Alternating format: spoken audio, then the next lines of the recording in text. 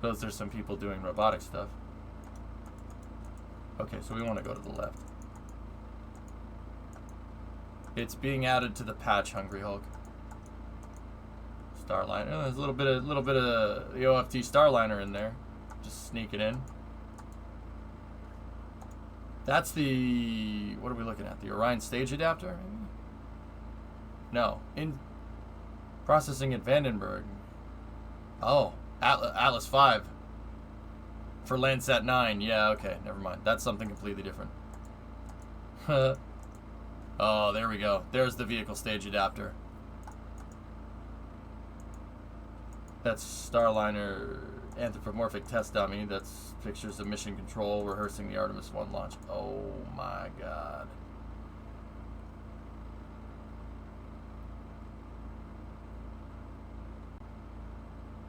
Yeah, SLS looks great. Look at, there it is. There she is. That's awesome.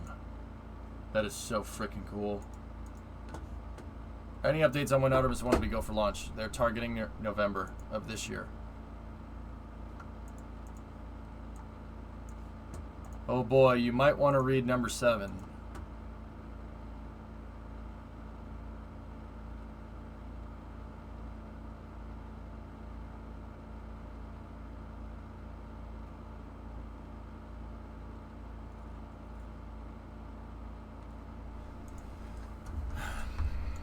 I don't know, I'm not going to weigh in on it. It's not relevant. Not space news right now.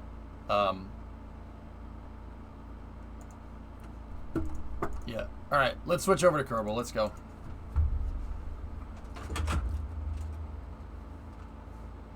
Dude, Forge, I'm sorry. I'm just freaking after that GAO report that was blatantly wrong, and Tory Bruno, it was so blatantly wrong that Tory Bruno had to point it out on Twitter and say, this is incorrect. I have no idea where these people are getting this information from a government accountability report. I'm like,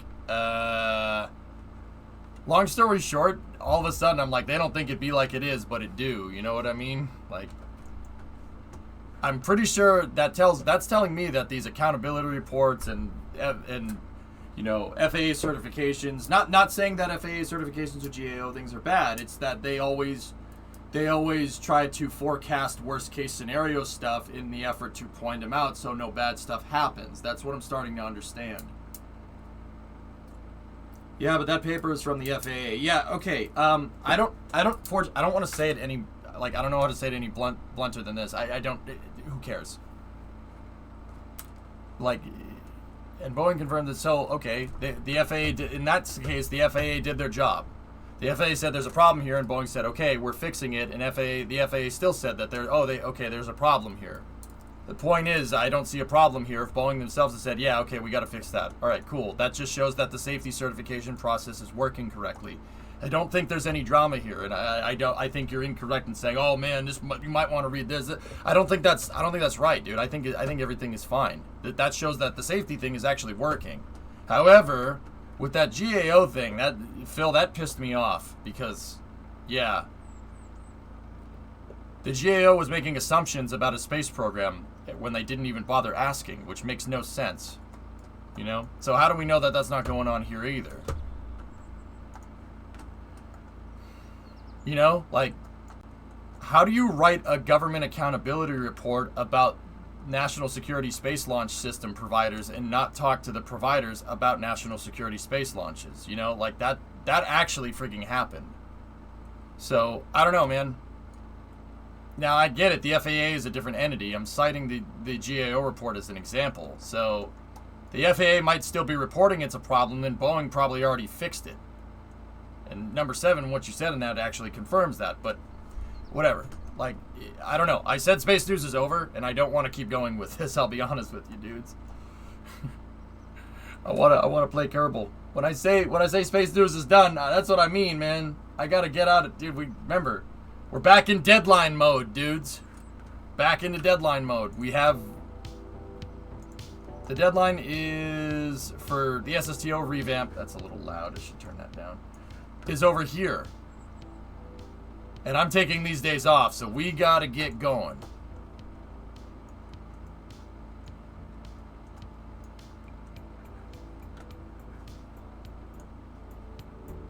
Nah, Thor, I don't think a comment like that is necessary at all. That's a stir the pot comment, dude. And yeah, I'm not trying to be mean, bro, but like, come on. You don't need that here. Like, stirring the pot comments are the reason why ULA is what it is. Or not ULA, why Rule 8 is what it is. Sorry, I've read over there something about ULA. I gotta get out of that habit. That's a weird habit to be into. What's wrong with the pad again? Okay. Let me flip the page here. So. Hey, Velo. What's going on?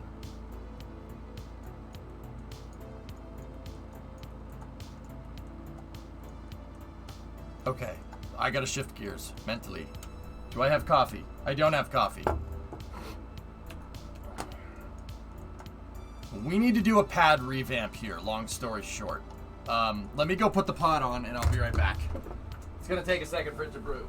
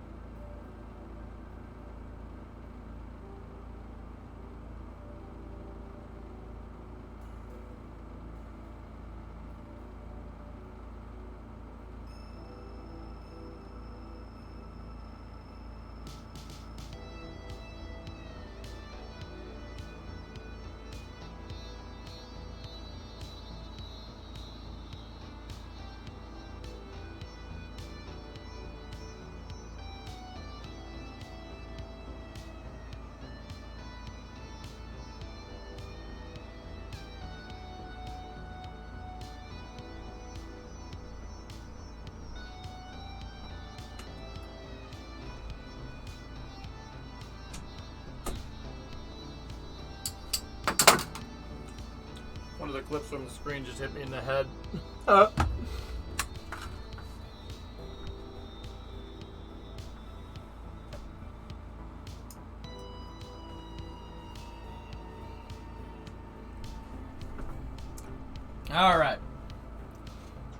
right, so. Sorry, Brimo had bagel chips, and I want to eat the bagel chips real quick. So you don't hear me chewing on the mic. I'm just going to mute it for a second. Ready?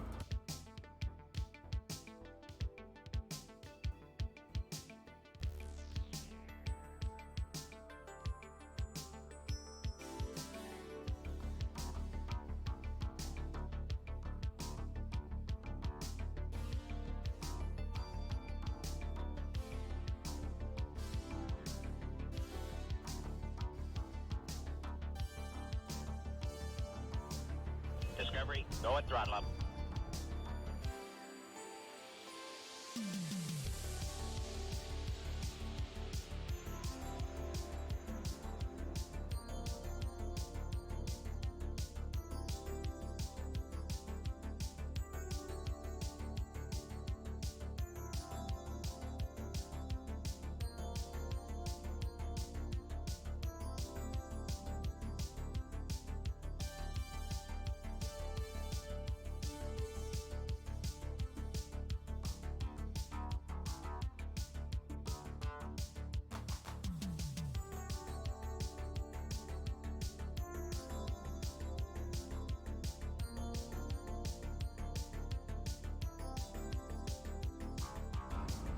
They dried out my mouth and I have no water. No. All I have is hot coffee. I can't drink the hot coffee. It'll burn my mouth. Milk? I don't have any. We don't have any milk in the house.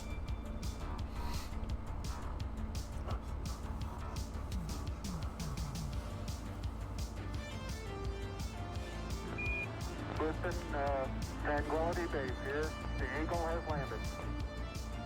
A large goose? Alright. I'm gonna do it. I'm gonna do it.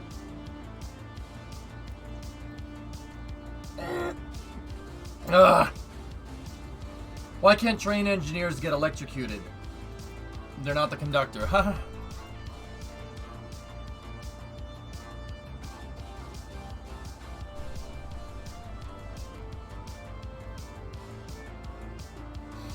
What? Which face, though? More coffee.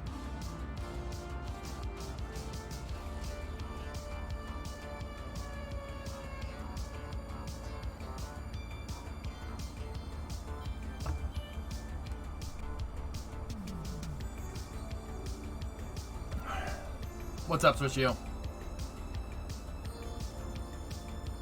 What's wrong with the patty then? I'm getting to that.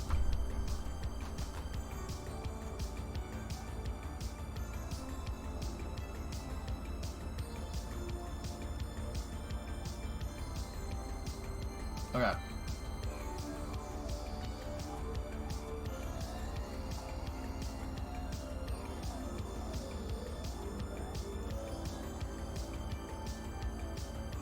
I'm just getting... Because it was so dry, there's now bagel chips stuck everywhere. Discovery, go at throttle up. I thought you liked the heat, so what's wrong with the coffee, Kappa? I don't know, man. I thought you liked making good jokes, so what's wrong with that one, Kappa? Oh, okay. All right.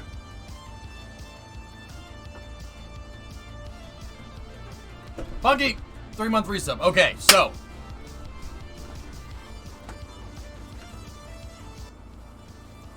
Here's where we're at, guys. Negative, never did any good jokes.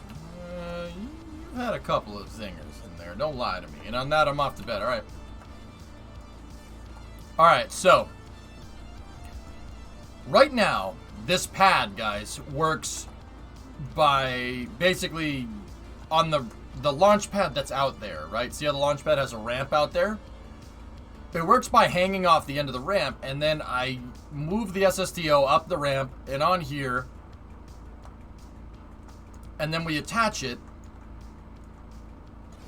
We attach it here via the docking port, and then I'll use my debug cal controller, and then we do this.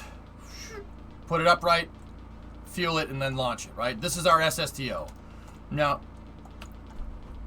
a couple of things here. Actually, I probably should have started with this. This SSTO does work. It still has a little bit of communication blackout problems during re-entry, but I have moved the satellites that were causing the problem into the right position, the communication satellites, so we should be able to stay connected through re-entry the entire time. Now, another thing is, we have no way to work on payload integration, all right? I have no way to put payload inside of the payload bay. I want to reuse my SSTOs, meaning land them at the runway, tow them right over to the pad complex, put them right back up on the pad, put a new payload in, turn it upright, and launch it, okay? So I need to come up with a better way to do that. Now, pause that for a second and move to another thought. Chat voted to extend the SSTO program, not only extend it, but bump up the funding so we could finish this. All right. We talked this through on, what was it, Friday or something? We talked this through on Friday. Now, I need to make 2 SSTOs for this project to be successful, and they need to be operational, meaning that I need to be able to put it basically out on the pad, launch it, bring it back down, and launch it again very, very quickly. So I need to demonstrate operational reusability and operational capability, okay? So, the first small SSTO, which is a small sat launcher, up to 2 tons is the K-33, which is this thing right here. This thing, we demonstrated that it worked. It flies a pretty good ascent profile. We do have overclocked shuttle engines to get it to do it, but it does do it. How do you put payload in? Haven't figured that one out, Funky Flex. I'm getting to it. Crane truck. Well, pause. I'm getting to that. So, this is the first one. And this is basically where it was at the end when the deadline for the SSDOs expired, and I promptly didn't make the deadline 2 weeks ago. I did take the rep hit, just per my mission mode rules, and chat voted to extend and keep going with it. So, because of this, I have to get this one. I have until basically the 24th of July to get this.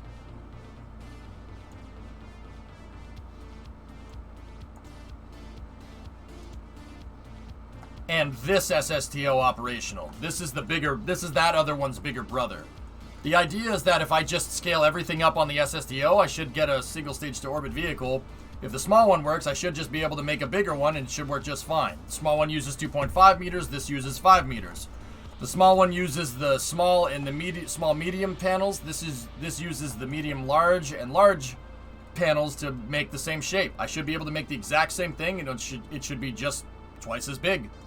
Well, technically 4 times as big. But I'm not going to work on this until I get the other one completely operational. Now, the small one does use the pad, okay? It uses the pad. And it uses the pad to roll up on top of the transporter erector right here.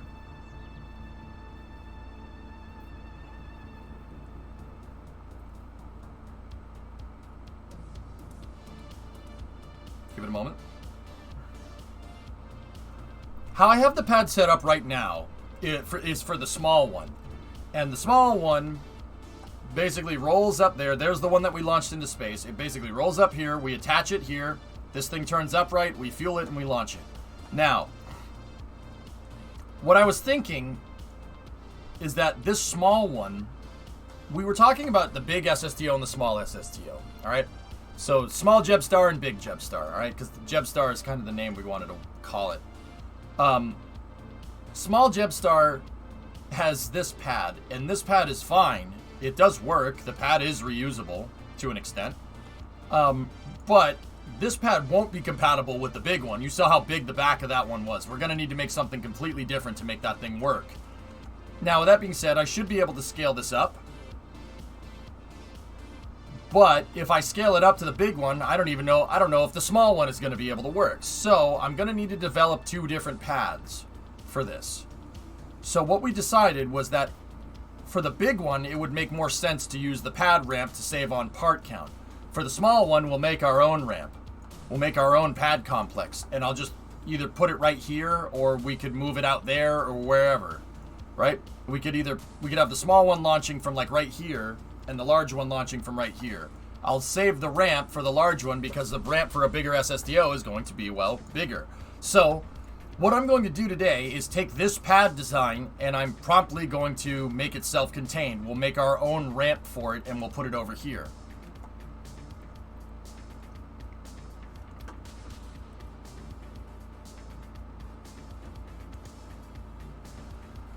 RB has been so worried about how to push the big one vertical. Since you're using the pad, at least an elevated pad, having the heavy tip tail down means you can be minimal if you rotate the COM. I know, like Soyuz. Yeah, move the pivot point higher. Yeah, Jason, I got you. I'm not sure we have enough throw up and down to do what you're proposing, but yeah, I understand.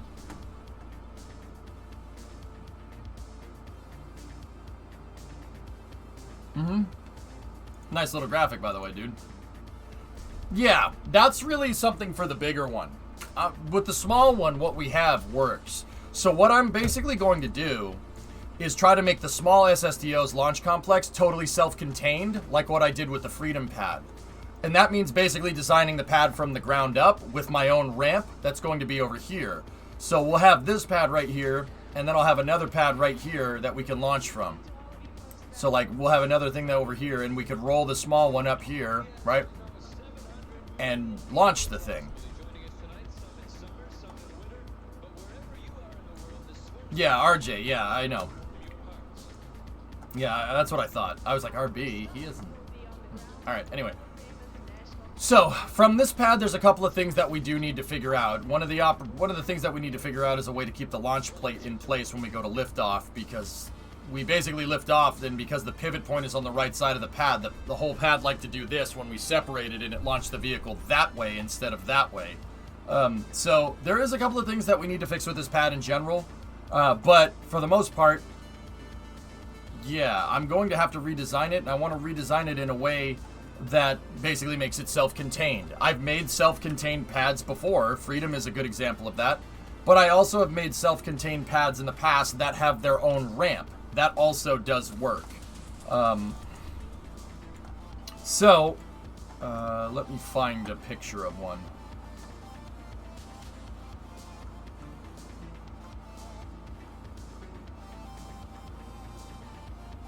There we go. See, I've made pads with their own panel ramps and plating and everything. That's for a Condor rocket. That's for a much more conventional rocket. But it should work with the SSDO, and it should actually be a little smaller than that. This chat is so wholesome. Yep. See, I made these in the past, and they do work. So we're going to basically go from the ground up and build a more plate-based pad than something that's just standing on a bunch of stilts. And I'm going to put that pad over there. That's what we're going to work on today. Can we put a docking port on it?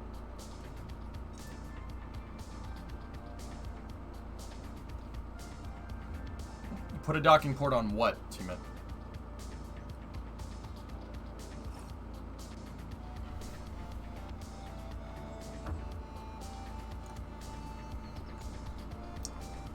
So I don't want to necessarily scratch build this pad, but that kind of is what we're going to have to do. I've got to go. Good luck. All right, Jason. See you, man. All right, so we got to go and build a new pad. Self-contained platform pad, kind of like Condors, but it'll be a lot smaller.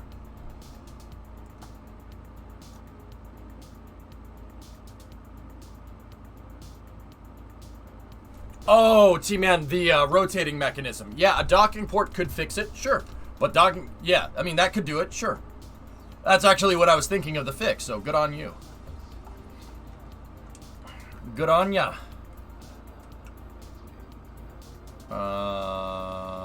Where's the launch pad here? Here we go. All right. So the other thing that we have to figure out is on top of building a self-contained system, I need to build some kind of hangar and payload bay, or hangar with a crane on it, like what I did with Freedom's pad, to be able to pick payloads up and put them in. We'll figure out how exactly we want to do that in a little bit. So, I know that this system and this carrier does work, so I'm going to... This system does work, and it works pretty well. It does do a good job at preventing drift. But if I can make it once, I should be able to make it again. That shouldn't be an issue. And I'll bet you I can make it actually better this time around. Alright, so the first thing that I'll do is... we'll start working here. Let's go. Let's get into it, chat. Hey, Death, what's going on? Discovery. You gonna make it ground anchor ready? I could. Yeah. I'll design the ability to have ground anchors attached to this into the system already, Kyron. It shouldn't be too hard. It's pretty dang strong, Bon. Yeah, it's pretty strong. You can use it to turn things. So, like, making a pin for a crane, if you put a bunch of them and you overclock the rotational pivot to 180 degrees, yeah, you could make a crane.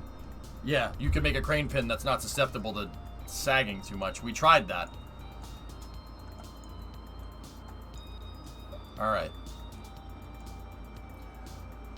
So, I want to build this in the same manner that I built Condor's pad.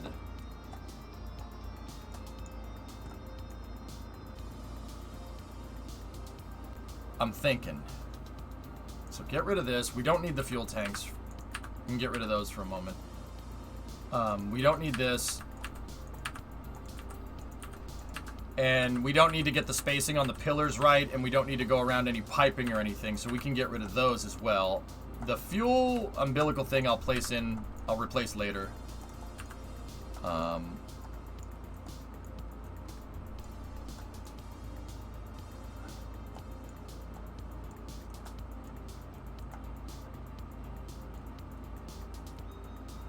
thinking, dudes. I'm thinking. Give me a moment. So, Condor's pad was a Mark III fuselage plate design. The idea is that if you have a Mark III fuselage, right, it has a flat surface on the top. You get all the fuel out of it, right, and then you take two of these and you attach them in 2x symmetry, and then you absolute snap them into position, right?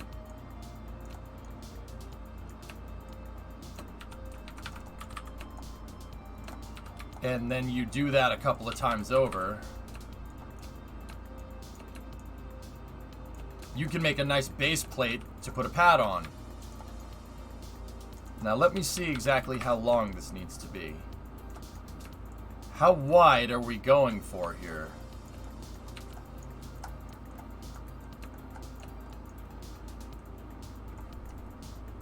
That should work. I'm trying to see where the lines end up. Okay. Geez, one tank is 10K. Well, not with the fuel in it.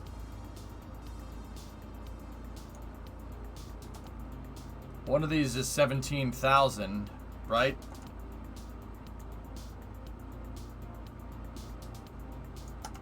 So we're at 230.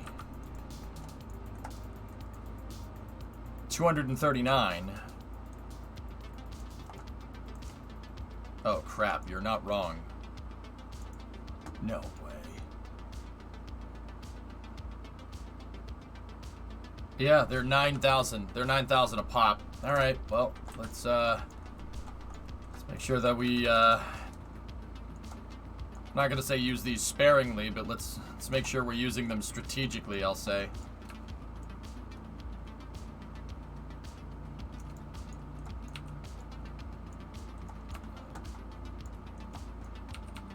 Didn't the tanks fuel to weigh the pad down?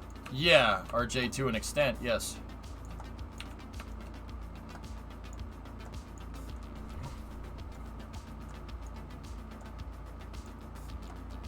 What's wrong with panels? I have to make a ramp jack, so I need to save part count as much as I possibly can.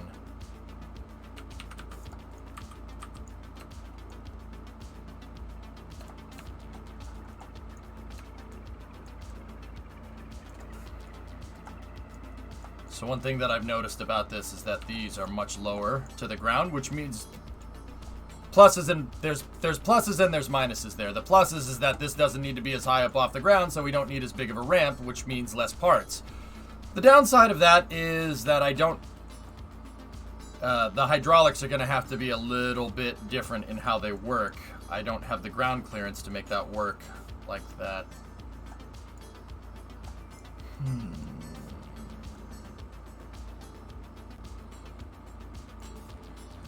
How many panels does this configuration replace? It should be that one of these things can replace 4 panels, give or take.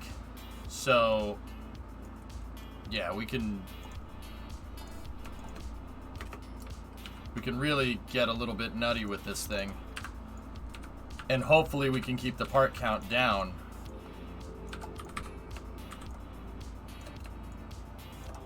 And they do kind of level off with each other, which is good. Now we don't need that one. We don't need those.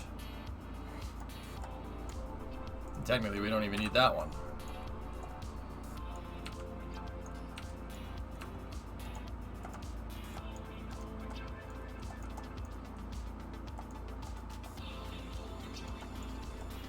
I'm just trying to get the shape of the pad's base. I'll show you why in a moment.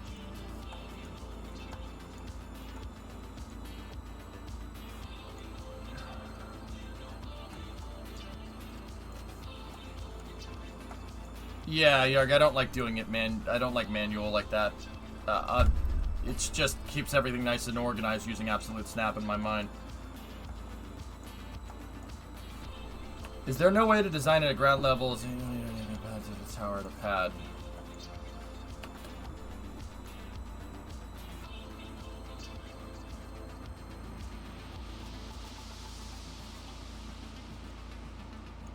It's not that there isn't, Yarg, it's just that this is a way I know that works. And this thing is... Long story short, the mechanism that I need here for this elevated thing is a lot less than the mechanism I'd need if this thing was on the ground and we had a verticating system that was on the ground. Yeah, this is a lot less parts. And it will be even more less parts even with the ramp. Yeah. Price is not an issue, RJ. Not worried about that, so get rid of these. What I am worried about is emulating this shape. Because if we have the panels here on this part of the erector, and does this, or will this collide in some way, shape, or form? Yeah, it will. Okay. Maybe we can use panels for just this part of the pad that has the equipment underneath it.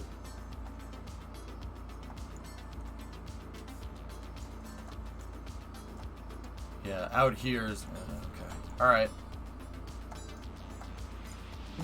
Can you integrate the... Yeah, I'm going to design it so I could, Hip. Yep. Mm-hmm.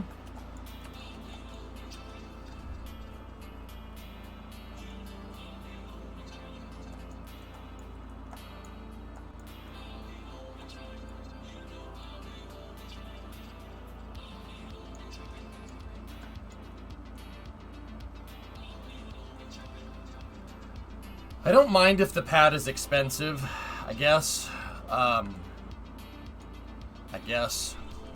But it would be better if it wasn't.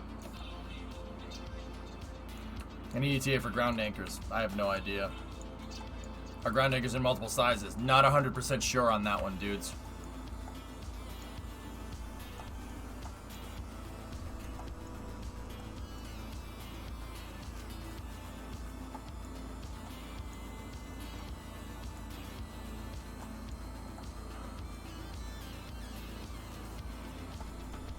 If I move this out a little bit, do we get any other lines that line up at all? No. Okay. So what happens if I move this out here like that? And then I'm not going to say get rid of that just yet, but... Keep the future proofing in mind. I am, yeah. No problem. If I move this back in, though... That's what I'm trying to think about, guys. When I'm sitting here going, oh, I don't know. I'm trying to figure out which way that I want to do this to make it work, you know, to kind of future-proof the thing.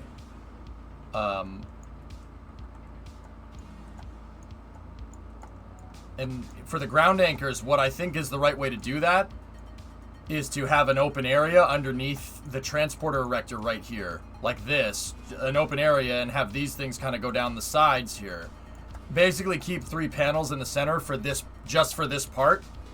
And then have this on top. But see, what I'm thinking about right now, dudes, is... Look, the impact tolerance... Oh, the impact tolerance on those is 50 meters a second. Really? Oh. I was worried, like, you know, we've used base plates in the past, and I guess I forgot that those have really high impact tolerance. Whenever you build some kind of pad, it's really a good idea to have the only parts that are touching the ground to have extremely high impact tolerance. It makes it a little more crack and strike proof, you know? Can you future-proof enough to make it work for a full-size Jetstar as well? No. Hip, I've decided that I want 2 different pads for 2 different complexes, and that would be better. It would be better if we didn't do that and have this as a self-contained system and start using this as a self-contained system, because if I keep using this, if I use this pad and make this pad its own thing, maybe down the road I could figure out a way to make it work for the big and the small one, but if I can't figure out a way, that means I have the ramp and everything else to save me on part count to not make a huge ramp for a big SSTO. So, actually the answer is yes, but actually no. Sorry.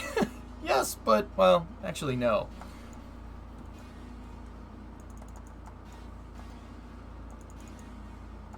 Alright, so we need kind of a custom width here.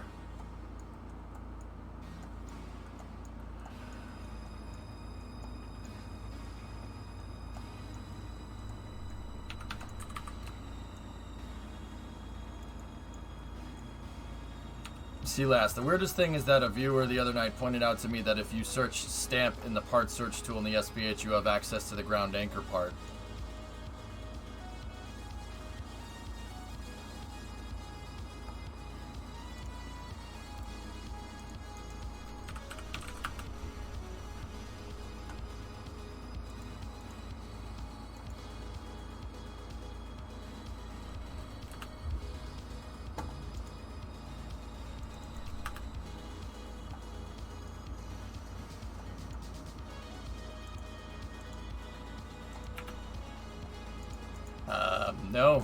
No, you don't. No, you don't. Because you reuse Condor's ramp. I didn't like the way that ramp got put together, Mason, hierarchically. I'm going to make a better version of it. There are ways to get it. Yeah, there are ways that I'm not interested in right now, dudes. Task at hand, bros. Let's go.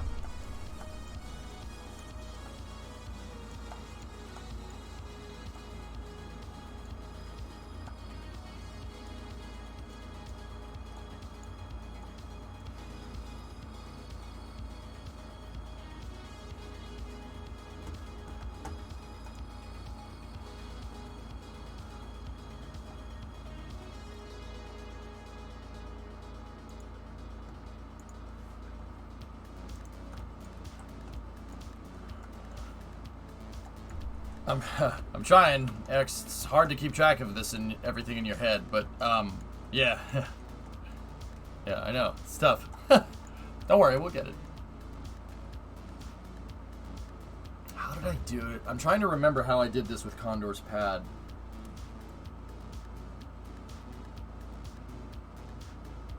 Yeah, okay. I'm thinking. So we obviously want. Okay, here. I'll show you where I'm at, dudes. So let me take a centerpiece here, right? And let's say that this centerpiece right here for this pad, right, is the top of my hangar. This is where my crane is to pick payloads up, right? And pick them up and put them right back down right after that, right? So what I'm thinking is, because this is going on the ground, what I could do is emulate the hierarchy system from Freedom's pad. What does that mean? Well, basically, the crane can be a separate vehicle. Straight up. The crane can be, for the most part, a separated vehicle, right? And then out here on the edge of the pad, right, I'll have railways, the rail lines, just like what I did with Freedom's pad, to move the crane back and forth. That way the crane and the pad are both touching the ground, and they stay as separate vehicles for optimization purposes, right? And the crane will just basically look like a big hangar, and it can move back and forth. Could I use the same crane? I suppose I could, Ren, if I make this crane have the wingspan of the big SSTO. I suppose I could, but then again, we proved that it's really easy to scale the crane's design up and sideways. So I think I'm just going to try and build something initially that works with this thing, and then then figure it out a little bit later, right? Like, I think that would be better. Jeth, I think that would be best. Yeah, the big one is a little bit bigger. So I'm going to make a custom thing for this one first, and then we'll go from there. The first thing, though, is making the base plate. That's really important.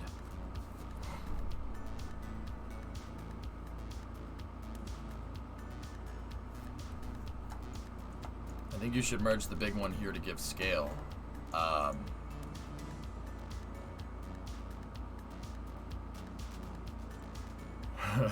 Okay.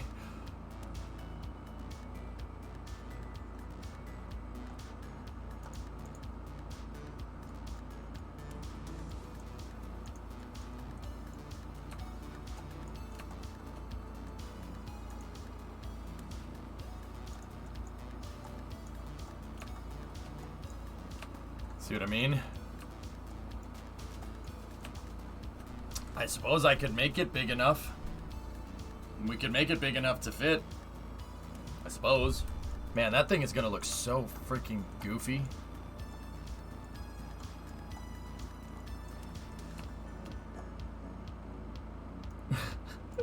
The thing is ridiculous, man. This thing's gonna be such a beast mode of a vehicle.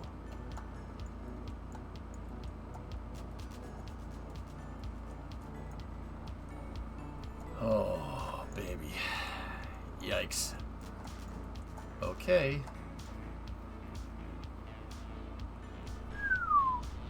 That's big, man.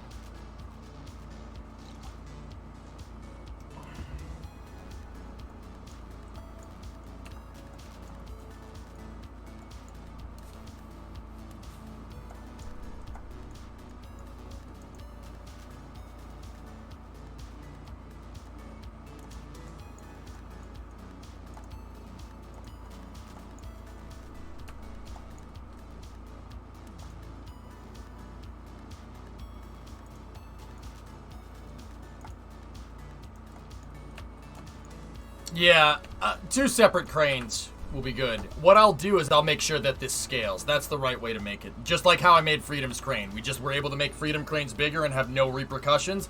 I'll design scalability into it from the start. Yeah, it's better that way.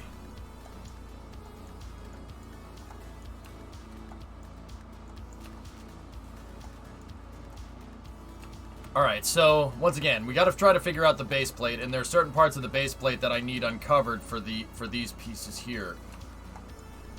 I suppose I could redesign that a little bit, and then I could redesign this to overcome the problems with that. That shouldn't be an issue.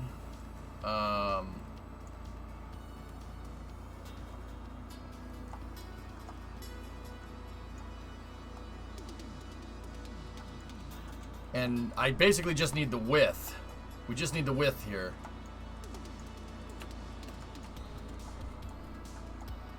Alright, so I'm going to get rid of this. Get rid of those. And then all that's left is the mechanism here.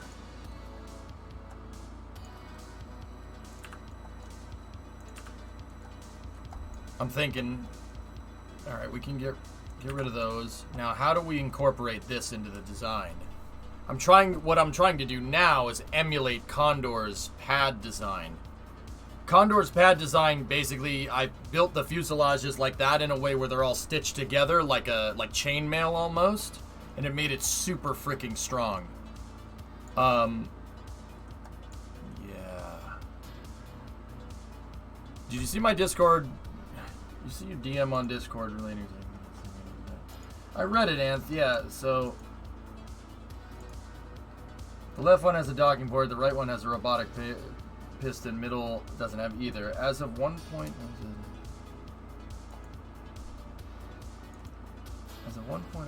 drift is caused on a craft with robotics and or docking ports.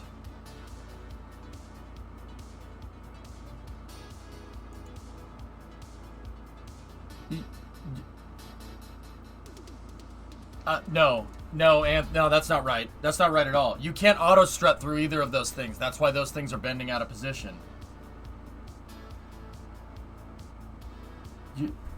No, I don't think that's correct.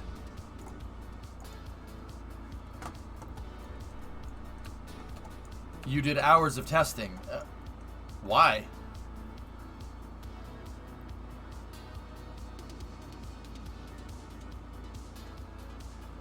Well, Forge, hey, whatever.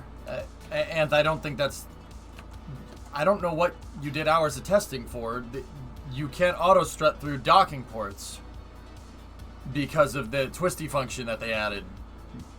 And you can't do the same thing with hydraulics. Like, I don't...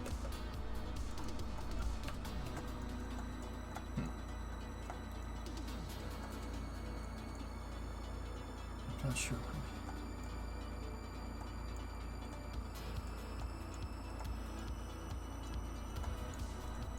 Unsure how to proceed.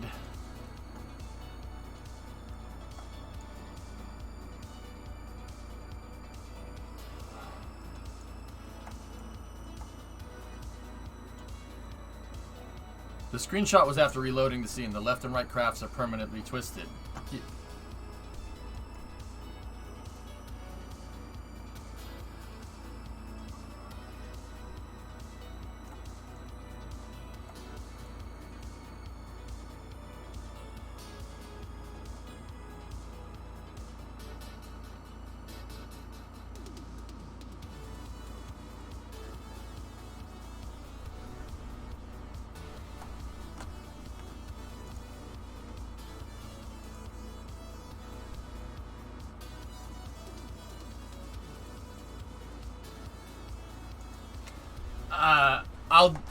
I don't. I can't say why because I'm trying to focus on this. I don't think so. I really don't. I don't think that's the right conclusion.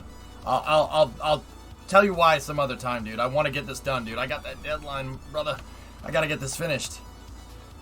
Blazix, I wanted to get back to your question from earlier, as I think my answer may have gotten buried. You've been at college the past 2 years working towards your aerospace degree. Now that my junior year, you finally got a handle on time management. So now I should be able to hang and chat more often. Good, man. Yeah, I mean, maybe, but I'm pretty sure it's because you can't auto-strut through them. Auto-strut would prevent the bending, right? Like, but yeah, I mean, I don't know. The docking ports don't drift. The hydraulics do, but the docking ports don't use the PhysX joint. I have that on first-hand authority from the developers. They're not using the same attachment system as this. And if they're not using the same PhysX attachment system because it's how do I say this? Long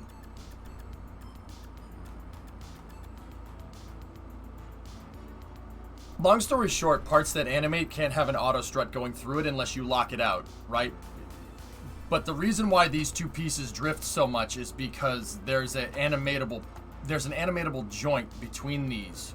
It's how they're coded.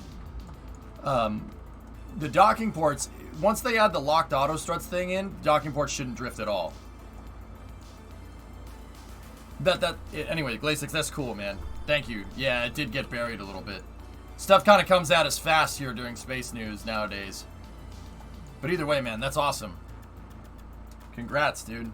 Yeah, time management is key. Very key.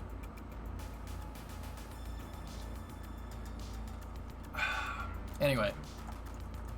All right. But we can review that more later, for sure. So, how do we do this? How do I do this? How do I do it? I think I made a route that goes forward, and if we did that... Nice, Mason. Could they allow auto strut through robotics while moving them? No. That's why they don't, RJ. Docking ports don't either. But Repo said he'd add a locking function for me because he's a legend.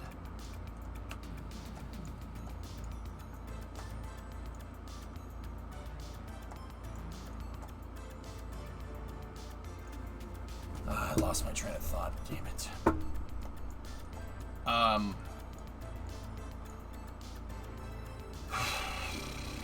I lost my train of thought, guys. What was I doing? Okay, base plate for the pad. Alright, so Condor's pad is stitched together like this. Okay, so see how there's one attachment point right there? I attached it to the center line here. So I have a center fuselage right there. And then these ones out here are in symmetry. Those ones are all set to grandparent strut, right? And now this one right here should be connected, not in symmetry, but to the centerpiece like that. And if these are all grandparent strutted, it basically makes a web of struts that end up going together kind of like a trestle almost. Now, all these are strutted inwards, and then this one is strutted backwards like that. And then what I do is I take a strut and we strut from here, from this panel here, to that panel to there, to that panel to there. That basically ties these in together, and the hierarchy for the base plate will look something like this. So you have your center line, right? There's your main fuselage, and that's node attached to that fuselage right there. And then they go out in symmetry, right? right? So they go out in symmetry like this, and grandparent strutting is strutting here to here, there to there, there to there, and there to there. This grandparent strut is going to that part right there. And then if I have another set out here that's doing the same exact thing, right, of fuselages, right, those ones are doing the same thing. Grandparent strut there to there, there to there, grandparent strut there to there, grandparent strut there to there, right? Then I add X regular struts that go from here to there, from there to there, and then from there to there on both sides.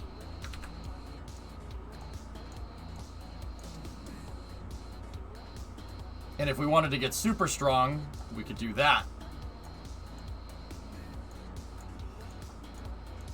This makes this entire thing into a lattice strut system that makes it as strong as a trestle bridge. This design that I've used here basically allowed me to make extremely rigid pad base plates. Right there. You see this?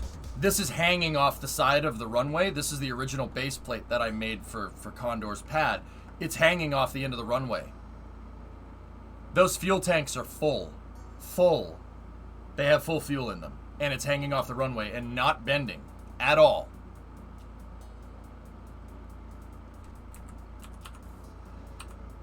It wasn't bending so much that I could actually fly something underneath it.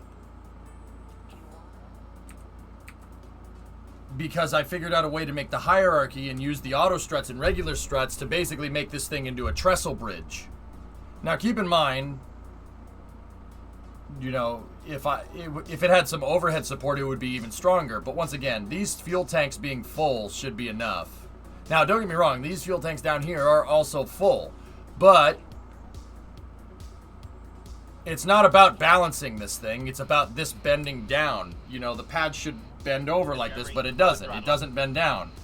It doesn't do it enough to where I was able to fly the drone underneath it. So that's the design for the struts that I think will work.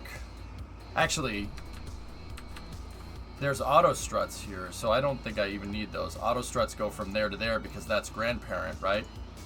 And then that can go to there, and then that can go to there, and then that goes to there. Red is auto struts, black is regular struts. Yeah, that'll work. It should work. Hey, Pulse, I'm almost at the 5-year swag badge. Thanks, man. Appreciate it. Alright, get rid of that, get rid of that.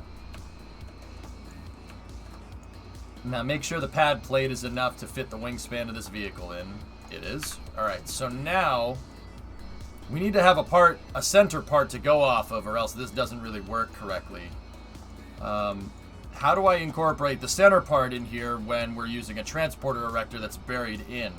That's going to be the difficult part to figure out. Epic style.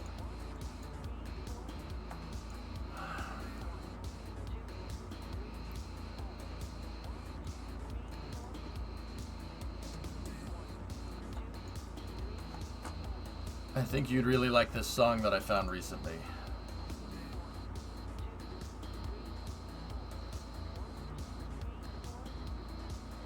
Toxic Planet.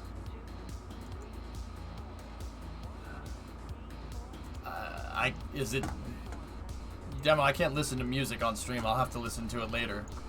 I don't know if it's whitelisted or not. All right, let's try doing something like this. Where does this get us?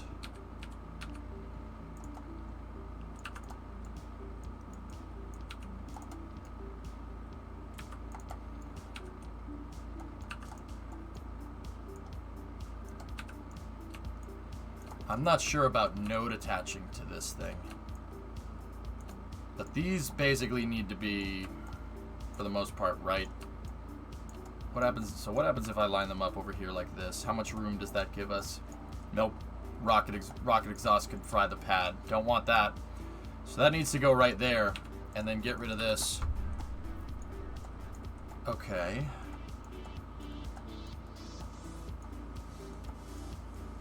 See, but now, what do I do? I can't have a centerpiece underneath here, right? Because that area basically needs to stay open. Now what do we do?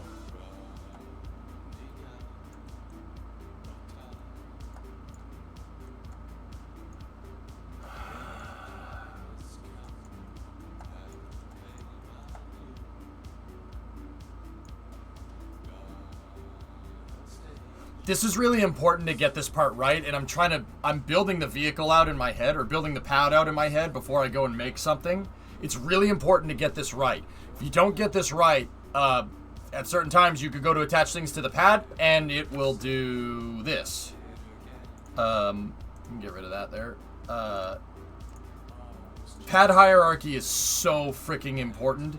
It is, yeah, I cannot stress how important that actually is. How you put the pad together is how Kerbal will understand how it basically acts structurally. And if you're not careful, when you go to make this stuff, it can result in, warning, may result in unexpected explosions and or death. I'm trying to find good pictures. Yeah, that's what can happen.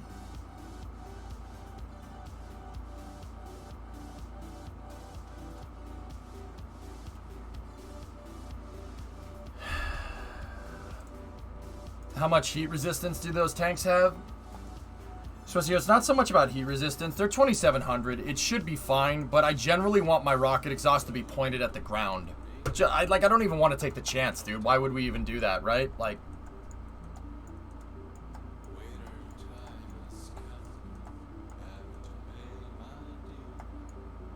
Discovery, go at throttle up. 19 months from Kuchu. See you last, Kipo. Thanks. Thanks, man. I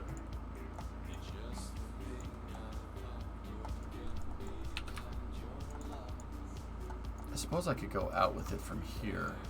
And if I took this, right, and we flipped it in node attached like that.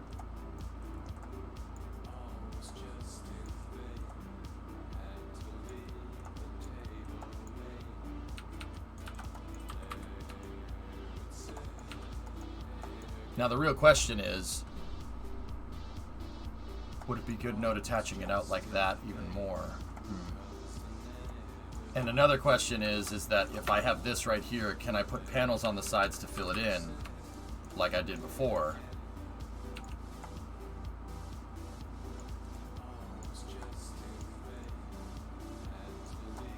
It looks like this one can be, we can do something like this. Excuse me.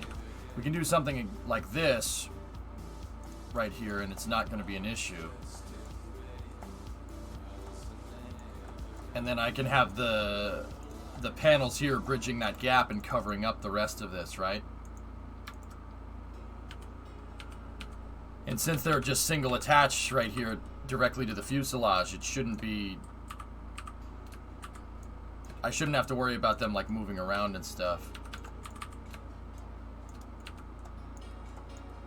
And this will also solve our same vessel collision problems with the SSTO. You saw me in Kerbal Effect, Zamasti. Isn't it cool? I was delivering pizzas, dude. It's true. It's one of the best games ever. One of the best games I've ever played. Kerbal changed my life, for sure. It's true. What I said in there wasn't nonsense, even though it was coming from me. Another fine invention from the Nonsense Factory.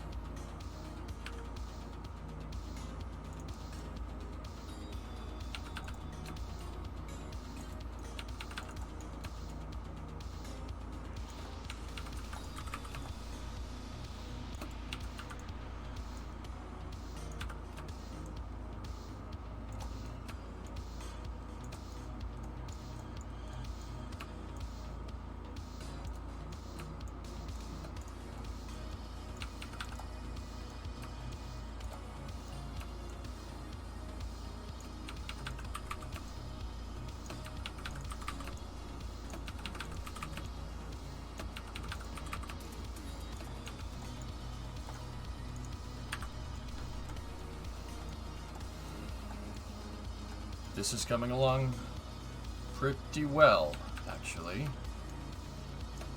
It's coming along pretty well, actually.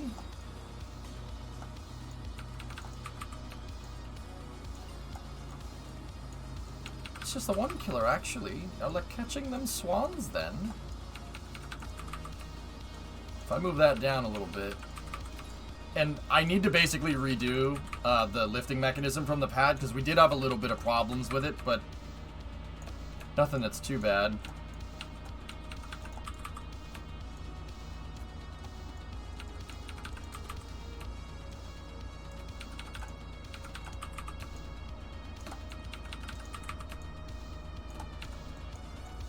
Excellent.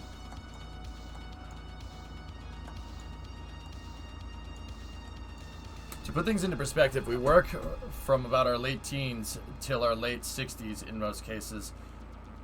That's 50 years. 10 years is 20% of one's work life. Jeez, I hope I make the other 80% better than this. I said that, well, when you say it like that, I sound like a big douche nozzle. Sorry. No, meaning that I want to do better every time. See? 19-month resub, see you black. 58. Thanks, buddy. Yeah. Yeah, the pintle. Yeah, douche pintle nozzle. Ugh.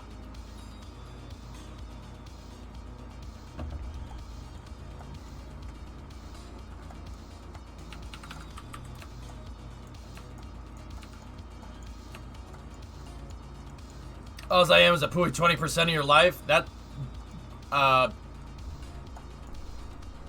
yes?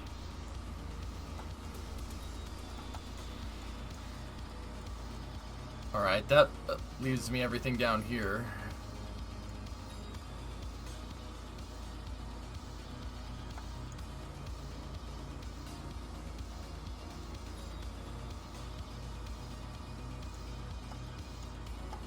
So, we don't need that. And then this can be, for the most part, our base plate for the pad. It should work. How many parts is this thing right now? How many parts are we at? 626, and 382 of that is the SSTO. So if I detach this, 212. Good.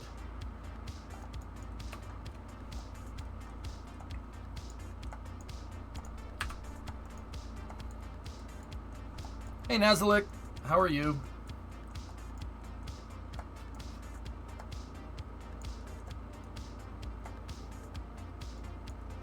It is a complete redesign wood bite, yeah.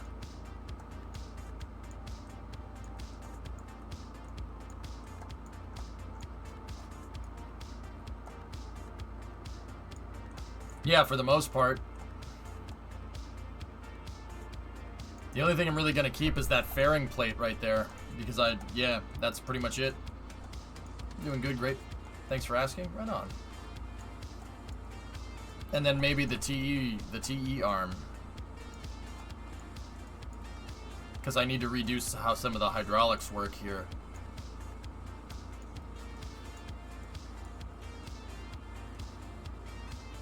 Okay, I think I have everything that I need here. I'm wondering...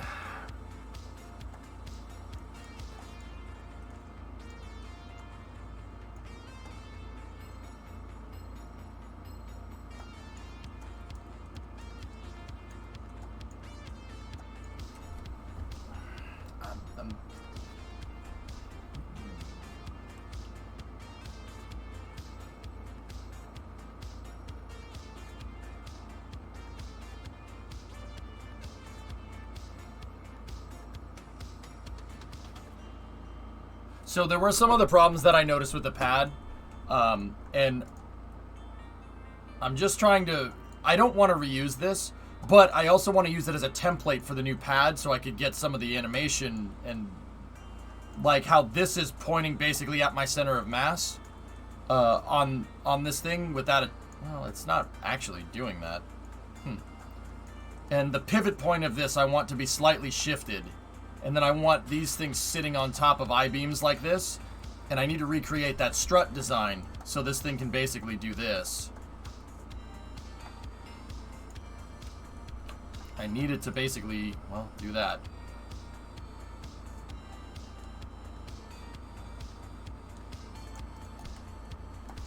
I'm thinking how we would want it to work.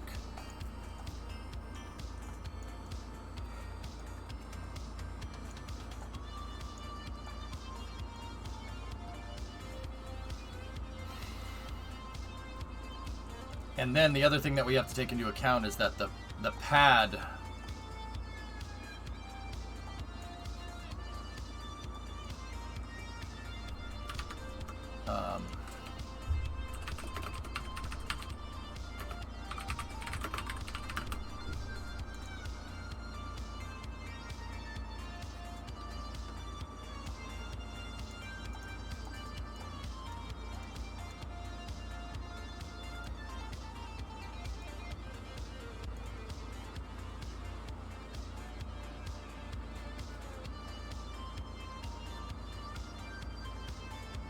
we might have a problem with hierarchy. We'll find out. Okay, just put that down there.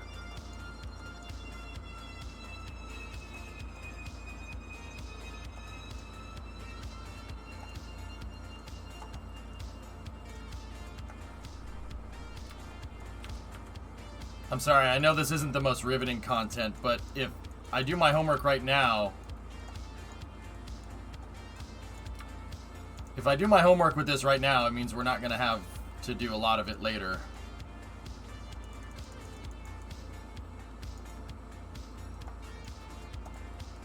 Yeah, that's basically what this needs to look like. I need to go 2. We need to go 2 to 3 wide, and then to 4 wide with the center part right there. But these parts don't have the center on them. So I'm trying to think about how hierarchically how this is going to all go together. Is YouTube down for anybody else? I'm literally listening to YouTube right now. But here, let me refresh. Nope. I was able just to refresh a new YouTube video. Hey, Proffles, 52-month resub. Thank you. How are you going to get the craft up there? A ramp? Yeah, I'm going to make my own ramp.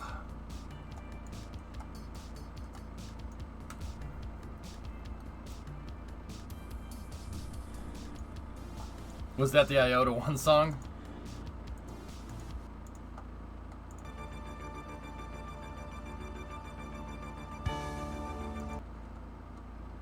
I love that song.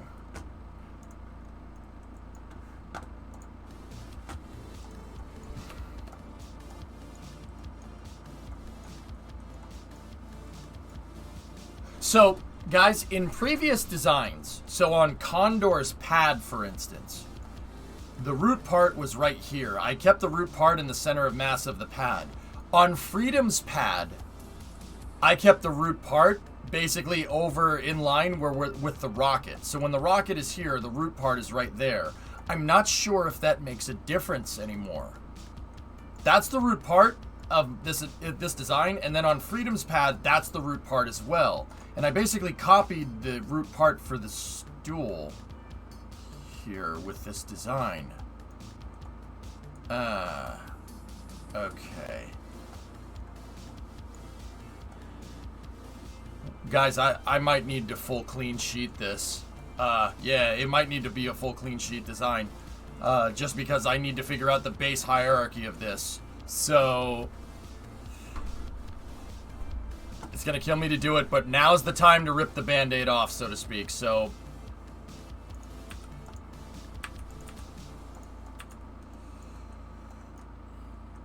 I don't want to do this. I don't want to do it. I don't want to do it. I'm going to do it. I'm going to do it. I'm going to do it. I'm going to do it. This is the part where you hit the delete button. Hitting the delete button, Kerbal, usually makes less spacecraft, not more.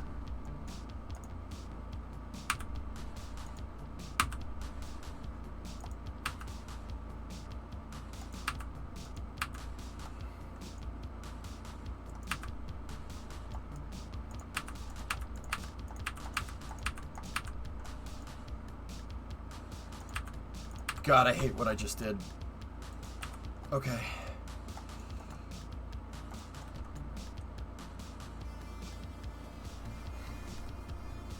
I hate it. But I can always merge the parts if we need it. But what it sucks because the information that I lost there is basically how everything goes together. Even if we, well, I mean, we could merge one. It shouldn't be an issue.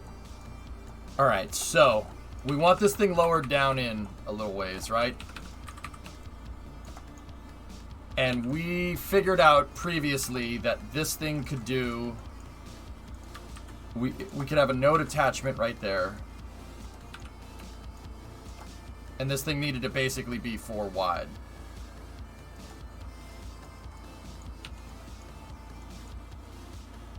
Oh, I don't care what universe you're from. That's gotta hurt.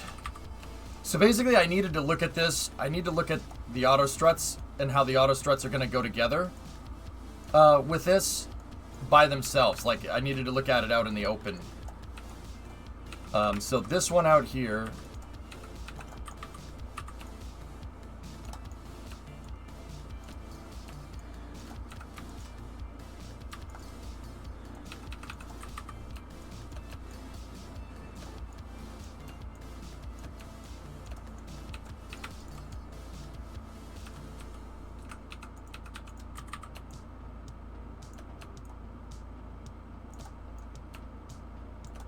Okay. So 4, and then this one was going to be 2 wide, and this thing was going to be lined up right here, right?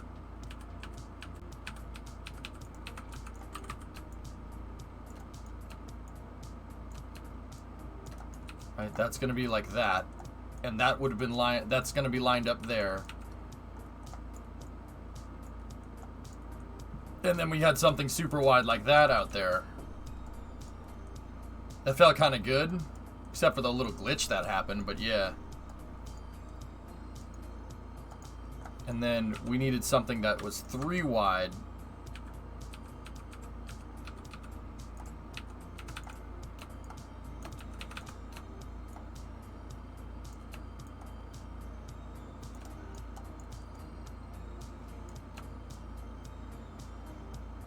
Three wide needed to line up right there, and then this needed to line up right there.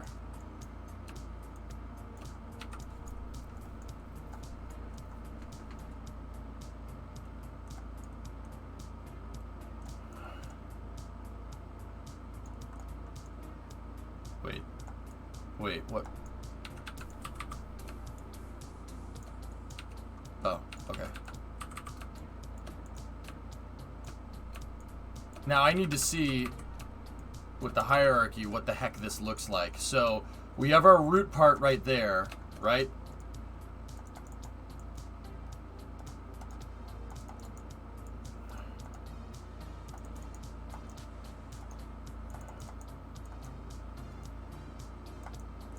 We ideally want the auto struts and the regular struts to look like a bridge. That's really what we would want.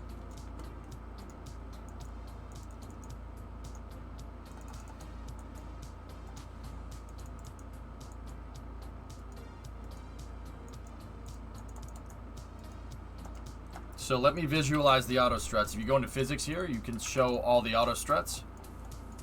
Okay, this just looks like something that they opened up at the beginning, or at the end of Ghostbusters when they opened up the portal.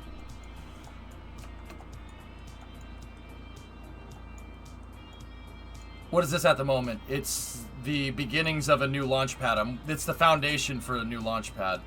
There is no Dana, only Zool.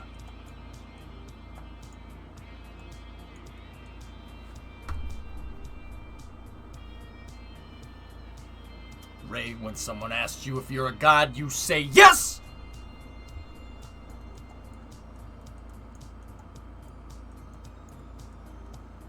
I am Gozer. Gozer the Gozerian, as a representative of the city, county, and state of New York, we ask you to cease all paranormal activity on this premises at this time and return henceforth to your parallel dimension or whatever. Are you a god? No? Then die!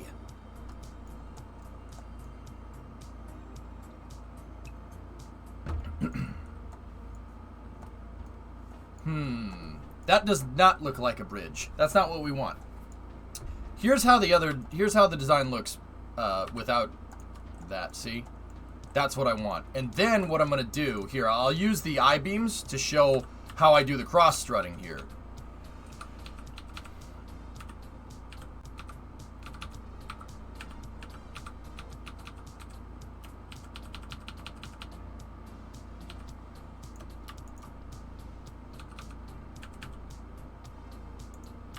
These represents the struts that hold everything together, right? These are regular struts that hold it, and then we can do a cross strut here if we really want to make it super strong, like that. See, that's an exact copy of what I drew in paint a little while ago. See what I'm talking about? It basically stitches the whole thing together.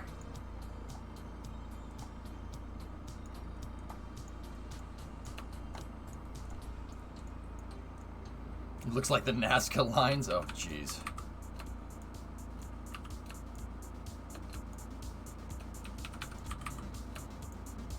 So once again, I'm not going to put these I-beams here, but this does represent how the design is hierarchically going to go back together. Like these I-beams are representing struts. That's what they're supposed to look like. That's what they're supposed to... It's really just a visual aid more for you guys. This is what I see in my head. I don't even see the code. All I see is auto strut, I-beam, auto strut, I-beam, fuel tank. There's way too much information to decode the hierarchy, to decode the Kraken. I don't even see the code anymore. All I see is blonde, brunette, redhead.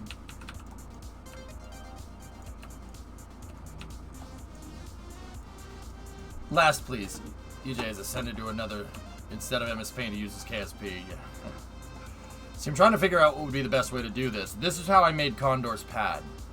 And that thing is super strong. But this is entirely dependent on having a center line, which I can't have right here because the center line is going to be, there's going to be the transporter erector there and then the reaction table that needs to pivot into place.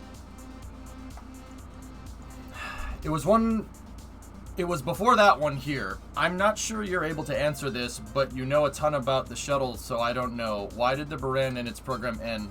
The Soviet Union collapsed, Flykin. Did they not teach you this in history class? Not just a forgotten point in history, right? The Soviet Union collapsed, dude.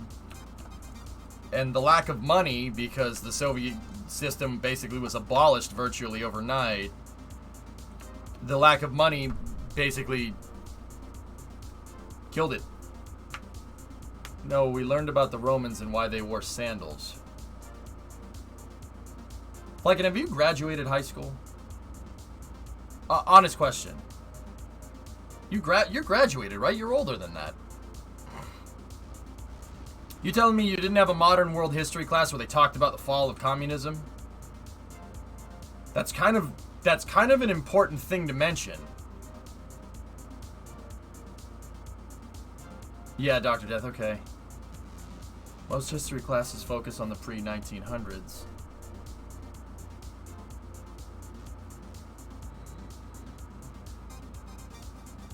I don't like using heaviest part, RJ, because if we have a heaviest part change throughout the docking procedure, so like the heaviest part isn't going to be what the heaviest part is when we go to launch. I don't like reversing the flow of the auto struts or making auto struts attached to different things. That can cause Kraken strikes. Modern history after World War II is a footnote.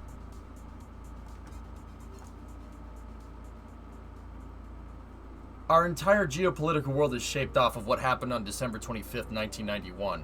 Literally, yeah, a lot of modern geopolitics can trace existence right to that point.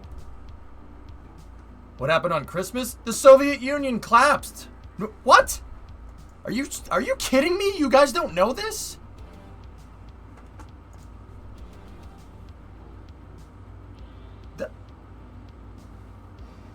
Yeah, I know, Dish. I know.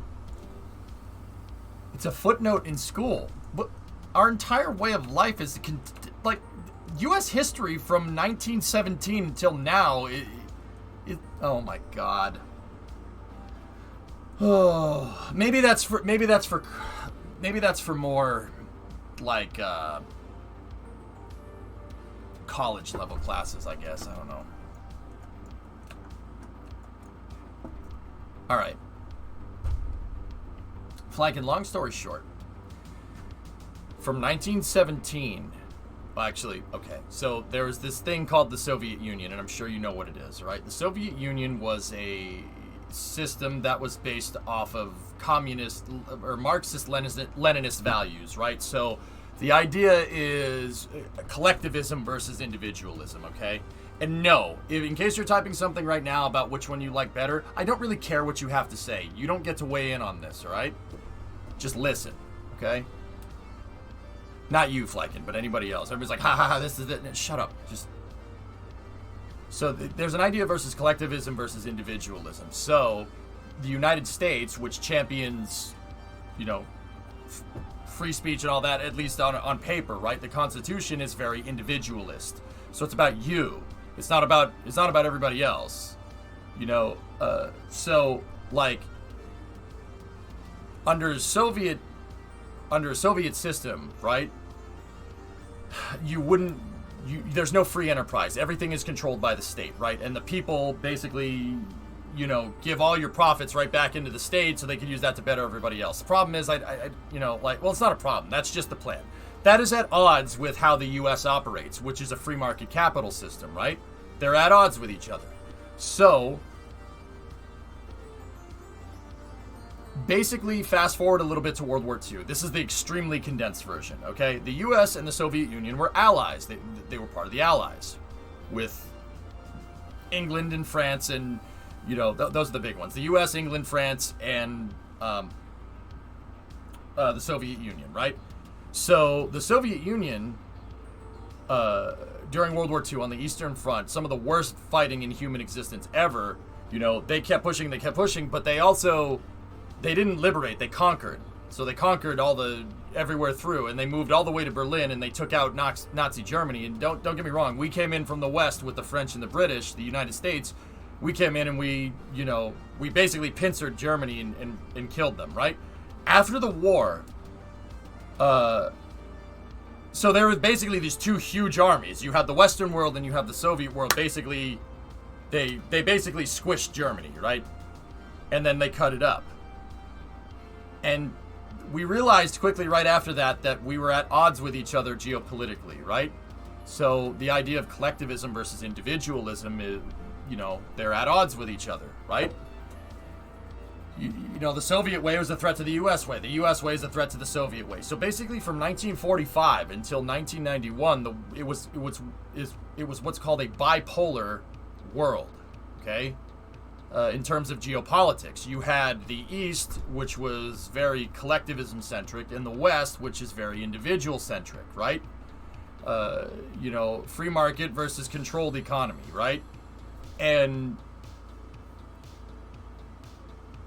you know, there's a bunch of other things that I should probably touch base on. Long story short, the collectivist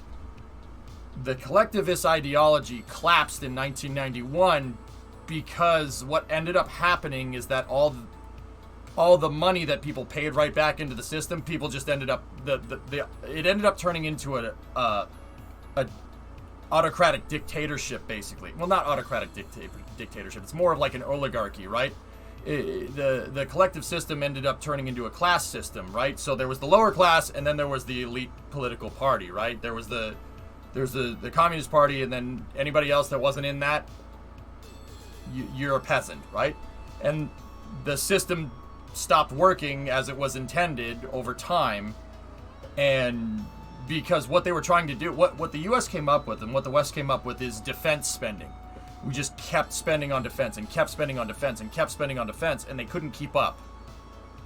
They couldn't keep up. Now, don't get me wrong, the U.S. went into pretty gnarly debt because of that, right? But that's another story in itself. Long story short, on December 25th, 1991, Mikhail Gorbachev, the leader of the Soviet Union, tried in the 80s to introduce more free market revisions into the Soviet system, and that ended up causing mass revolutions in all of their satellite states around the Warsaw Pact, and that ended up collapsing the entire system. It collapsed it collapsed under its own weight. And long story short, what happened is that all the Eastern Bloc countries started declaring independence from Russia, and then Russia itself abolished its Soviet system, its collectivist system, in 1994. There was a huge revolt about it that happened. And long story short, because it wasn't all the countries working together on something like Buran, now it was individual countries. Those individual countries' GDP couldn't sustain a space program that big. So Buran basically got canceled in 93 and then abandoned right after that.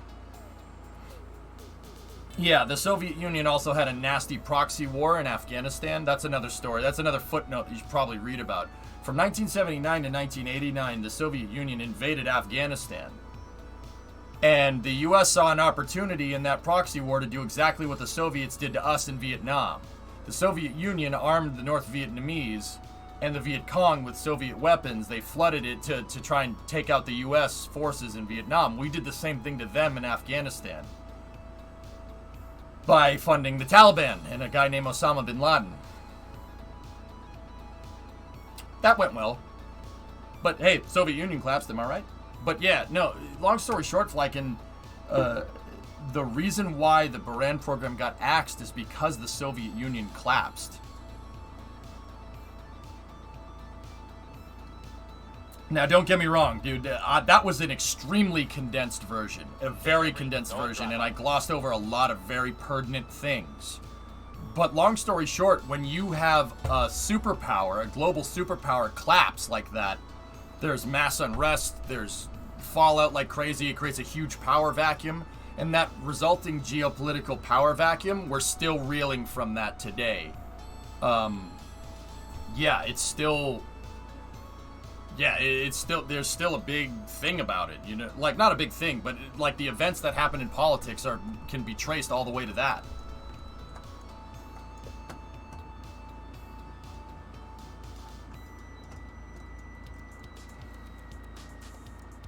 No problem, like, and long story short, the system collapsed under its own weight with, I mean, don't get me wrong, you know, we were at odds with them. They were enemies. I don't, you know, they're doing their own thing now, like the Russians, but I like Russia for what it's worth, and I'm trying to, it's just a whole, it basically boils down to a collectivist versus individual ideology. That's the big thing. So there was a whole point throughout the 1900s, throughout the 20th century, of those ideologies basically duking it out. From 1950 to 2000 is basically, every single conflict has boiled down to that. And I don't know, like, I don't know how you, like, once again, there's a lot of interpretation, and I can already tell that people are going to weigh in on it in chat, so I don't really want to talk about it too much. Because it's very Rule 8 stuff, but long story short, the Soviet Union collapsing had a huge effect on, amongst other things, the Russian space program. They basically had to abandon stuff because they couldn't fund it anymore. Some of the spaceflight hardware got assigned to other countries under the pact that superseded the Warsaw Pact, which is called the CIS, the Commonwealth of Independent States. That superseded the Warsaw Pact, which was kind of the pact that held all the Soviet countries together. Big geopolitical fallout from that event. That event should be focused on and really studied, because our entire modern world to this day is based off of that. You want to know why China's so powerful? Because in 1972, Richard Nixon eased tensions with the Chinese because the Chinese were at odds with the Soviets after the Sino-Soviet split in 1962. We tried to basically get China on our side to go against the Soviets, and then when the Soviet Union collapsed, see what I'm talking about?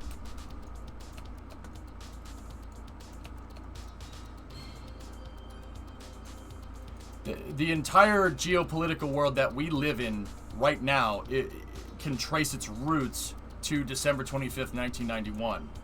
It's a very important date in modern world history. Like, it's right up there with, you know, like Pearl Harbor, 9/11, the Gulf of Tonkin incident, A lot of these things you know. Some of these things I guarantee you some of you guys don't know. Gulf of Tonkin is basically the excuse that the U.S. used to ramp up Vietnam. Dude, yeah, that's a very important event in history. Everybody should really know what that is. The Cuban Missile Crisis? Yep, absolutely. Did you see that video by Creo-san where they snuck into where Beren prototype is stored and they went inside it? Yeah, I hate that video because that showed that people could sneak in, and then they graffitied the side of the orbiter. Somebody else did after that. What about the Bay of Pigs? I mean, the world almost ended in the 60s, guys. Because of the Cold War. We almost blew ourselves to smithereens. It was very close. Yeah. Very, very close to... We almost entered the Fallout timeline. We were that close in 1962. And then again in 83. Like, we were very close. But either way, it's just an important note. I'm not, like, I get it as an American. Everybody thinks, like, herder, screw communism. Like, I'm not, as a teacher, because answer question, it's important to remove my bias out of this. But it basically goes to collectivism versus individualism, Flecken. And if you want to go read about that, go and do it. It's something that people still argue about to this day. In fact, half of the Twitter tirades that you see on Twitter and the dumpster fires that you read on Twitter basically can trace the root of the argument right to that ideology, which one people like. It's almost like humans exist on as a spectrum of information, right? And we're not all drones, everybody has their individual opinions.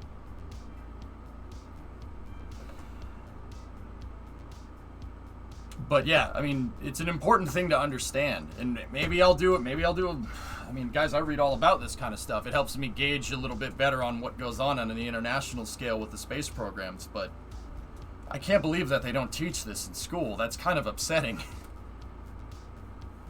The only thing that the 1960s was saved from doomsday was the swimming action of JFK, I guess.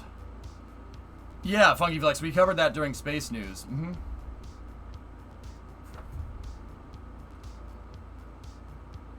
Like, and once again, fellas, I like the Russians. I don't want, like, what happened in the past is screwed up. But I like the Russians because, I think we're ideologically aligned when it comes to exploring space, So I try not to dump on Russia too much, not as much as anybody else does,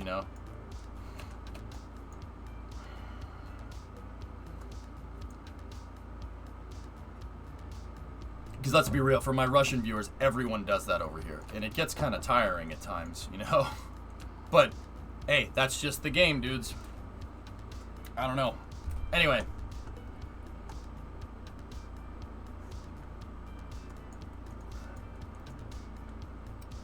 Kyron, let's not. So, Flykin, yeah, if you want to read about that, that's from 1945 to 1991 is a very important point in modern world history. It should be taught literally in every history class. That's correct, Ghost One. Mm-hmm.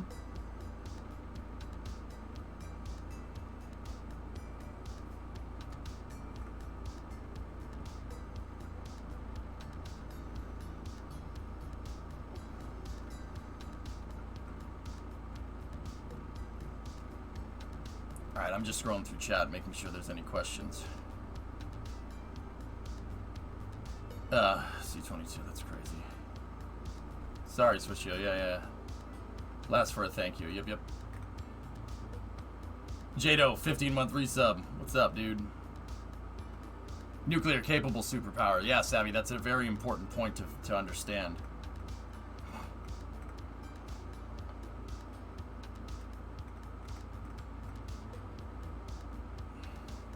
There's a parallel universe where a shuttle and the Beren are coupled to the ISS right now. That would be really nice. Today I learned David Hasselhoff took down the Berlin Wall. Yeah, sure. You are a fill-in teacher on these subjects.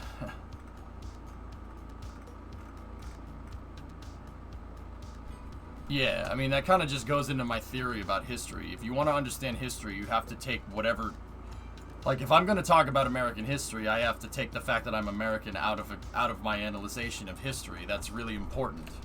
Very important.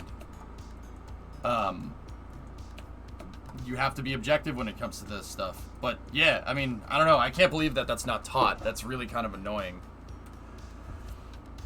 Maybe I'll do a thing on it sometime. I don't know.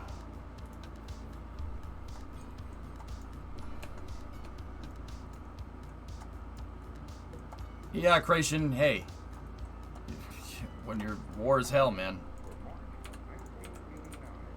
Alright, anyway, back to this hierarchy stuff here. How should we do this? I'm not sure I like this particular design. Here, let's try something a little bit different.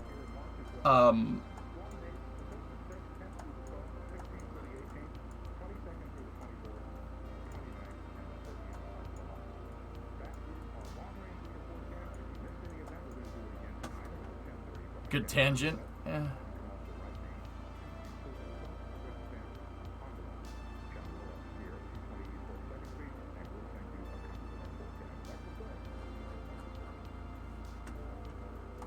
In that parallel universe, there would be Mirror 2 and Freedom Station as separate stations, probably. Yeah. Yeah, Kem, I mean... Yeah.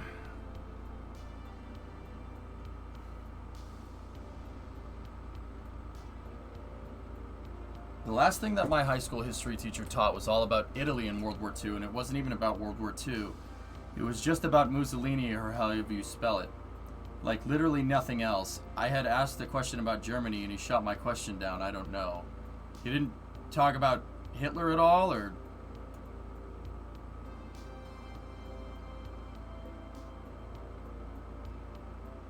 Did he even say how long Mussolini ruled Italy, though? Just out of curiosity? Never even said his name.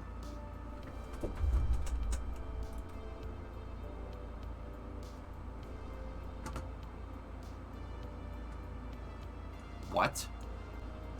If I can... Look. If you just did bad in school and weren't paying attention, you better tell me right now.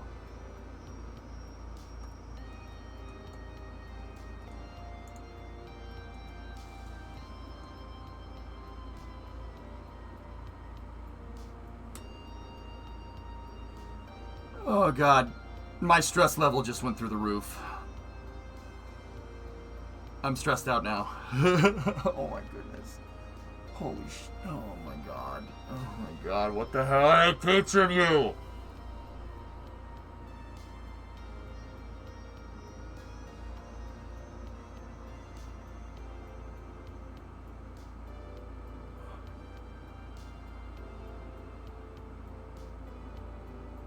Cam, I can't stand this, dude. This is ridiculous. Oh my God. I'm in my last year of high school and we never got past World War II in these 13 years. Yeah, it's Benito Mussolini, the fascist dictator that ruled Italy from 1922 to 1944. Yeah, when the Italians got sick of his bullcrap and they killed him and they hung him up from a lamppost because they figured out he was full of crap.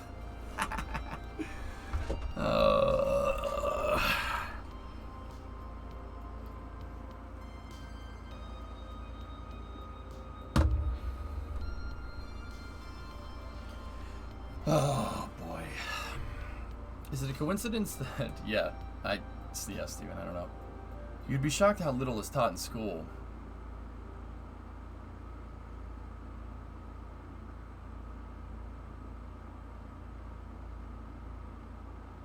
Montreal Canadiens versus the Lightning. Who do you got? Tampa. I hate the Canadiens. Clutch, I'm a Bruins fan. And I don't mean that as a point of disrespect. I'm a Bruins fan. I hate everybody. It's my job as a Bruins fan to hate every other hockey team. So, the real answer to that is that I hate the Lightning and I also hate the Canadiens, but I hate the Lightning less than I hate the Canadiens. No, I don't. No, Canadiens are awesome. The Canadiens. Differences.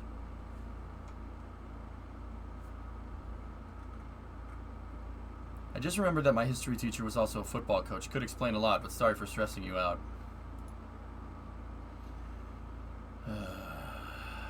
Replace one space news a week with history review. Wisp, we can't talk. We shouldn't. I don't know. I don't know if that's my battle to fight, dude, to be honest with you. I can teach you guys space history, but I mean mine wasn't Farfugia. My education was fantastic. The best thing that I took from schooling was to look at stuff objectively. When you're analyzing stuff, be scientific about it, especially when it comes to history. History is colorblind. You shouldn't use your biases towards stuff to look at things. This is how that in itself is why I'm so good at, like reporting the Russian news and analyzing the Russian space program and the Chinese space program and SpaceX and everything else, because I really leave no mental stone unturned. Okay? That's super important when it comes to analyzing history. That's very, like, it's kind of like sad. Like I feel sad that we don't do this. Side note, what is needed to join in Assetto? Oh, Phoenix, just go on the Assetto important links and just start downloading the links in there. You're more than welcome to come and race with us, and then just be in voice chat. That's all. Well, Jack, I can't speak to like public school curriculums or whatnot, but that's what I'm gonna teach here. That's I don't even know what to say. Now, I fully understand that it's easy to just sit here and dump on the education system, right? And say, "Oh, the education system sucks." But also at the same time, as somebody who didn't put in effort in high school, it's important to it works both ways. The kids have to put in effort too. It can't just be the teachers and that's why teaching critical thinking is so damn important, because once again, you want to learn, you have to learn. It's on you. You can't force somebody to learn something. All right? You want to do good in school. It's not just, well, the teacher isn't saying what I like, or I don't like this teacher, he's a piece of crap. It's give and take. It's a yin and yang when it comes to learning. That's super important.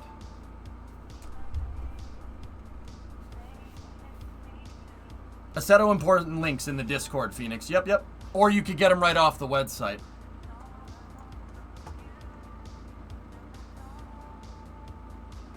Yeah, we have a website. The education system sucks, but shoving knowledge down the throats of kids is where it excels. History should be no problem for that system. I suppose. Can we have a space race between the US and China?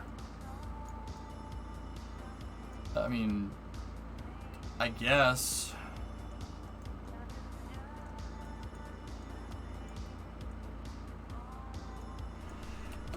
Guys, alright, look, I have a very particular method about teaching people. My particular method has you guys contribute to learning as much as I'm contributing to teaching.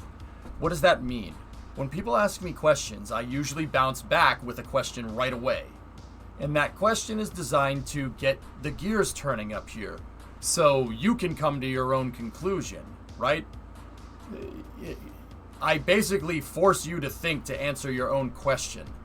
That type of feedback loop teaches you guys, for the younger viewers, it teaches you to use your brain and think about things. Now, it doesn't matter if, just on a side note, that that's not just about being a rocket scientist. It's very, very useful to being able to use your brain when you're an engineer, right? That's kind of important. But also, it's an important thing to understand when you get out into the world. It's an important thing to understand that,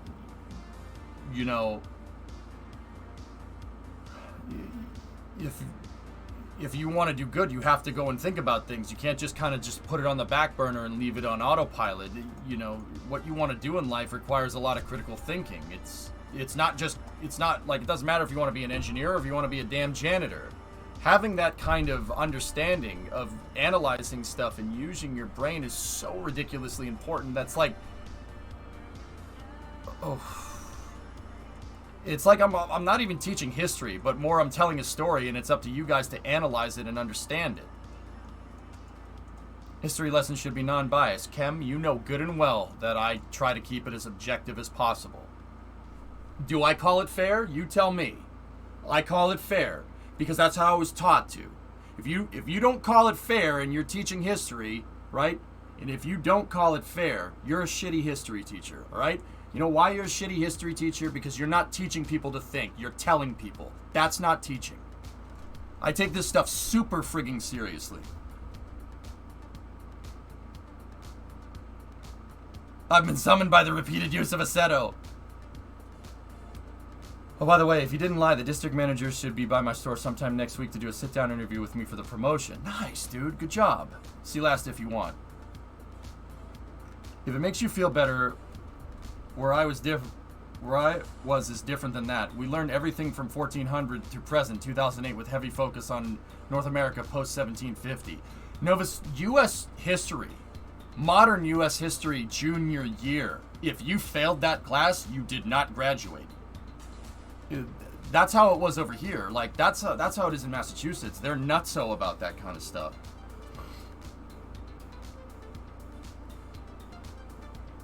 You're a regular Socrates. Yes, all we are is dust in the wind, dude. I take that super, dude, guys. Like, that's so near and dear to my heart, man. I'm sorry. I'm trying to go through. Yeah, I know. I gotta finish this damn launch pad.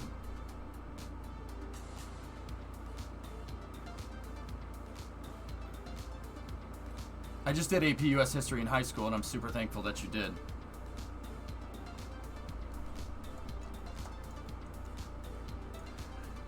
C-22, that's the reason why I don't know if that's my battle to fight. I don't know what to tell you, man. Sorry for starting all of this. No, Flykin, it's no problem. Don't worry about it. What started this topic? Just got back. Well, Flykin asked me why Beren got canceled, and I told him the collapse of the Soviet Union, and he said, why is that important? And I'm like, yeah, that's kind of a thing. You kind of need to learn that to understand where we are right now, but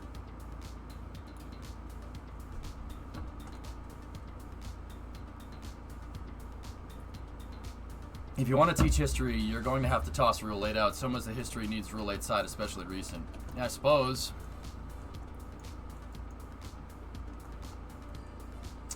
But Savvy, yeah, that's where, if we try to analyze the geopolitical situation right now, chat will devolve into a freaking nightmare of idealism on either side. I don't want that to happen.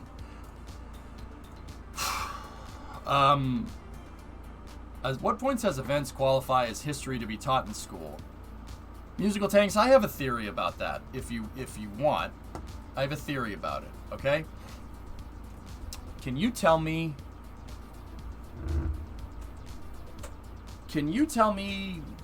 what happened in, I don't know.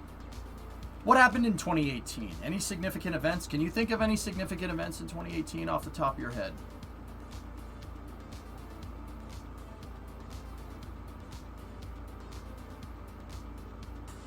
There was the 2018 midterms core. Sure.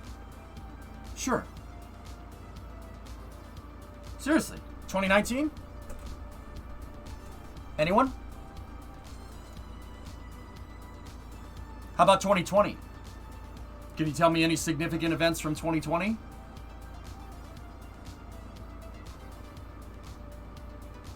There's COVID. Do you think COVID should be taught in the history books? Another thing that I was taught is that it depends on the significance of the event when it comes to reporting history. If I just picked a random day in 2018 and went on Wikipedia and clicked on it, there will be some significant events in there. But the events that shape the way that we work, the events that shape our world, are the ones that need to be documented historically from an unbiased point of view. Everybody can remember what happened in 2020. It's very fresh in our heads, and it's going to be fresh in our heads for a long time. Now, let's play this game again. Can you tell me anything significant, any historically significant event that happened in 1999?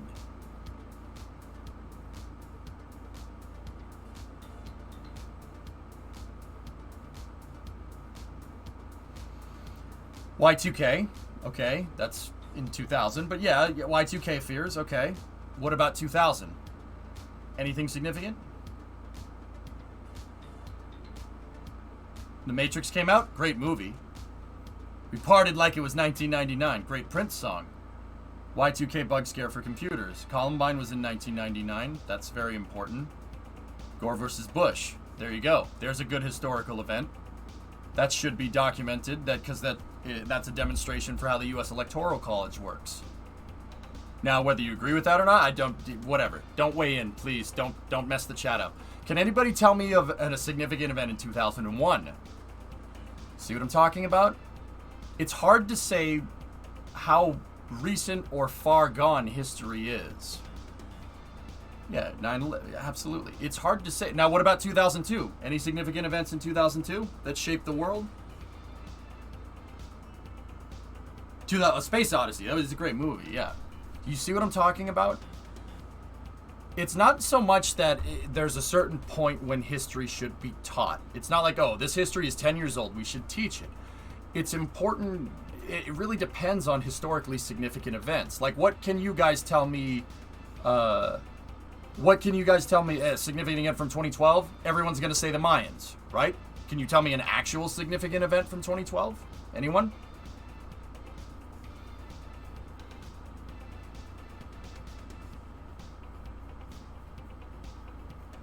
Gangnam Style? Thanks for your perspective. No problem.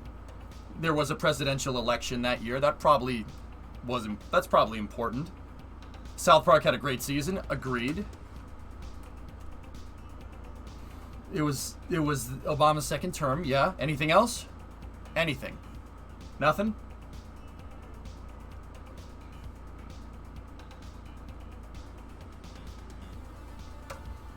What about the Arab Spring? Did we forget that one? I mean, that was still going on in 2012. That's more 2010, 2011, right? What about that?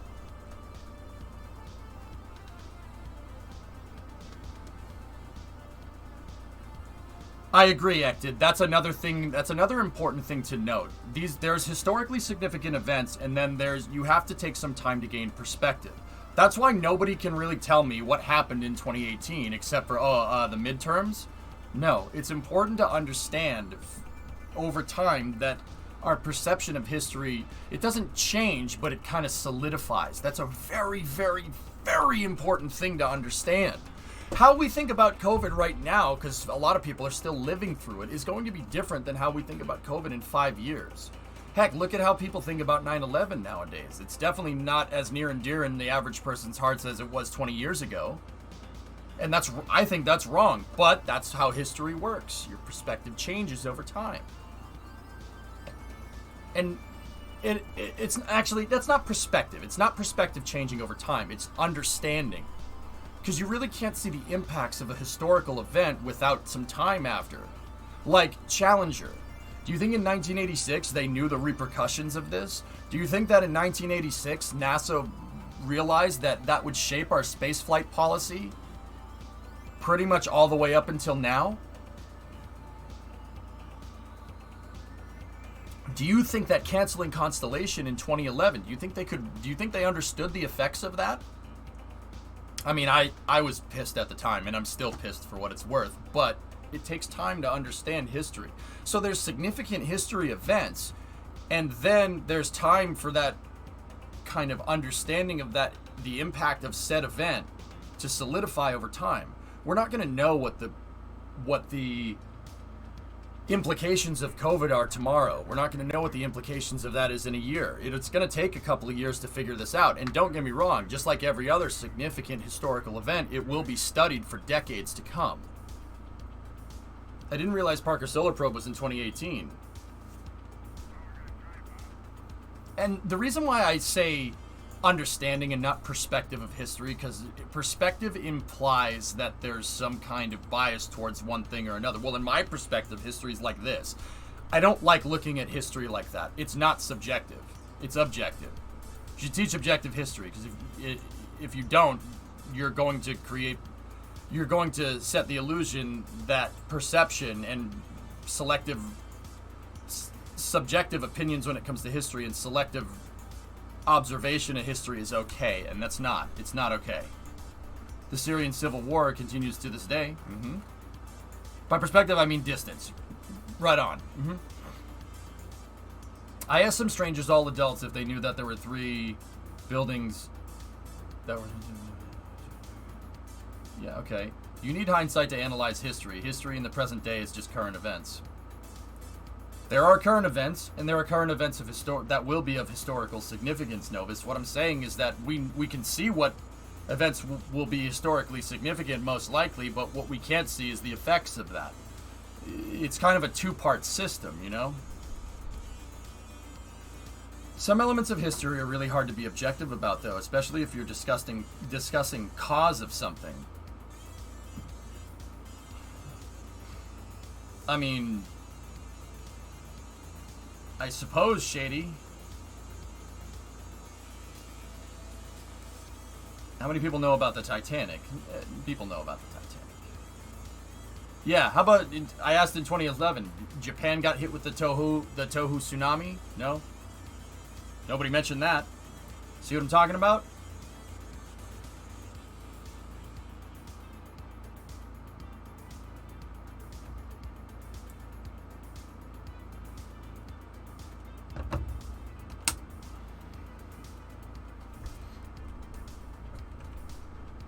Off-topic fun fact: my old house from 2015 was built in 1950, and we never knew that it was that old. It literally says it on the deed, Flecken. Did you not own your house?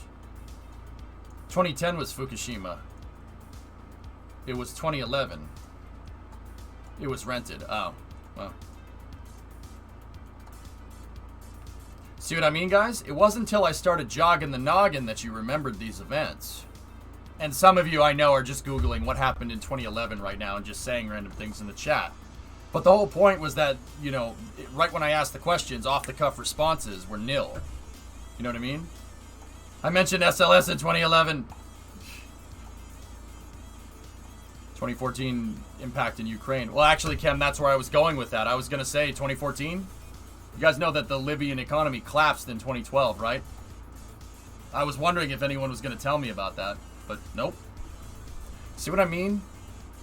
It's important to mark historical events, but it takes time for our understanding to solidify. Okay? And I think that, you know, going back to the base of this conversation, the Cold War was the end of the Cold War, 1991, was 30 years ago. I think that's enough historical perspective to show that it should be taught. Heck, it should have been taught 10 years ago. 20 years ago. When was Hurricane Sandy? Discovery, go at throttle up. I know. Does anybody else know, Bear? Stop telling me I'm almost 30. It's just a number, C22. Chernobyl was pretty crazy and no one talks about it. Yeah, the only time people talk about it, Clutch, is because of that freaking miniseries. Sandy was 2012, wasn't it?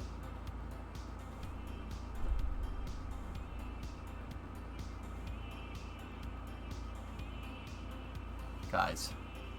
Really?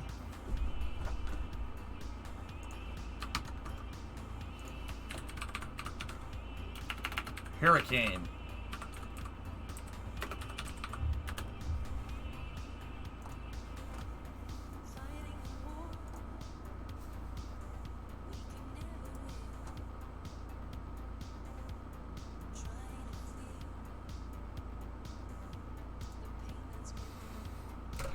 The fact that people were guessing is...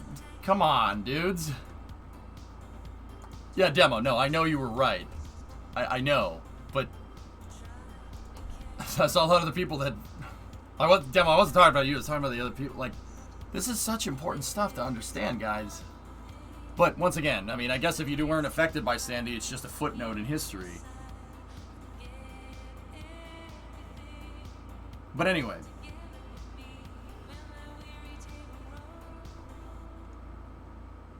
I was stationed in Germany when Chernobyl happened. We had to zero all our personal rad meters. Yeah. I remember because my grandparents' town in the Catskills was almost destroyed. I only remember Katrina, but not from the U.S. Yeah, well, that's fine. Was Hurricane Wilma? I don't know. Is it appropriate to say NA education? I don't know, Kem.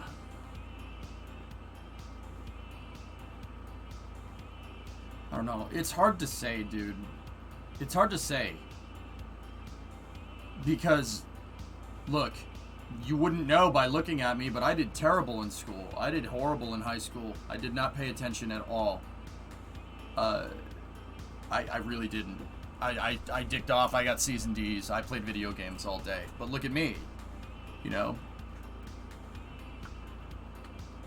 I don't know. I don't know.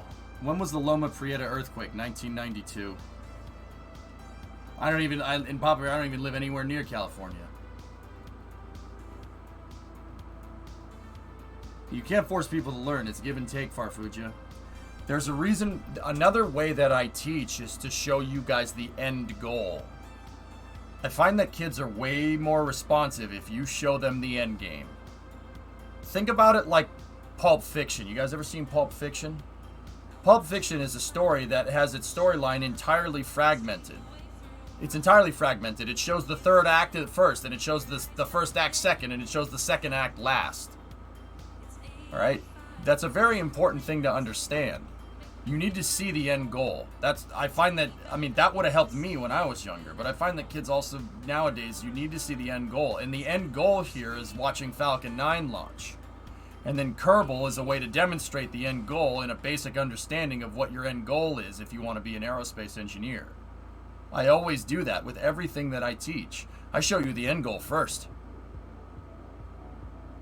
And then show you a logical path back to the end goal.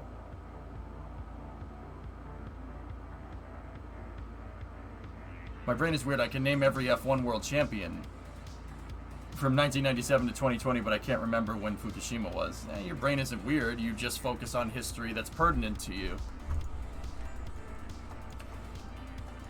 To be honest, every popular, highly intelligent person I know has a history of doing terrible in school. Most really smart people do poor in school. My view is that it bores them, so they goof off and self-teach.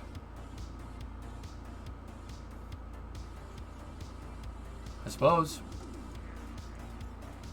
Reservoir Dogs? Yeah, Tarantino likes doing that. Show you the end first. There's a lot of movies that do that. Yeah, I don't know, Phoenix. Maybe. I barely passed high school. I have 2 BS as an engineer and an MS in engineering. There you go, Ice. Yeah. Yeah, that's why I think, it's not just about teaching history, but the critical thinking aspect is very important. Ice, would you not agree? It's problem solving. It's being able to think on your feet. It's being able to objectively analyze situations. That's super important, no matter what you want to do. That's why with my teachings, I incorporate people using your brains. I want you to use your noodle. That's a very big deal. I remember watching the news about Fukushima in 2011 and we were worried. Yeah. Anyway, we should probably get back to building this launch pad, huh? I was stationed in Iwakuni during Fukushima. We were there in 24 hours. Nice. Yeah, there's a couple of people that watched that stream that were stationed in Japan, dude.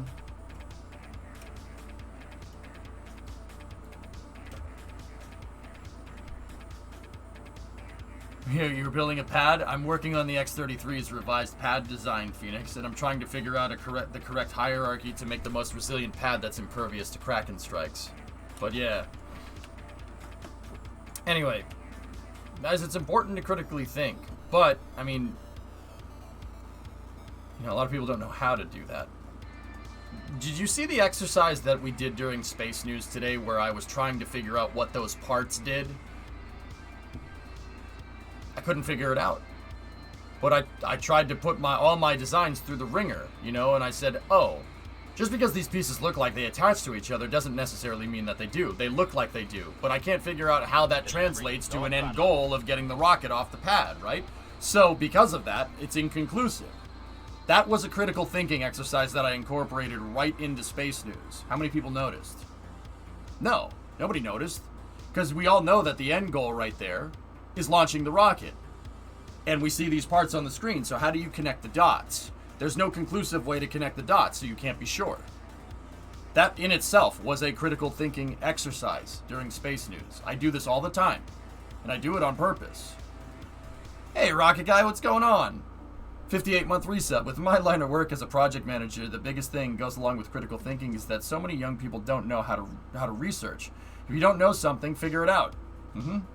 You have an infinite amount of knowledge at your disposal. Use it. I deployed to Japan and Fukushima on the AFRAT team. Cool stuff. That's cool, Staples. Thank you. Appreciate it. What is the X-33? It's Jebstar. It's my SSTO. Can I confess something? My father was almost sent to Desert Storm, but I don't know what Desert Storm was exactly. I know it was some operation overseas about Iraq or Afghanistan or something. It was never taught to you. Well,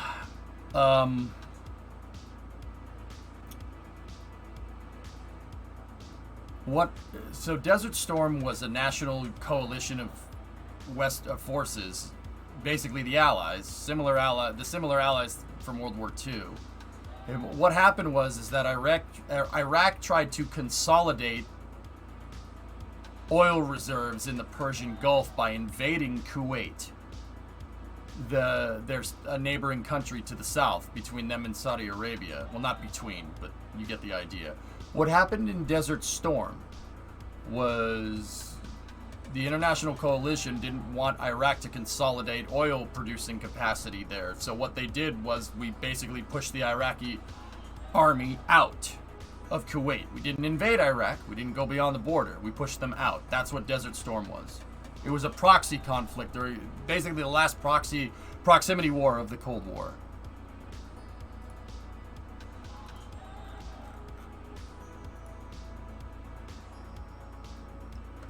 That's right.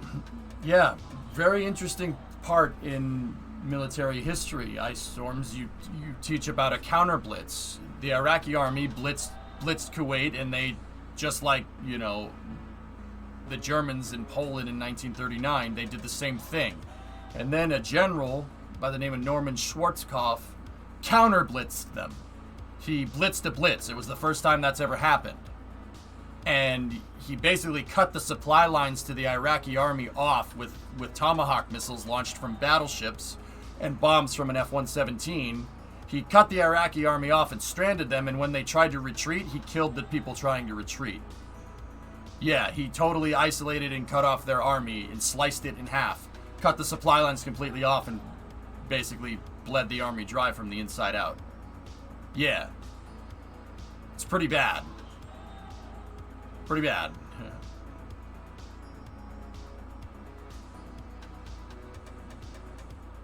He was on Code Red. His squad was next to go, but it ended before they got to go.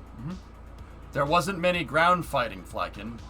There wasn't much. There was a little bit. There was 73 Eastings, which was kind of a tank skirmish, I suppose, if you want to call it anything. And then after that, there was Desert Shield, but yeah, exactly. Schwarzkopf went in there and kicked the trash out of the Iraqi forces. Now, don't get me wrong. Iraq had a big military, but it was no match for the U.S. It's no match for the U.S. Sorry, it's just not. Yeah, the highway of death, and look up that. The Iraqi army got messed up so bad that the soldiers were not only going AWOL, but they were going AWOL, stealing cars and trying to drive back to Iraq before the Americans came. And we mistook the soldiers going AWOL and retreating back into Iraq for retreating forces, and yeah, promptly shot all of them. Yeah, with an A-10. We know what an A-10 does to a tank. You want to see what it does to cars? It ain't pretty. That's right, Bad Wolf. New webcam. Not a new webcam, new background. Could explain why he was on Code Red. He was in the National Guard. Last, please. What's up, John? Don't forget that in the Gulf War, the Iraqi army was basically road-bound because they didn't have real overland navigation training. So you bottlenecked them.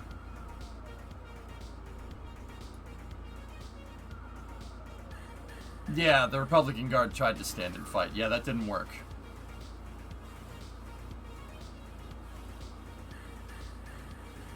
But an interesting footnote at the end of the Gulf War, if you really want to know, is that Schwarzkopf wanted to go all the way to Baghdad.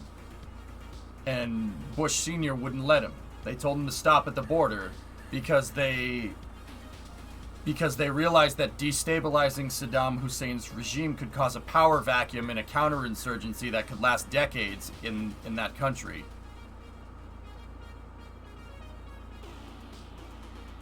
So they didn't invade.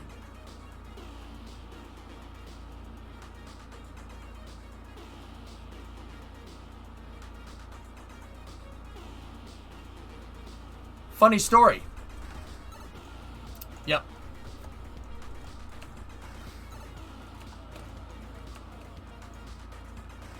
You just mentioned Fukushima and then a 4.2 just happened in California. How did you do that?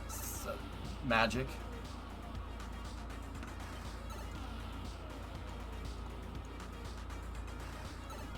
Yeah, John, you're last. History is very interesting.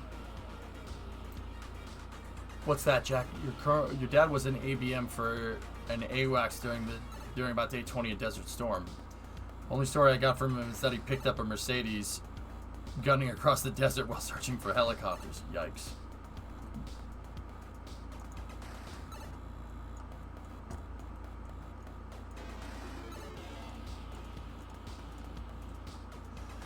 We didn't mistook them. They were soldiers. Flykin.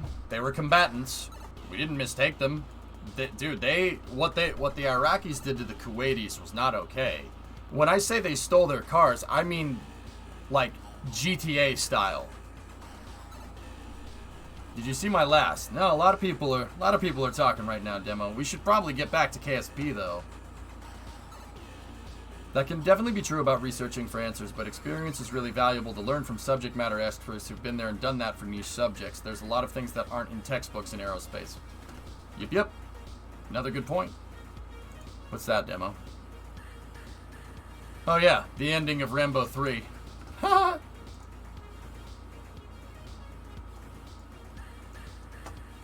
let's go back over here. Anyway.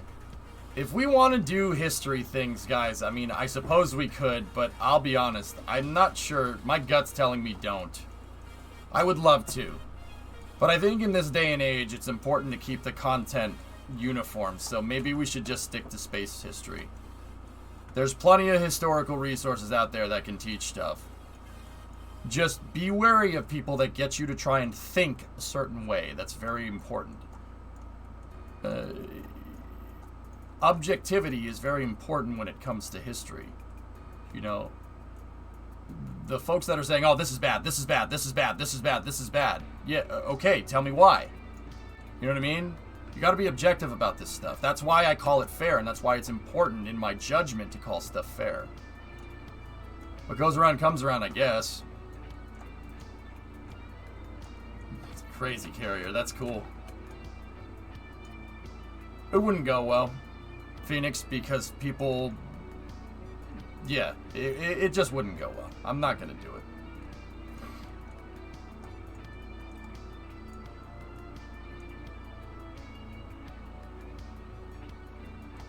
Yeah, Jack, sometimes you just have to. Yeah, guys, I like I said, I don't think people would like my objective takes on things, so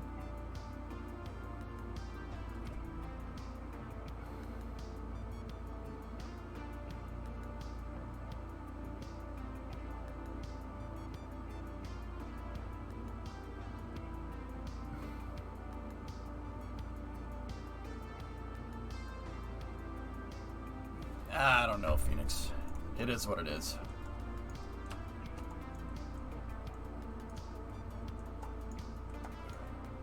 Anyway, let's get back to figuring out the hierarchy for this pad. So, I'm not 100% sure I like this.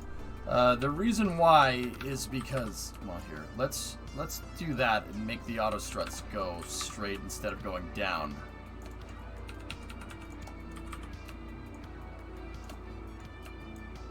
There. Now the auto struts are on a straight line. And this way kind of works, I suppose.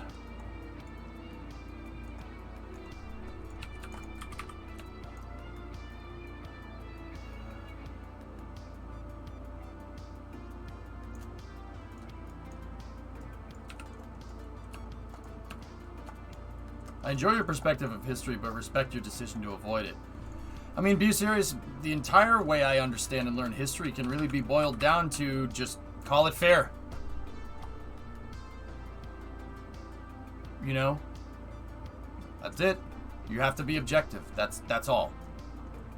Understand perspectives. Understand why. Understand why the Cold War happened. Going back to the root cause of this conversation, why it happened, and it boils down to collective versus individual ideologies. The stupid part of that is that they aren't that far away from each other if you're looking at it on a spectrum, which is hilarious to me, but hey, it is what it is. But yeah, I try to stay very objective, and I try to cite sources and keep it fair. That's the best way to do it. And if people get mad at me for that, which they undoubtedly will in this day and age, because, I don't know. When people get mad at me over that stuff, I don't want to have to deal with it. I'll be honest with you. That's the honest to God reason. I don't want to have to deal with it. It's too much. I work hard enough. And you will very, very, very, very, very rarely ever hear me say that. It's like your take on U.S. politics since the 60s. I don't know. Demo, I'm not sure I could explain it without pissing... Dude, yeah. I don't think I could explain it without pissing people off, dude. You know? Demo, I'll just... Look. Dude, I really don't want to keep talking about this, guys. I really don't. You not explaining it pisses me off. Well, that you being pissed off about me not explaining it being pissed off pisses me off. What the hell, man? No. So is it hot in there? Demo, look, fellas. I know where a lot of people in this chat stand on certain issues, okay? You guys all have different opinions. You guys all have different perspectives on things, and there's nothing wrong with that. But we're all here to like space, all right? And if I remove the unifying principle of space from this, Rule 8 goes out the window, and then it turns into a Twitter argument. People get mad. People don't want to stream. The stream turns into a cluster. Chat turns into a zoo. My mods get pissed off, and they don't do it. They don't keep the civility in chat. Civility in chat goes out the window. It pisses me off. Chat gets more pissed off, and then we end the stream. That's how that inevitably will happen. It's just, Demo, we're too at each other's throats to be objective about it, which is annoying. It's really stupid. And I think it's counterintuitive and not good for us, but it's okay.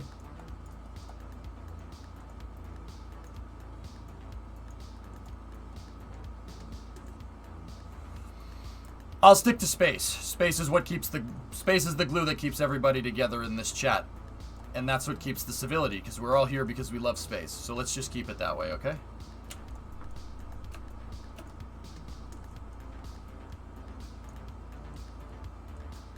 Space makes the grass grow. It's the unfortunate truth. Down with space glue!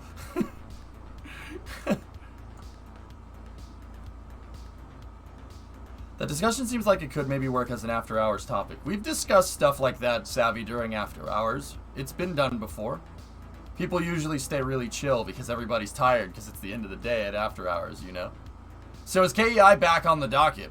To an extent, yeah, Phoenix, sure. Bonana.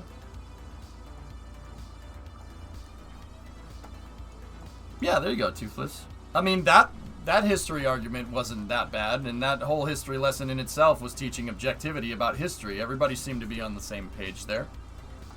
But, see, what happens when we get into topics that are pain points for certain people because of their ideologies, then that's when really, like, I wasn't I wasn't trying to hit any particular pain point there with that objective discussion, because hitting pain points in that objective discussion ruins the whole topic of objectivity in itself. Understand?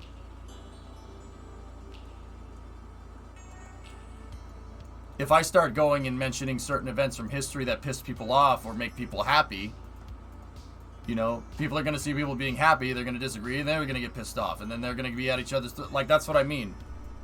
You can't... I have to stick to basically regular, straightforward events.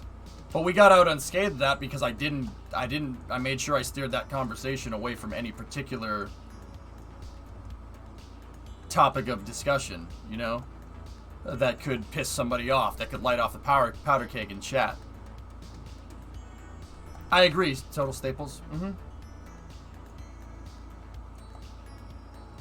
I like a history discussion that's framed by space. Also, World War I and World War II history lesson about Hearts of Iron, just saying. Yeah.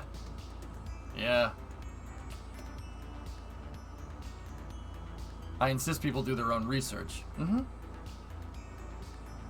Alright. Here. Let's try a different way of doing this, okay? So, that one looked okay, but what I'm looking for with the hierarchy here is something like this. Let's try this. Ready?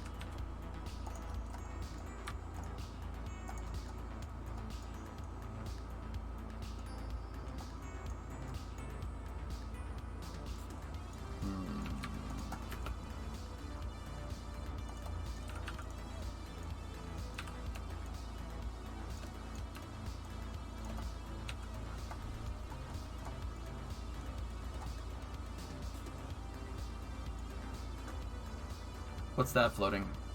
Completely off-topic question. Do you know about the powder toy? It's a small 2D physics-based sim with realistic-ish elements. No, I don't. I'm having a hard time being happy with China's space successes because they're becoming such an adversary. It annoys me that I feel that way since I feel that we need to be united in space exploration.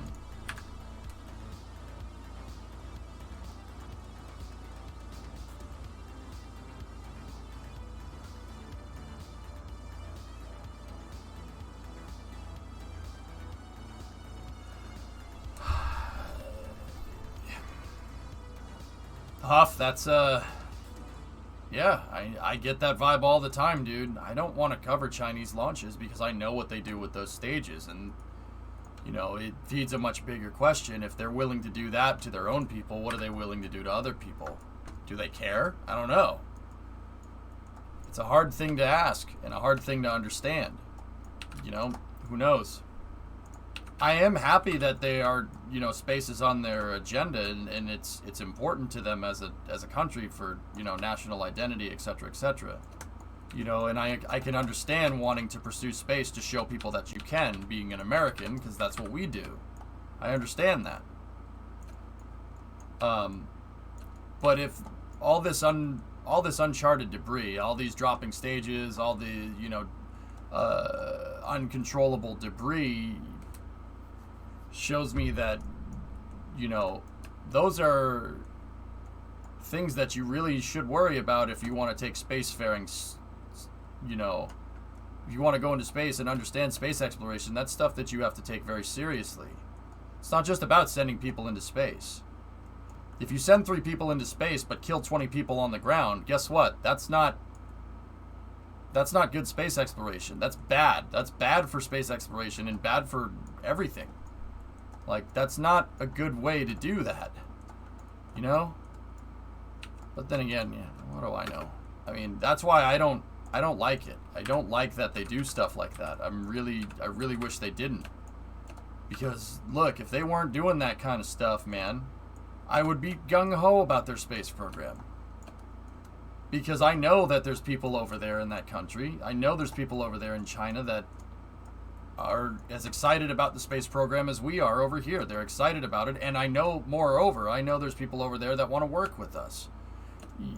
You know, I know that. I understand that, and it's something that, yeah, that'd be great, but, you know, there are some things around that they do with their space program that I really, really just can't get excited about, man. So, I'm with you on that one. But, once again, it's important to be objective even when it doesn't suit you. You know, what they're doing in space is good. They're, you know, they have their own space station, and that's awesome, and I can really, really get behind and be excited about that. But once again, I also think it's very important to understand the circumstances in which that space station got there. You know?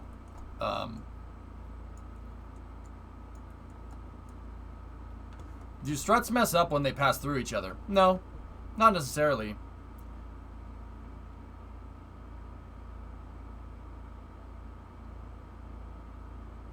Have you considered having both pads come off as a launch ramp at a 90 degree? Nah, King, I want two separate pads. It's easier on part count if you have as many things into smaller vehicles as once. So for instance, if I have a vehicle that's 500 parts and I have two vehicles like a crane and a launch pad that's 250, you get better performance because it simulates the physics on two different threads.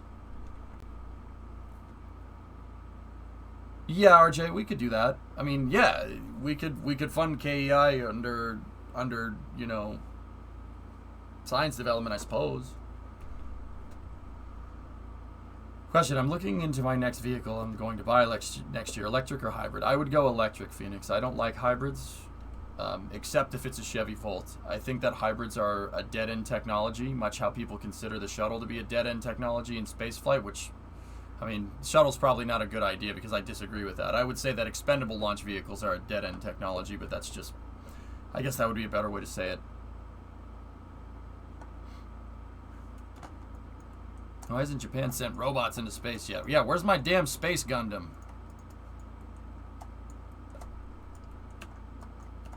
Yeah, Strixie, I'm not okay with that. Like, I make that very apparent. But once again, here's the thing about being objective. Like, I don't cover certain Chinese launches because of this stuff. Well, a lot of it is very hard to find a stream for, first and foremost. But so I can just report that, you know, they're getting into space and that's great, and, you know, people on the ground are getting hurt because of these stages. You know, we know that that's bad. You know that that's bad. That's not, spaceflight isn't about devaluing human life. It's about the opposite of that, at least when it comes to launching people into space, right? It's definitely about the opposite of that, and that's an important thing to understand. And when you put human life, even though it's human life on the ground, at odds with sending humans into space, it's not a good look for the space program. That's why I don't like it.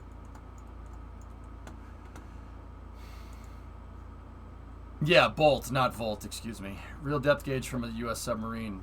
Oh, that's cool, Hellfish. Neat. Is U.S. government subsidized for buying EVs, or is that just European countries? We do, Strixie. You get a tax credit. So basically EVs, you can buy them not tax-free because everything is susceptible, but you'll pay less federal taxes if you do. Certain states do incentivize it more than others. Strixie, this is what I like to teach people about the U.S., and I'm not sure if people overseas understand this, right?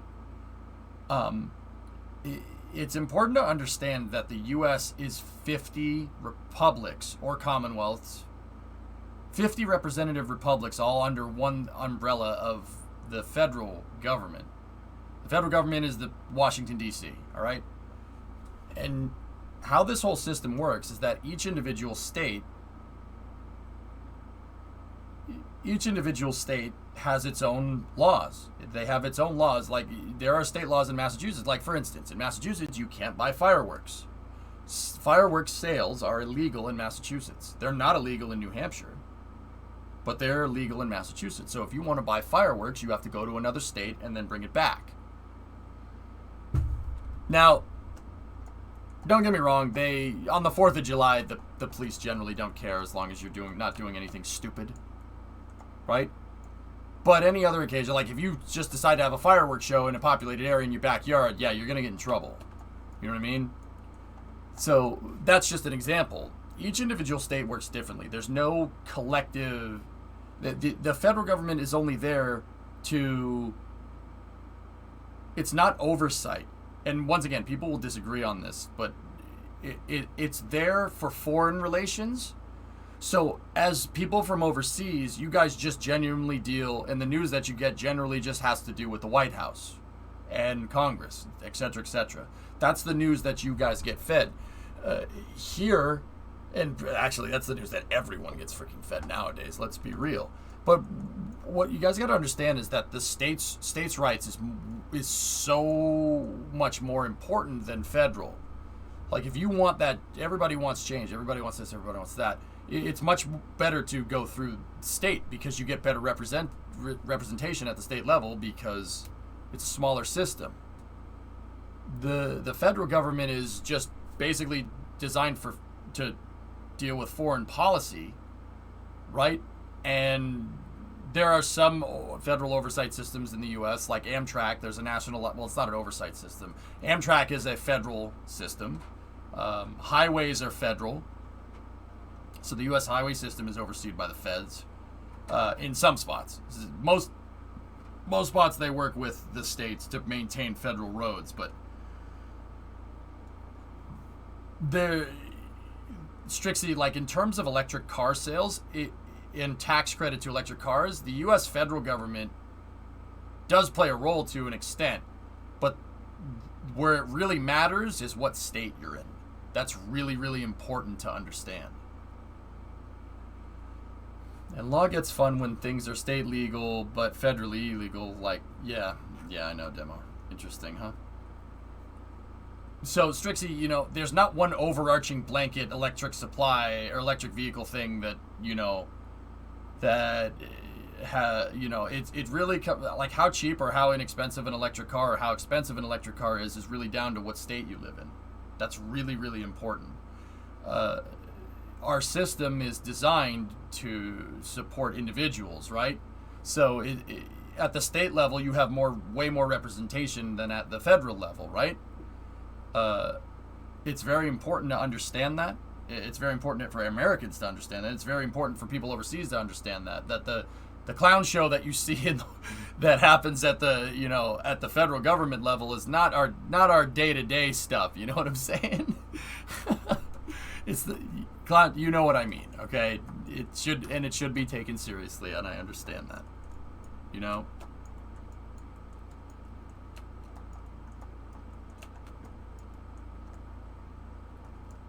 Do you get a tax credit for an electric car if it's new? What if I buy it used? I don't know, Phoenix. It really depends on where you are. You'd have to look it up on you could look it up probably on your state's website or whatever.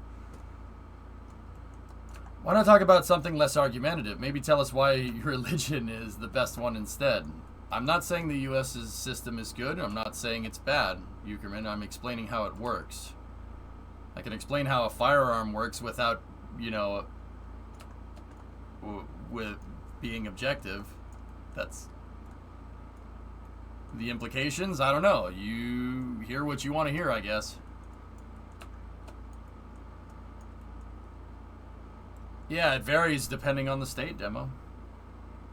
We gotten so far on this foundation. Yeah, Savvy Chat does that sometimes. It's okay. Tabs or spaces? Oh, God, you're killing me, man. Do you want people in this chat to kill each other, dude?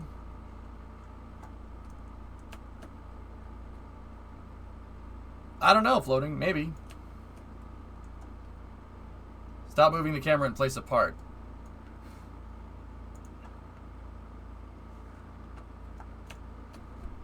You guys really like making my job more difficult, don't you? You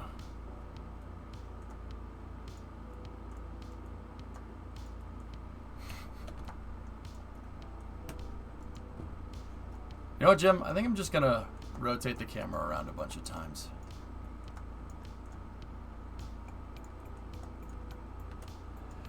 Alright. Where was I? Let's shift gears again.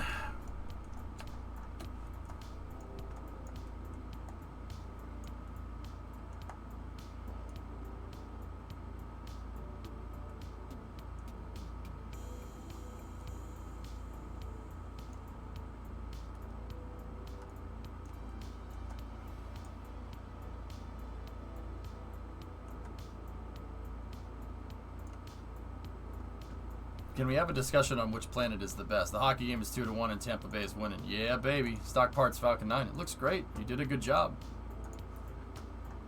Public. hate you. If your job was that easy, it wouldn't be fun. Idle observation, and it's not particularly bothersome, but it's like, whenever I'm doing this, sometimes it seems like chat wants to do everything but working on this.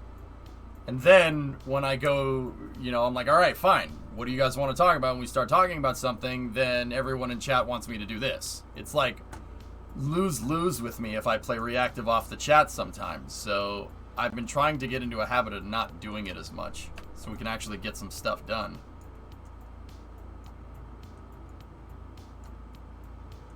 Happy Tangent Day, y'all.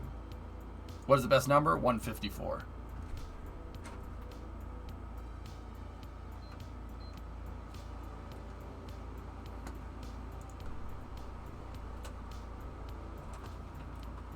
But what I won't do is not take a second to teach somebody about objectivity and analyzation of data when it comes up. It's very important. It's a very important life skill to have, no matter what career path you choose. Now, okay, this way is not bad. The only problem is that using these things makes the pad extremely expensive. Like, we're at 175,000 right now. How much does the revision 3 version of this pad cost? How's the weather been? Very, very warm. 116. Ooh.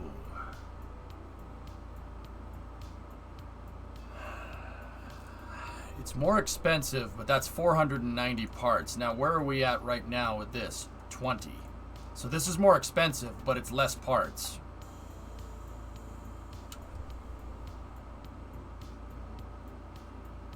How many hinges do you need for the thick boy SSTO? I don't know.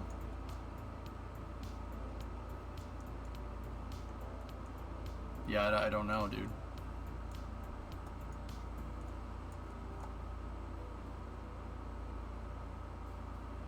Discovery, go and throttle up. Hey, B0613 sub. Thanks, man.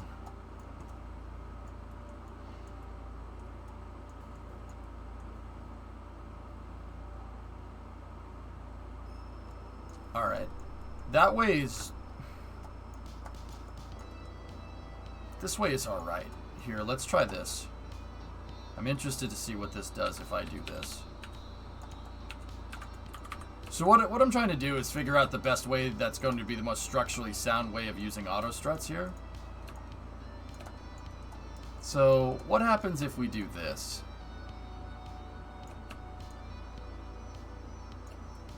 Ooh.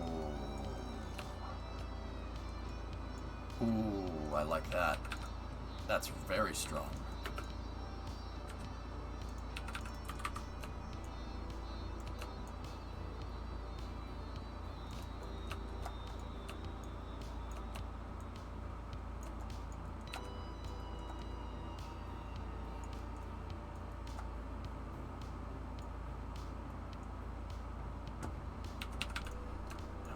If we do something like that and make the two foci coincide. The foci meaning the cross, where they cross right there. That's not bad. But I think we can do better. What's your opinion on projects moving to ad-based? Demo? No. No, stop it. Stop that. Stop it. Stop it right now.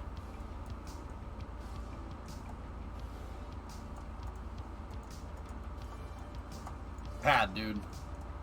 Pad. Pad. Pad. You stop this. You stop this right now. Okay. So, how about we try this?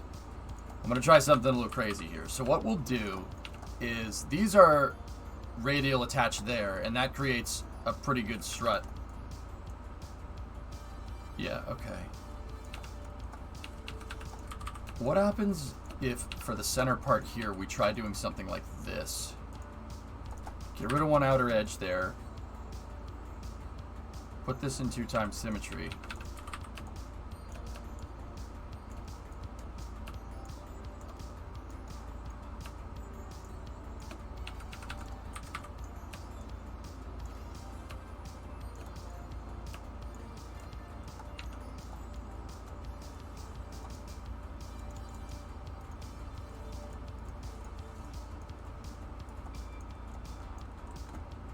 Let me move this up one.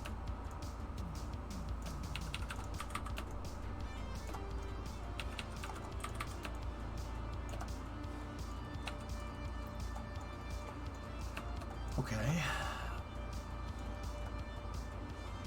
That's pretty much the same as it was if I just attached it centered to there, from what I'm looking at here. If I basically do that, it's almost hierarchically the same. Hold on. I mean, it is. It's only one part of separation more. So let me just try this on the other side so we can compare what that looks like.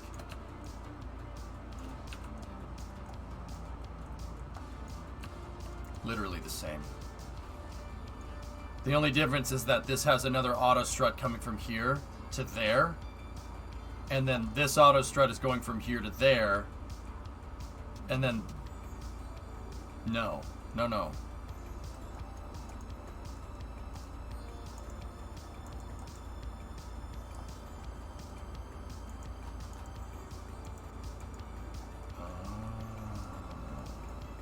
Here, I'm just going to move these down so I can see them a little bit better.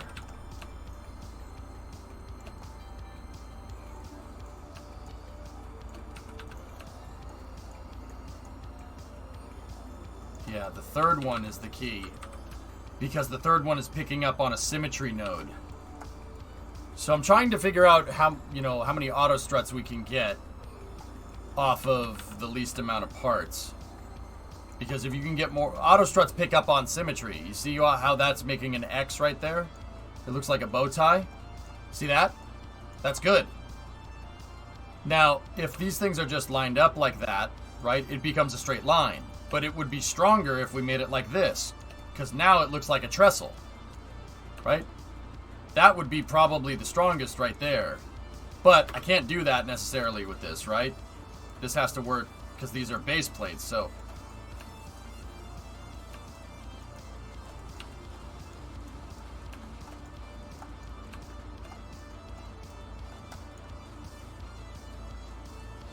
No, I like this way better because that gives me another auto strut to route instead of this being attached there.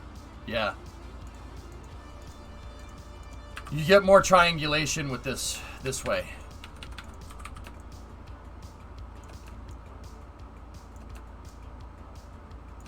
Yeah, so get rid of that. This way is probably the way that I'm going to end up doing this. Yeah, I think this is good. Is the rocket launching? Yeah, the rocket will launch. The SSDO will basically roll up here, turn upright, and launch from here. I have to redo some of the systems on it, J-Tacos, but yeah, I think this is basically what we'll do. The only thing that's really a downer about this pad is that it's way expensive. It's very, very expensive, Douglas. How are you going to make the ramp? With panels, I think. What's stronger? Columns, stacked, or triangles? Depends.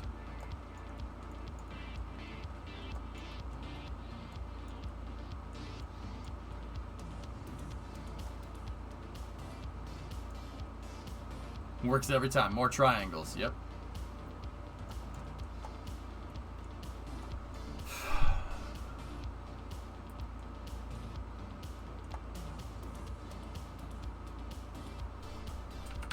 We could fool this thing into doing something like this. If we rotate this part around 180 like that.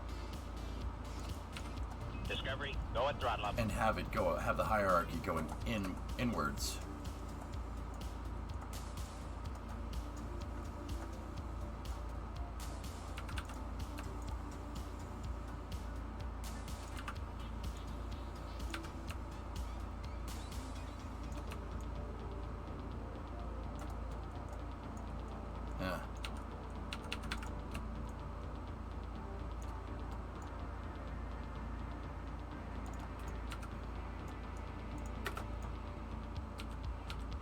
Once again, this is very, very important for understanding how this all goes together. Basically, I'm trying to make a rigid pad here.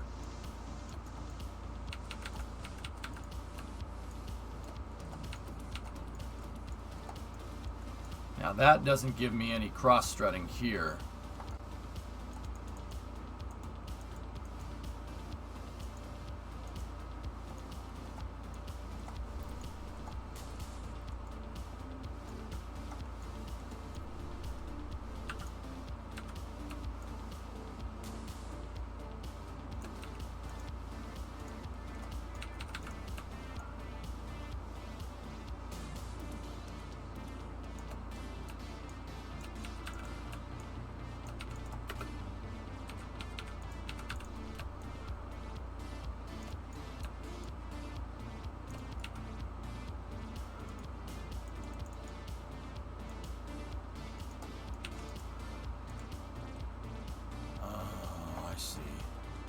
I see.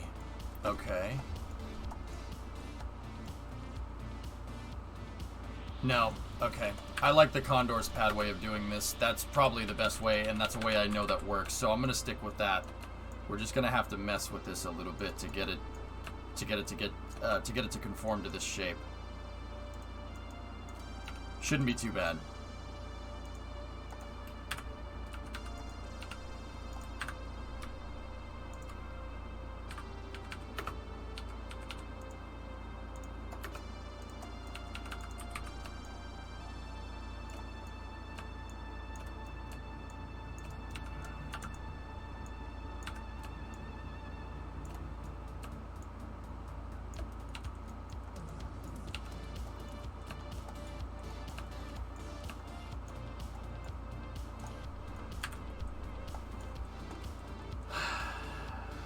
Now, it would be better to have a root part here. So get rid of that for a moment. And now, how Condor's pad is made would have this piece right here, a girder segment, right there as an anchor, right? And then this would be attached to one of the nodes on that girder segment right there. Boom.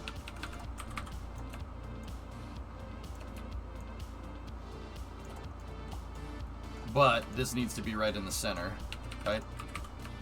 And that needs to be right there. And then I can anchor stuff off of that. I vote make this pad launchable. Do you have pieces underground at all? No?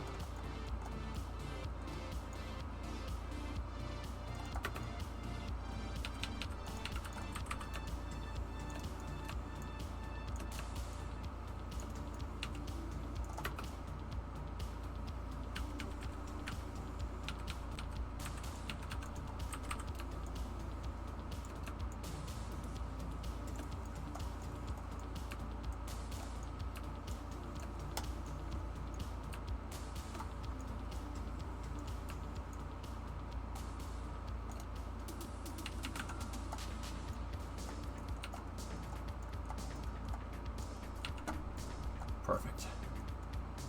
So root part off to the left, girder segment right there. Yeah, see, this gives me 3 different angles of triangulation. Cool. All right, so the ramp. How are we gonna do that? Let's see. We can do some things here. We basically have to do kind of a similar thing with the ramp. So if we work into X symmetry like this, right?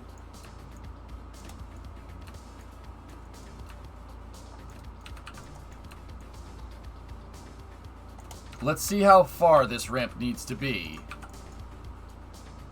Actually, yeah, that's the first thing to do. See how far the ramp needs to be to get it to the ground and what angle we should make it at. I'll try 5 degrees right off the bat and we'll see if that works. And we'll see how far it needs to be. We know the jet truck can get up on top of it. It's not a problem.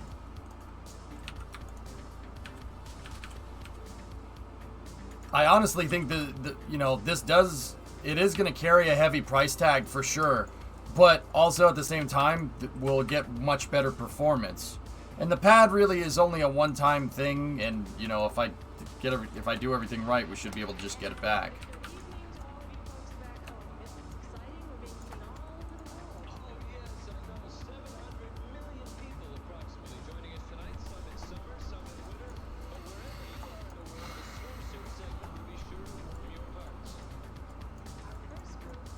Someone talked about using the new flags, okay.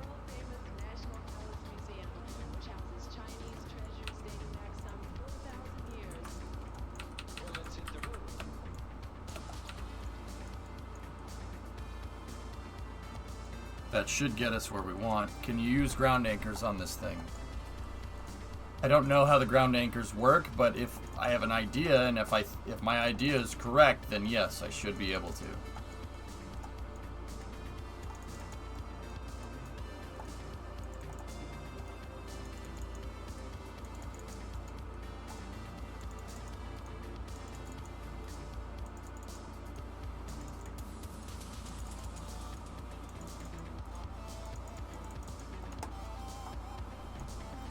Alright, so how this is going to work is going to be a little bit different. We're going to need to do 2x symmetry like that.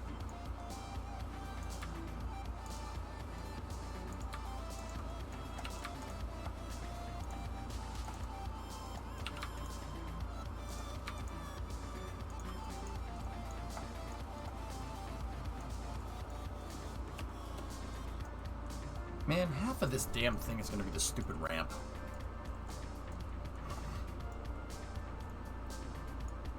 But then again, that's it. I know this type of system works because I have a node attached condor pad that works just like this. And then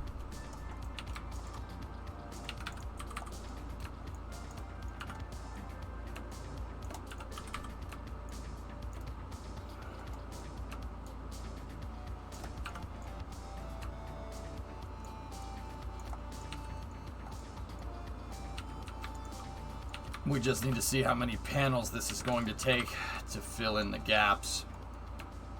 This is where the part count might get a little bit on the higher side, but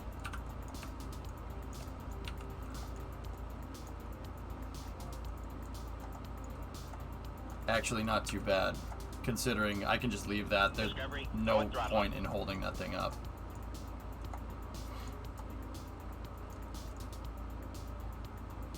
Hey, Yensid, tier 2 54-month resub. What's up, dude? Now that gives me a nice strong triangulation between these things. But I also should run struts between these things. We should strut there to there, there to there, there to there. So that should be... because these look like they're crossing, right? But they're not. They're not crossing each other. This is not physically connected to that line or that line. This auto strut is going from here to there. It just looks like they're all connected together, but right now these things are just like this. Just got back from Michigan yesterday or early this morning. Oh yeah? Everything okay? Or were you just there for fun? Those are the largest panels. They look like the second largest. They're the largest. Oh yeah. I tried locking the hydraulic and auto strutting it still collapses in.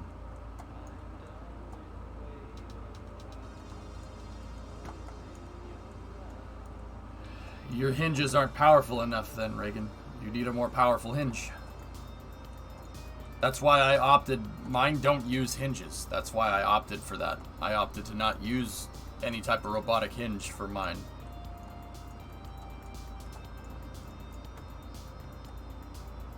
Just a week off, went up to Traverse City, then up to the UP. Saw St. Ignace Car Show. Cool, man.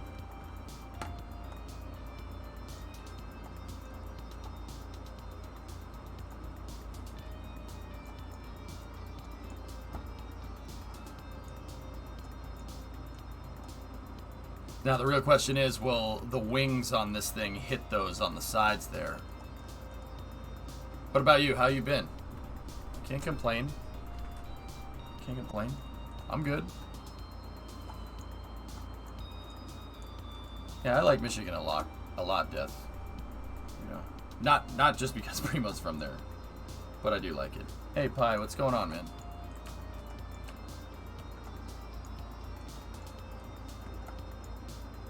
Yeah, Reagan, which is why I made my legs undock and redock from the vehicle in a downward position to avoid weird auto strutting. I actually did that before the robotics came out. Hey, Sawyer, greetings from mobile as my internet is out. Although, good news, I was finally back to work in person for the first time in 473 days. Good for you, man. Yeah, it must be nice to go out and socialize, right? For a change. Dude, I find that my brain stumbles over itself from time to time when I'm talking to people in real life. Yeah, that absolutely happens. It's very annoying. Not much, just trying to keep cool. I'm with you. It's hot in here, too. I saw the flooding, Dr. Death. Yeah. Yeah, you gotta dust off the cobwebs of how to do that whole normie stuff. Sawyer, I know, it's strange. There's no way that keeping this like this is gonna work. Here, let me just turn these auto struts off to the sides. I need to see. Now, if I can just strut either line to either line here, this is going to be super strong. How many rows do I have here? 1, 2, 3, 4, 5, 6, 7, 8, 9, 10, 11, 12. No, 1, 2, 3, 7, 8, 9, 10, 11, 12, 13, 14, 15. So if I need 2 struts or 4 struts per row, then we're talking about 60 struts here to hold this all together. There's a better way that we can do this.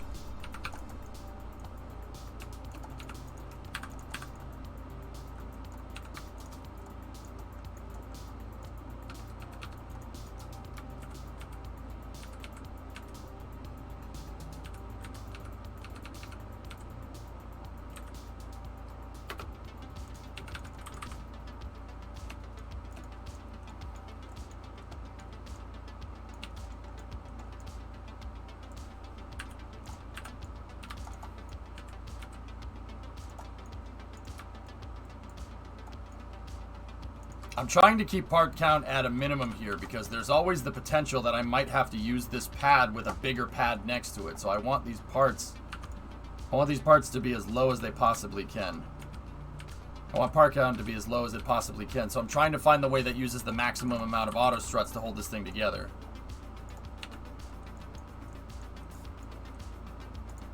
I gotta redo this.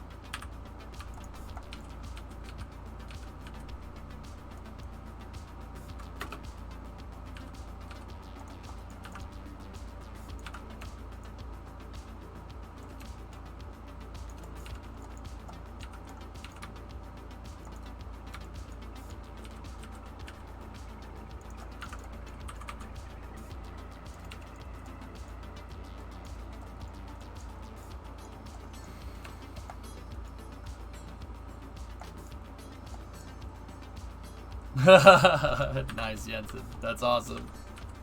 The girlfriend freaked out at the storms. That's funny. Yeah, there we go. This is going to make this a lot more rigid. Because you see, now these auto struts aren't just checking over each other, right? They're not just crisscrossing. They look like they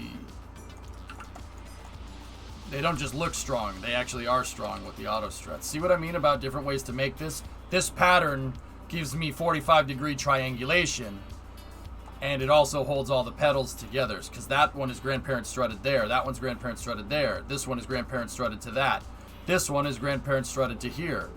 So now, all I would need to do to hold this thing together correctly is take this, right, and strut these panels out here. Now I don't need 60 struts to hold this together. I only need 30. Because now it's just a strut from there to there, strut from there to there, strut from there to there, etc., etc., etc., etc. They look like a rib cage. Kind of. Yeah.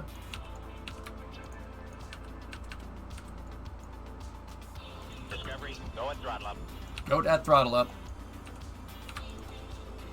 Hey, Doom.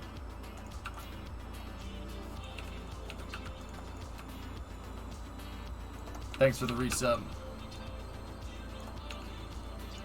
57 months, dude.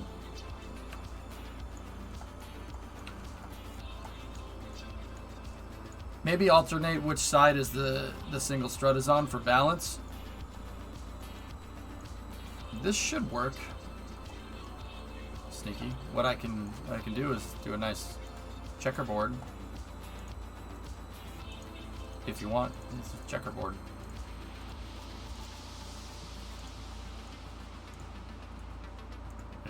Checkerboard? Oh, yeah. Yeah, yeah. It looks like a kitchen now. Shall we play a game? How about a nice game of chess?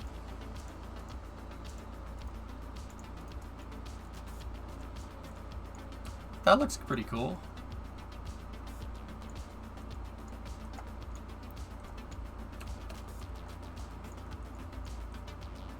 You cooking rocket fuel? Cooking. Isn't anything about oil, man. You cooking?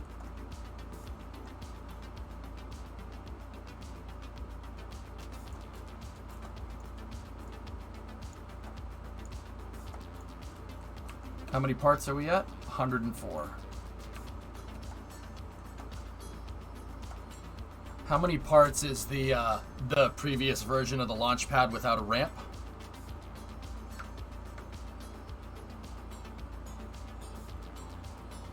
R3 is the last version we used. That's the one that launched the SSTO. That thing is 490. Okay, so we have about 300 parts to play with. And this has the ramp installed on it. I do need struts though. So here's what I'll do.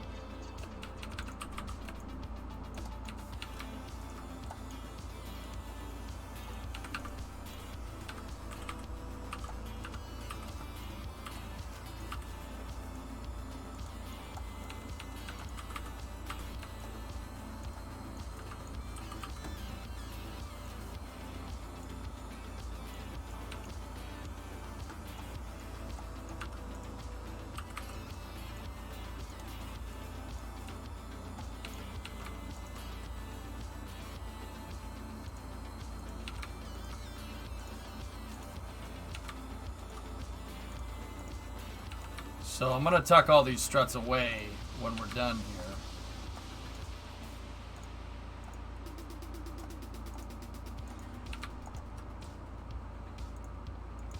This should keep the ramp nice and strong. It should be able to take whatever load we can put on it.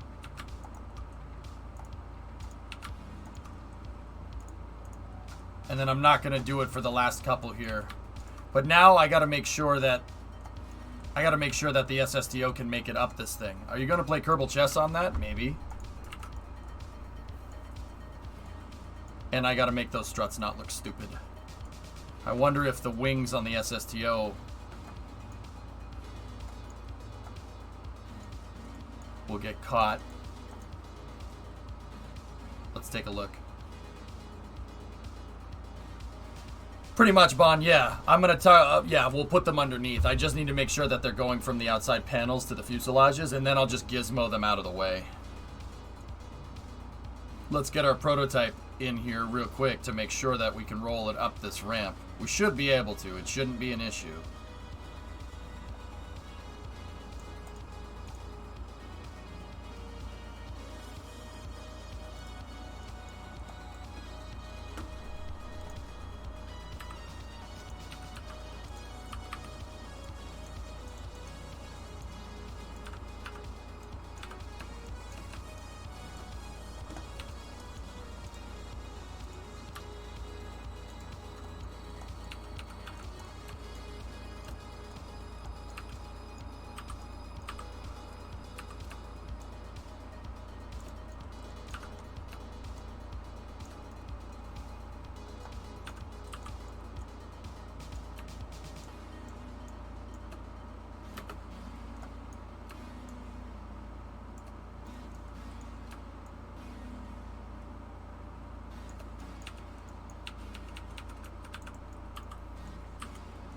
Looks like tomorrow's launch will be the last one from Florida for a bit. Eastern Range will do their annual maintenance.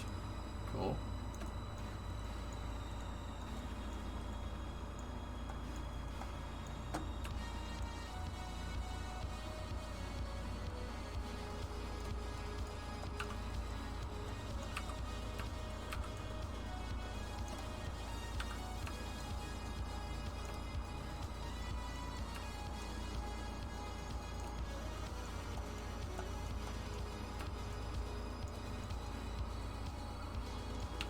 too close.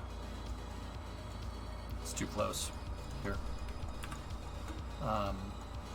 It's too close.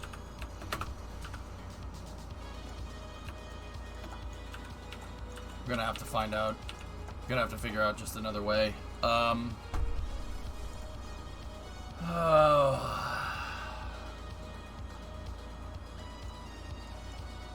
Or we could just end it right there.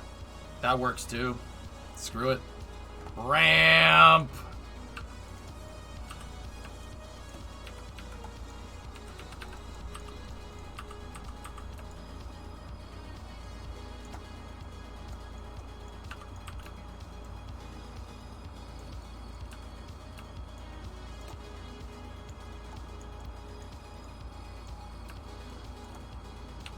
Yeah, sneak for sure.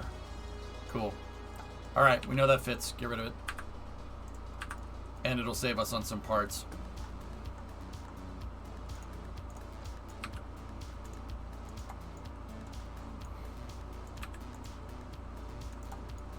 There. So what's our part count at after all that? We're at 128. The other pad, keep in mind, is 400 parts. 490, chat. So we're sitting pretty right now.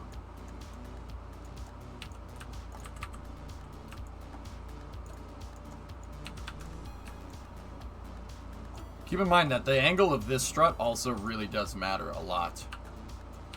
I think actually putting these struts this way could be pretty cool. Nah, it's better to just clip it inside. After you run the strut, if you move it inwards like this, it will, it'll just stay there.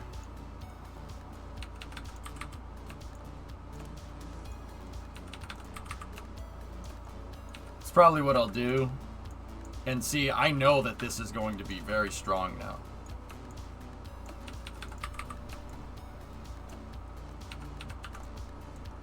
It's just a little bit of tedium here, but nothing we can't handle.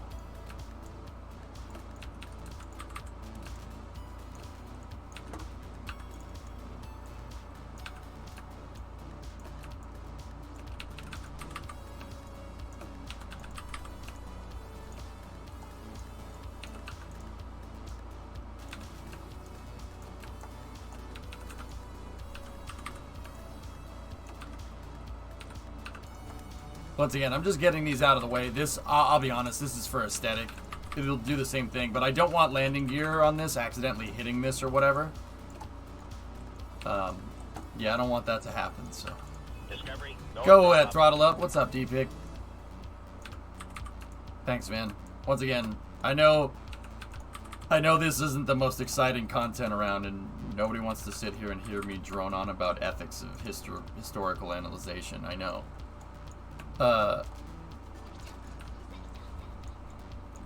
Yeah, I get it. But yeah, this is just something we're gonna need to get done. It's kind of part and parcel, I suppose.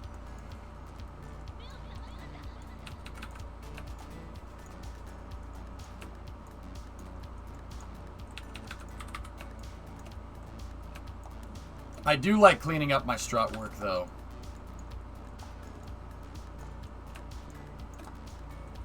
Because this is a great indicator to tell me that I did my work and I cleaned the strut up. It tells me that it's meant to be there.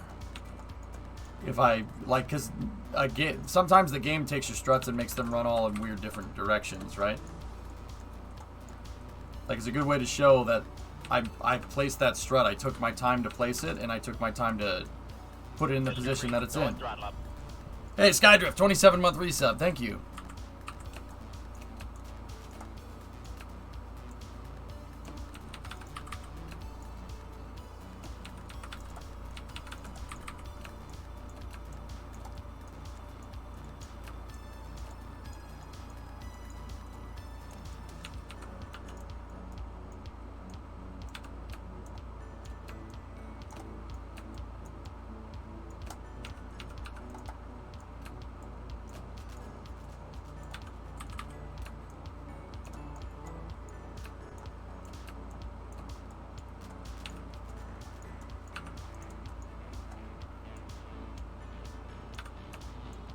All right. There we go. Trust me, if we do our homework now and I can get this pad to be reused multiple times in a row, oh man, this thing, not only is it going to be seeing a lot of use, but it'll really make for some kick butt content on stream.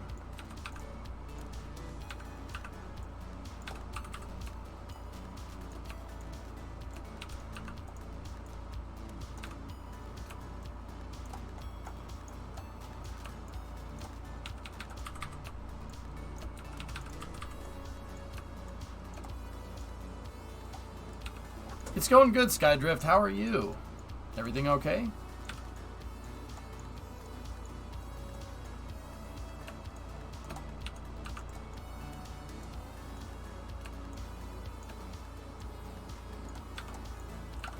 Oh, hi, Skydrift. What's new with you? How's your drift life?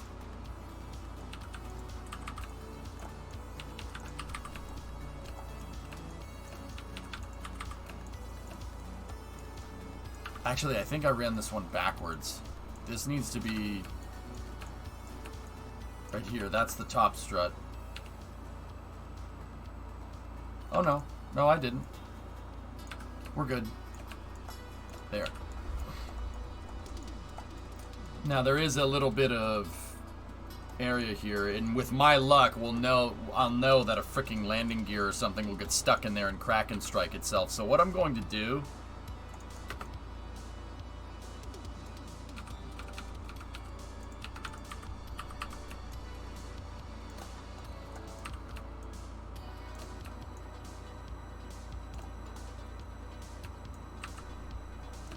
There. It's fine. It's fine.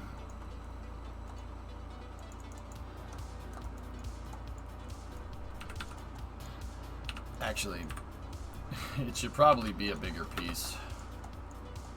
I was gonna see if I could get away with putting a smaller panel in there, but it doesn't look like we can.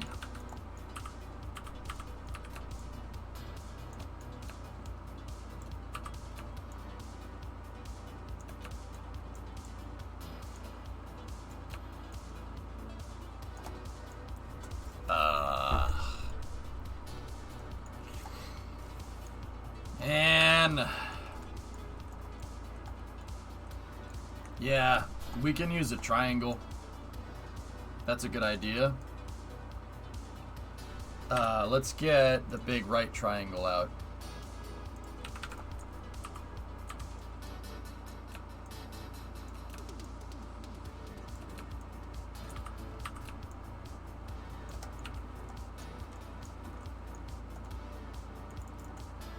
And then we're gonna do a little bit of this. Ready?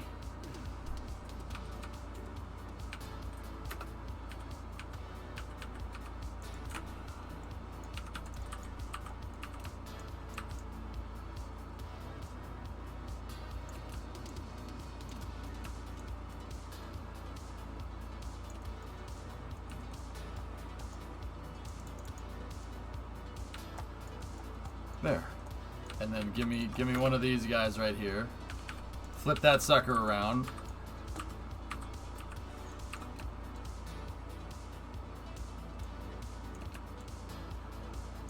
And then just do a little bit of that. There we go. Perfect. Okay, what's the part count? 134. Now the next thing I need to do is my sew struts here. So we need to do something like this.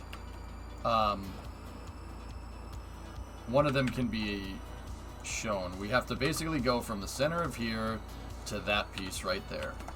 These are X-bracing the struts. So there to there. There to the there to the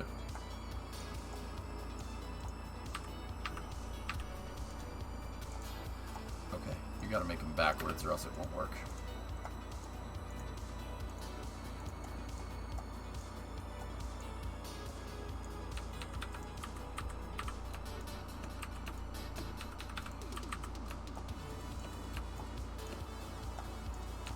And once again, I'm taking my time and making sure I put all these struts in uniformly.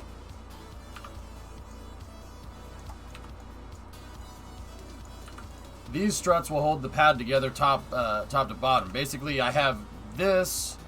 These pieces here are connected directly to the root, right? Right? Makes sense. Okay?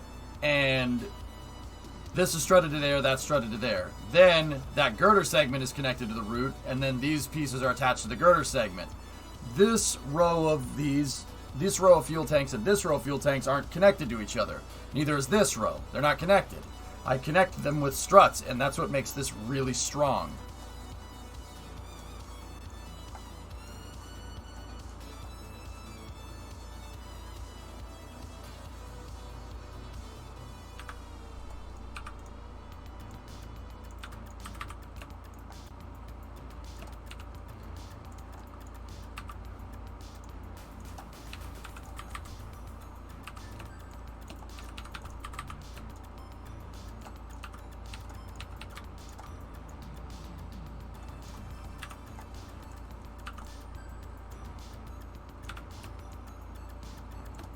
Sorry, I orient all the tanks in the same way so I know exactly where to place the strut. All the struts get placed uniform this way.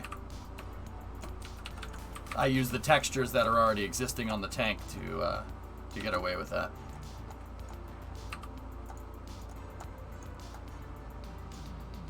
Now this tank is connected to that one's connected to that one, this one's connected to that one's connected to nothing.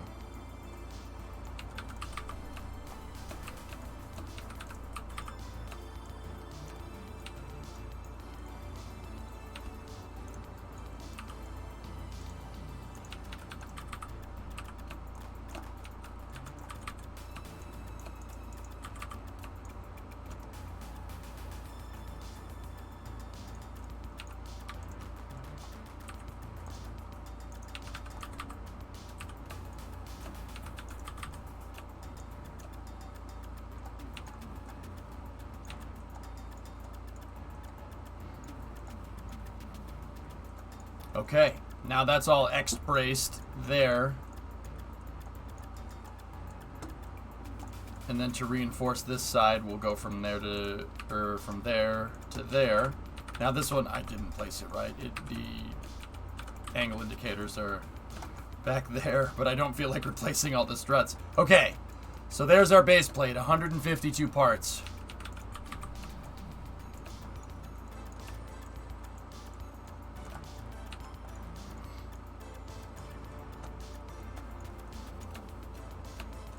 Oh, I guess it's that time again. Happy building. Okay. Alright. Good. Very good. I'm pretty happy with this. We made our own ramp, and it should work. And it's not very many parts here either. 152. We should add 2 more. I'll catch you tomorrow. Alright, Death. Hey, good looking out, buddy. I'll be around for the truck stream.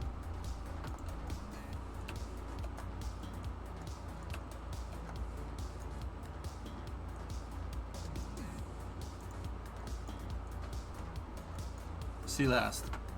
The triangles are not participating in the pattern. There you go. Oh gosh, I forgot to send you this.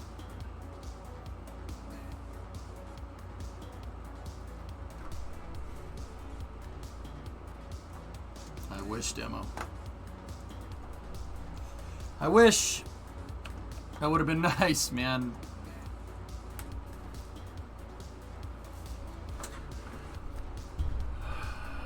Okay, so I might need to move that pad plate around just a little bit. It might need to go up or down. But I think the first place we should kind of start with this is getting the SSTO. So it's up and we roll it into position. Now what?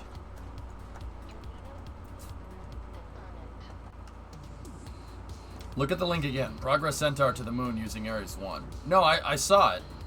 Wait, Progress in Centaur?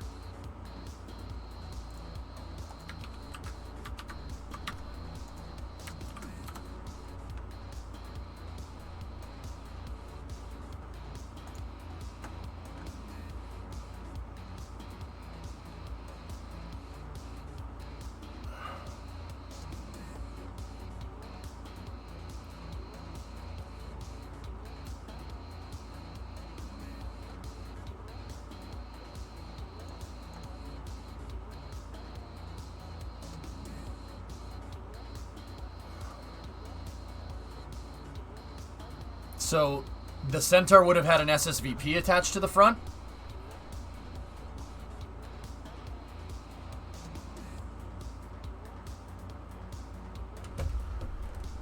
God damn it.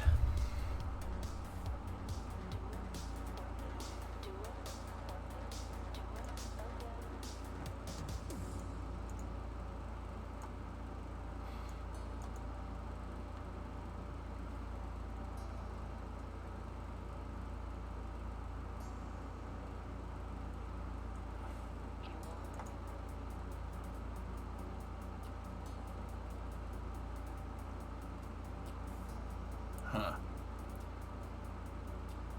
Well, that would have been pretty cool. I wish.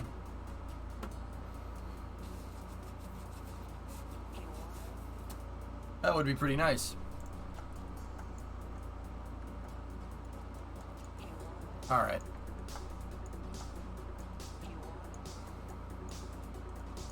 That just makes the Ares 1 lore even more cursed. It would have been an insanely capable vehicle for NASA demo. And the more you operated it, the more the price would have gone down. But no, can't do that.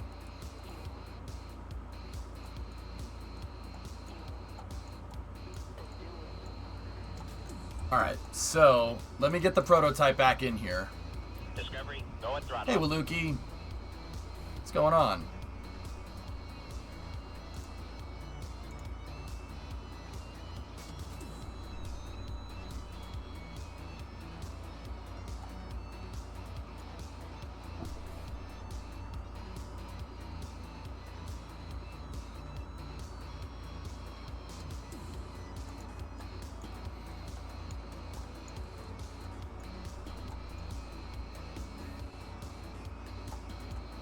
That glitch needs to stop.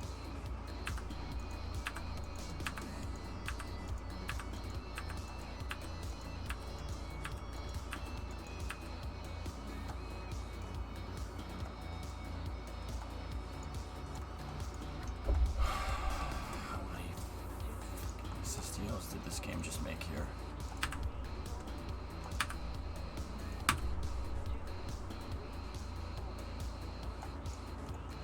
Why does it do that? I hate that so much.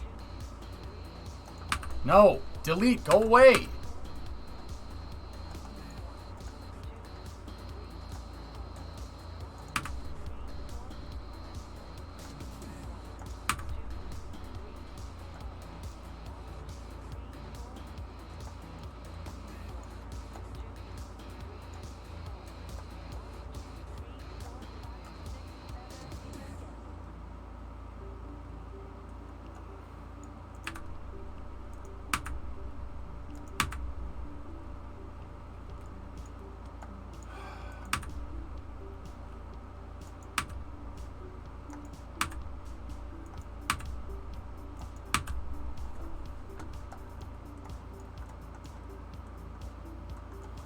I don't understand why that glitch exists.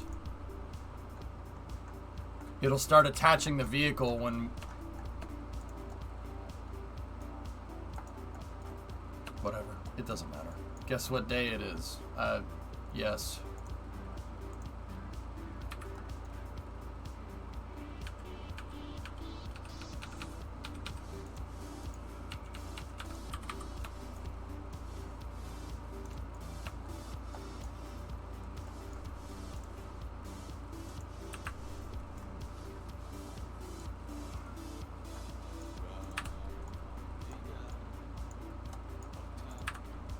I just wanted my prototype in here, man.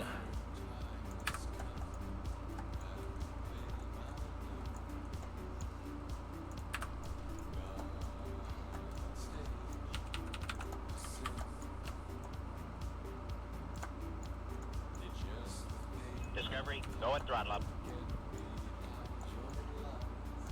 Okay. There we go. Hey, G-Core, 68-month resub. What's up, dude?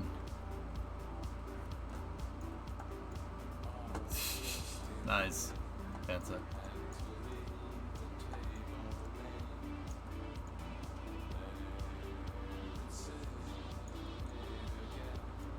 Alright, so we need to figure out a good pivot point for this.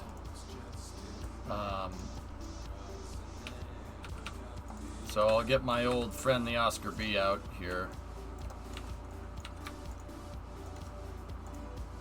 And then I'll put a docking port on the end of one. And this will give us a good indicator of where we should have our pivot point for the pad.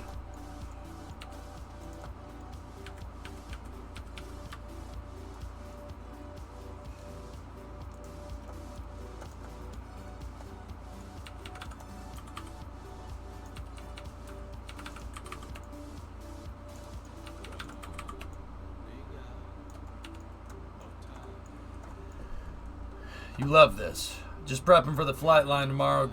I'm good. Yeah, everything's good. Yeah, Lethal Helvin Reagan. Yep, very cool.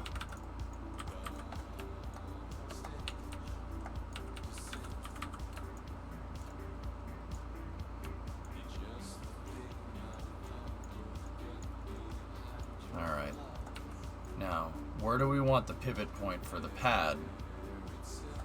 So we need to find a spot where it's going to rotate the SSTO into a position like this, right?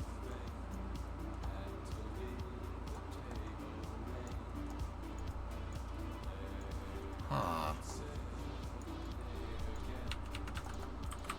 So obviously it needs to be like somewhere right here. Right, the SSTO's final spot needs to be right there. It needs to be lined up with the launch plate, right? Here, let me just move this down and make sure that we're aligned. Yep. And it also needs to be high enough so these, on a previous design, the body flaps are clipping. So it has to be up there somewhere, right?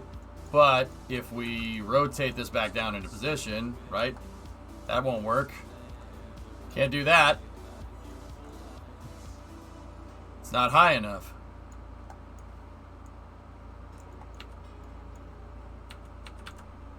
How about we put this pivot point down here, right? Put it down there like where it was.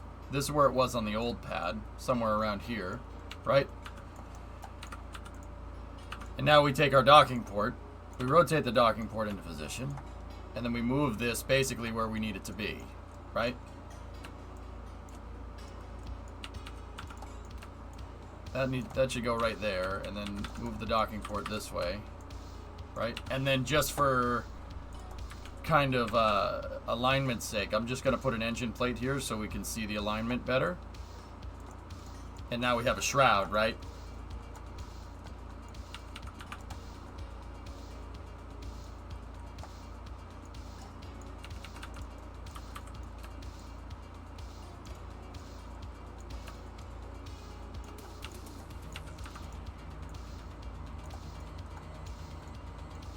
Rotate that backwards into position, and where does it get us?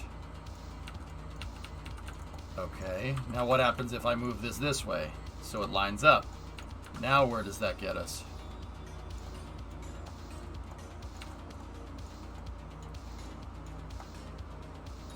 Okay, bingo. Bingo, bango, bongo, bish, bash, bosh. So that means this is going to have same vessel collision on it. And yeah, basically that's going to have same vessel collision on it. And now these ones are going to have it as well, because that's where the landing gear goes. Perfect. Okay, cool. That gives us our approximate for our hinged pivot point, right? Oh, no, no.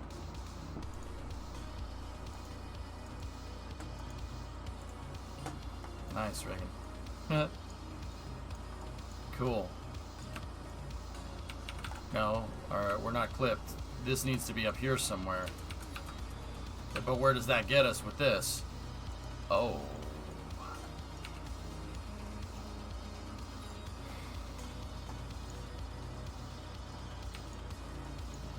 How did you do this without same vessel? What do you mean without, how did I do it without same vessel collision? The landing legs undock, RJ, if you're talking about Condor.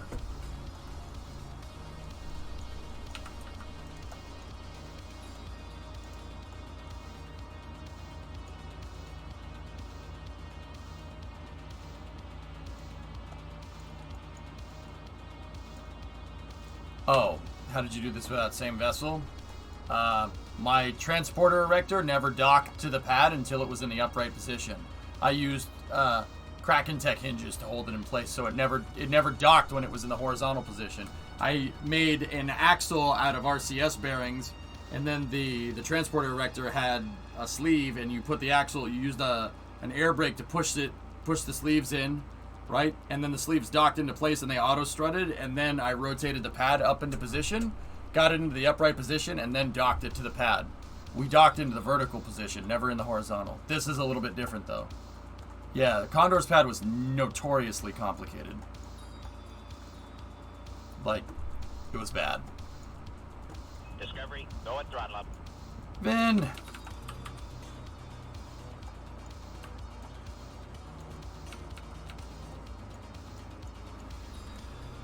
See, this is where I might want to change some things.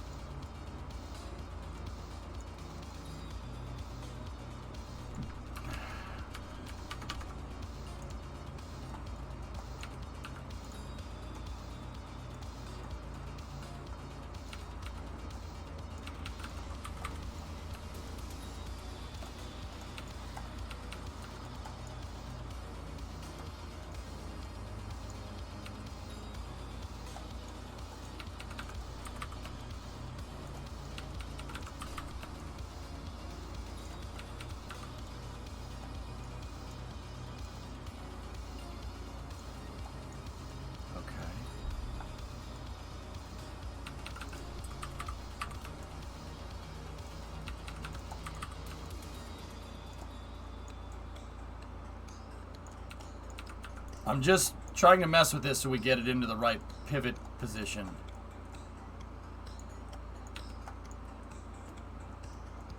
Try with the main pivot lower or almost touching ground level.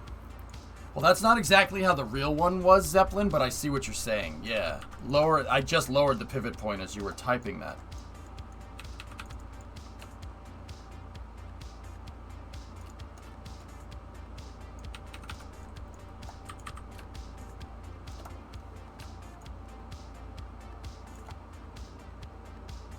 Right, if that's down there, where does this get us? Yeah, see, the landing gear now is an issue. So that means I need to move this up here like that, right?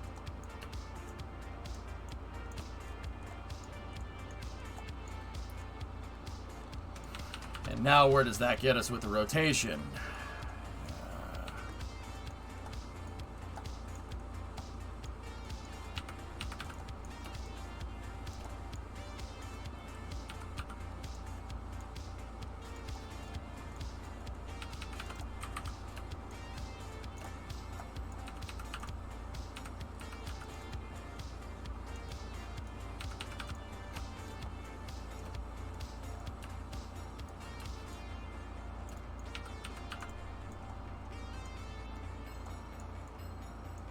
Almost. Almost got it. I'm very close.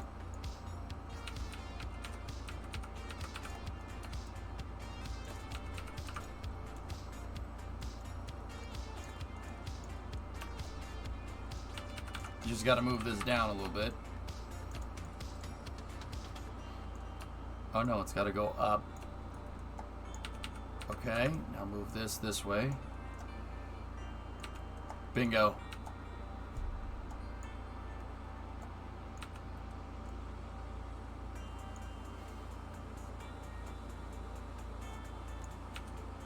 Wait a minute.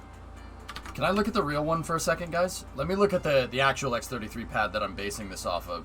I need a little bit of reference.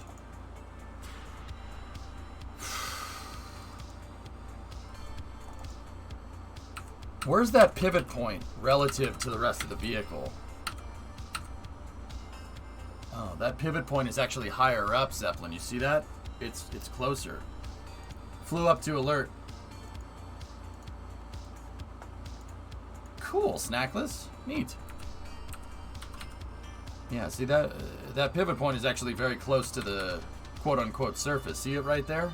Okay. So I gotta move this, actually. I should move this up. This should go up here.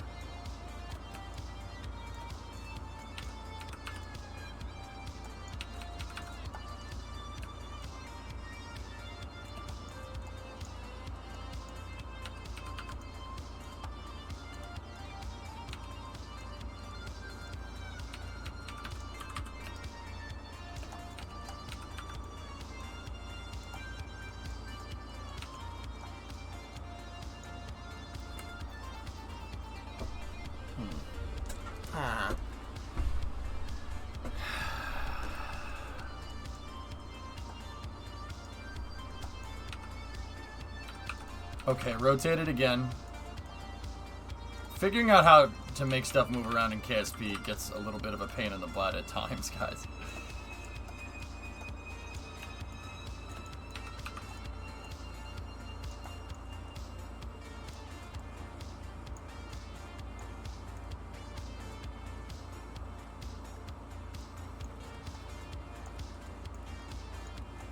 I think that's the winner.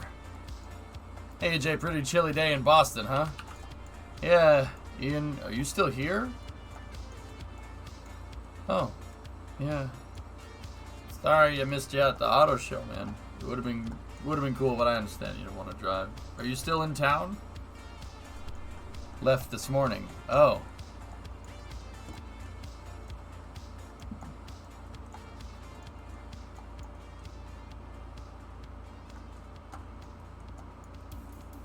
Cool. Yeah, there'll be other times, dude. But yeah, it would have been fun. Here's why I haven't tried to make pads. I don't have a good enough grasp of this stuff. I can barely make a truck that verticates a rocket. Engineering, man.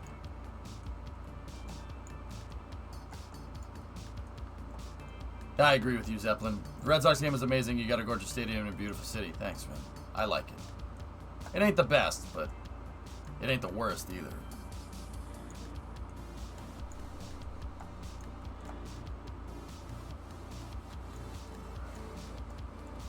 Cool.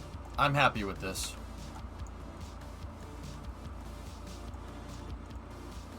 Alright, so we can get rid of that. And we know we're aligned, and now we have our pivot point figured out.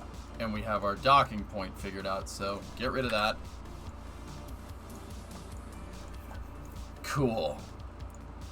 So is the hangar OPF going to roll back and forth along the sides of the pads and use the edges of the Mark III as guides so that the ram deployed or... Yes. Yeah, Loopy. I was going to make rails, actually, man. I was going to make rails. Just like Freedom's pad. Use what works. Yeah, I'll just make a rail system on either side. So the hangar could... It's based...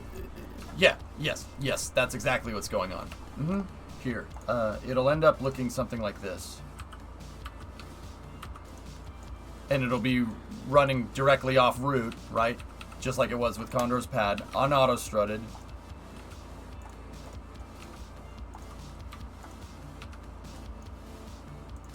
And it'll roll that way.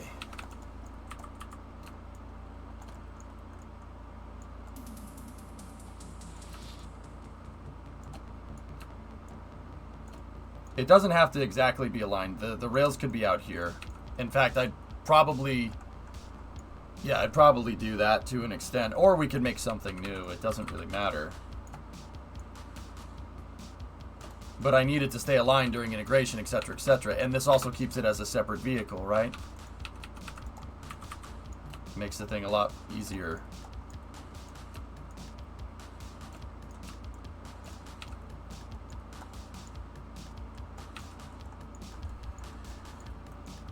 Would foregoing I-beam rails save you parts, though, since the Mark IIIs are already there to be edge guides? Well, what happens when...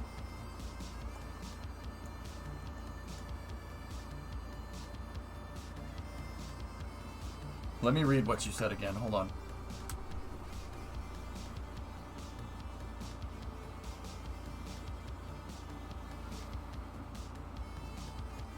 Oh, Loopy, that's a better idea. Yeah, that's a better idea. I was thinking slide it that way. No. We could slide it that way and use these as the guides. Yeah, okay, I see what you're saying. Yeah, no, good call. We should do that. That's a good idea. Yeah, that will save us tons of parts if we use these as the guides. Mm-hmm. Good call. Smart. I'll have to put some kind of stopper system here at this side, obviously, right? Just like we did with the crane, you know? But yeah, wait. How big do I need the hangar to be? The hangar is going to have to be from here to here. It's going to be 3 long. So 1, 2, 3, and this, we're 6 long total. Yeah, good call, man. That's a really smart idea. Good job, Lukey.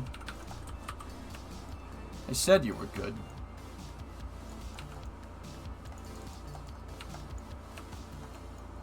Why did you blow up that poor aircraft carrier with a firework cannon? It was just a video game. Yeah, Luffy, yeah, that literally, yeah, that'll work.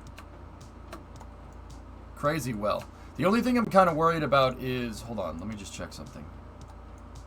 The crane could get hung up on these gliders right here. I'm not sure how we'd get around that, but I'm sure we could think of something.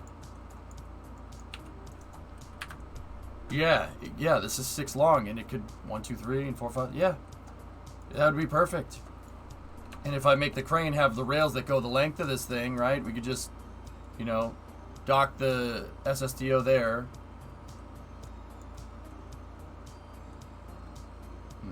The SSTO, it might be hard to load up payload here. Yeah, Loopy, that's right. That's right, just to recenter it. Yeah. I'm good with that. We should do that. That's a good idea. I'm a little bit worried now, though, because... Give me 1 second. I need to check something.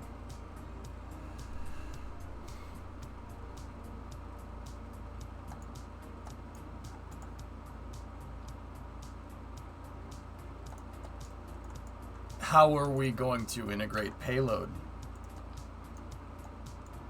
And where are we going to integrate it from?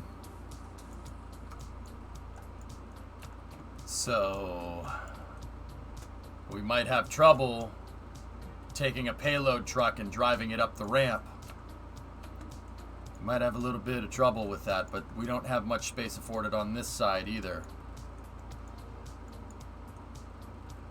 Like, entry crane over the ramp is all fine and dandy, guys. I don't have a problem with that. But I would prefer the payload truck to be flat. And... Or you can make it 7 long.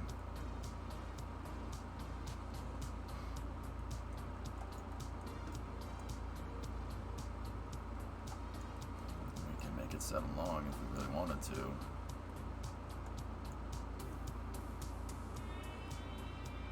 But that means the hangar would only...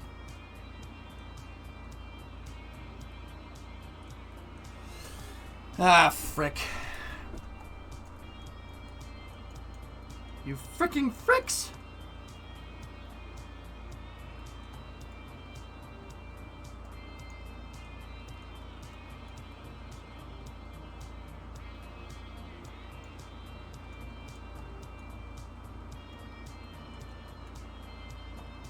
I suppose if we just make the correct kind of truck, it could just fit right here. Like, we're only going to have a payload bay. Our payload's going to be only this long at best. So I could have a special type of truck that's short like this. That's not a problem. Or heck, I could have a K200 drive up here.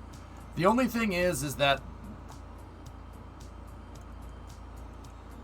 Oh, I would need Imahara guide rails up here. Or guide rails down there.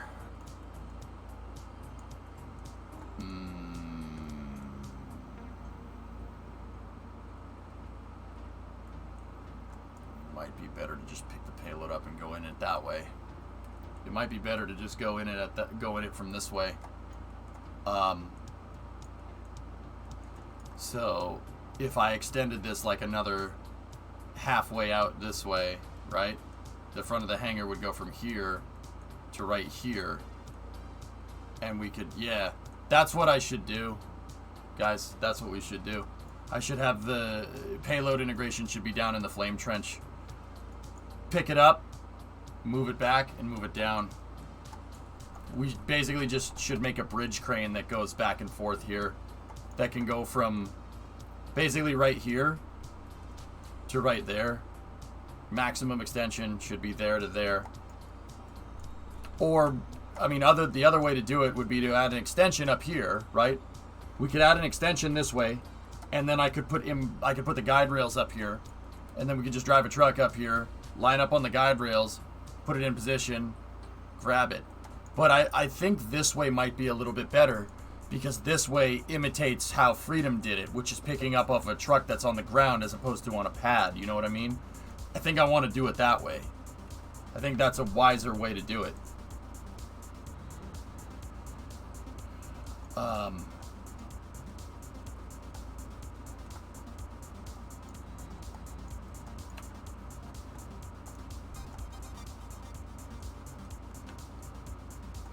Yeah, the ground aisle, I think, would be the right way to do this loop.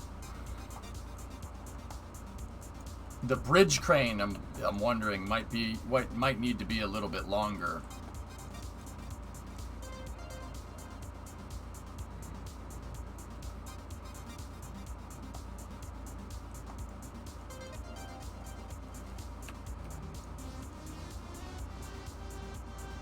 Should work.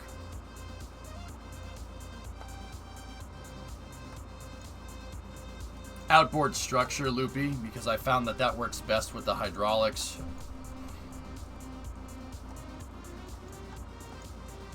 Or I could just unlock the liquid fuel. I mean, what did we have before? We had 4 of those tanks at 5,700. How much is the liquid fuel one? 45. 4 of those tanks might, I mean, that could work.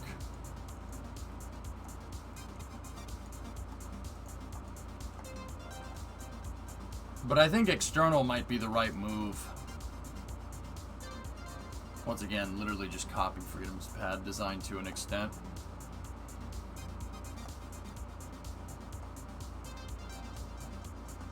Outboard fuel structure would probably be the right idea.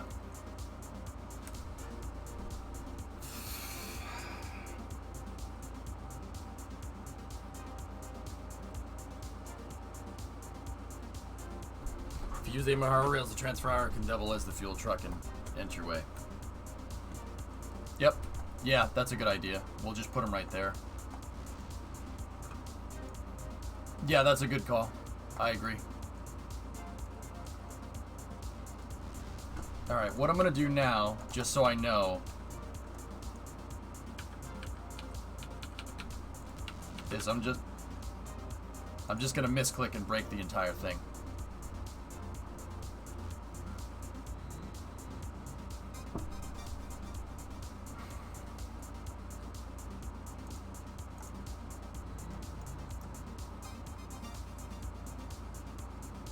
Oh, great. I lost my pivot point because Control Z will fix it. Yeah, I know. I lost the place of pivot. That's good. Okay, well that piece was somewhere along here. The front nose gear on the thing was somewhere around there. Should help us. Hello, darkness, my old friend.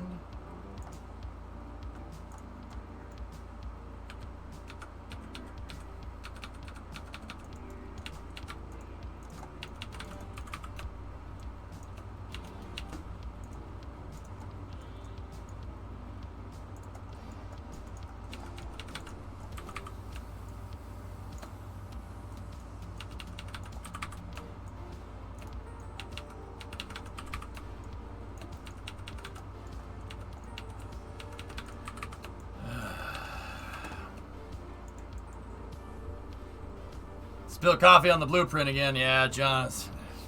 Sorry. Drink too much coffee, man. It's my engineering fuel.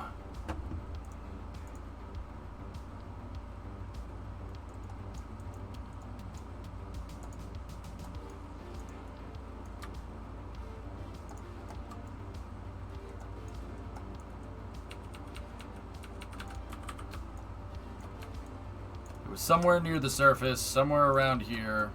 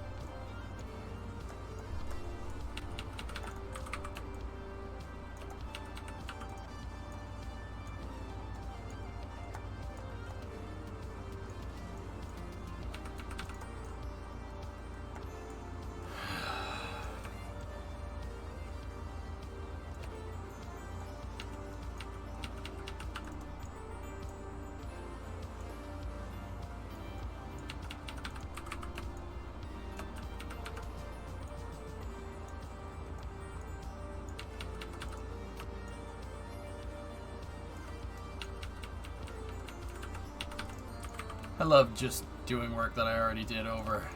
Doesn't that make you happy? You feel that? You feel the efficiency, chat?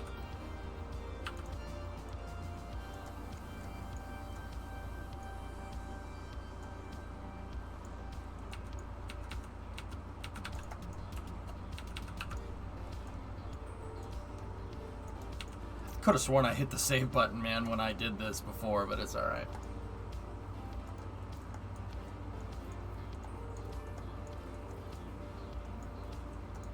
I should be able to scale it, Chief. Should be. It's like lasagna. The seconds are even better. Okay, you know what? That's fair. You know what? That's fair.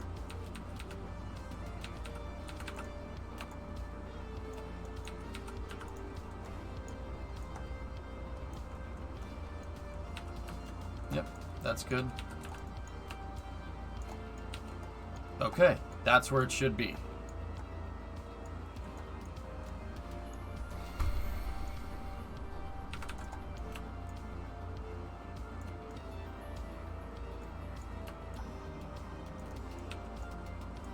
Is there any way I can move the SSTO like towards this at all? Like, can we move it towards it and then turn it? What happens then?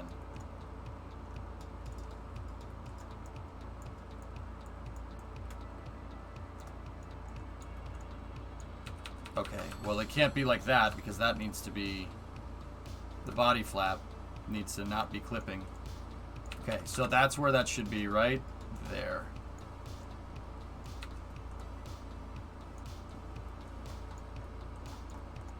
Good. Perfect.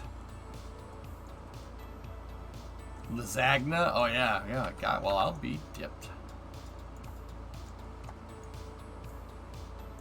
You know, Grav, a guy wore his old Vice Grip Garage shirt to the auto show the other day. Well, and I tell you, no one recognized me.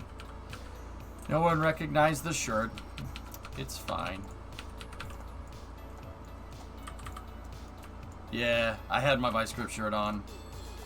I was hoping that somebody would be like, dude, I love that. Nope. My Vice Grip Garage shirt, Sneaky. It's a YouTube channel that I watch that I really, really, really enjoy.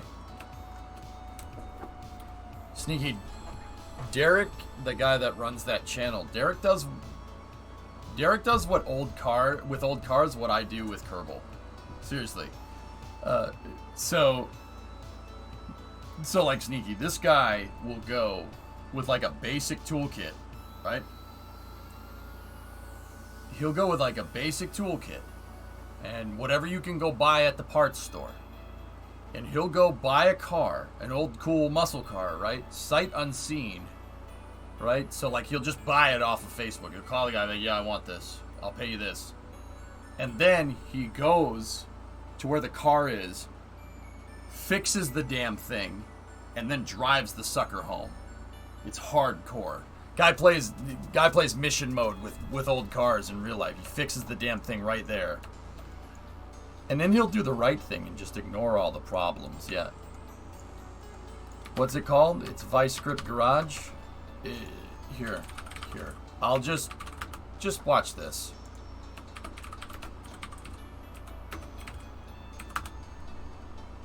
This right there, episode 66, is the first Vice Grip. There's Derek right there. That's the first Vice Grip I ever watched. And it is amazing. I've watched every single video that he's released religiously since then. Look at the car that he rescued. And I'm not going to say what he did with the car. You guys got to watch the Independent Chevelle series. It is one of the gnarliest revivals I've ever seen.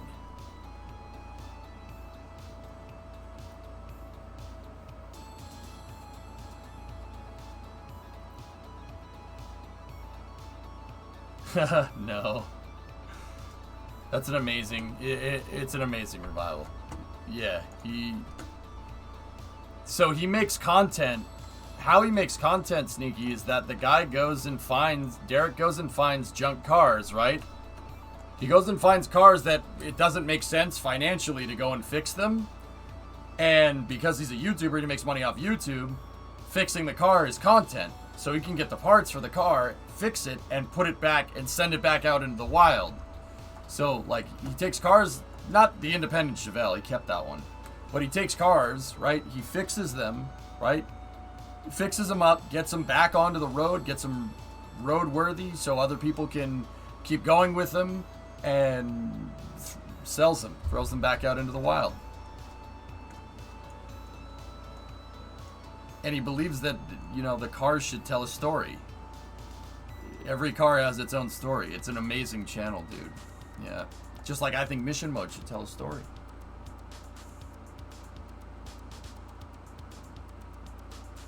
Yeah. One of my all-time favorite channels on YouTube. Absolutely. Was fun watching the 71 Rivy. Someone grew up with the 72. What a great revival that was, 1, 2, 3. But everybody should start off with Independence. That's Derek's freaking Mona Lisa. It's amazing. Such a good series.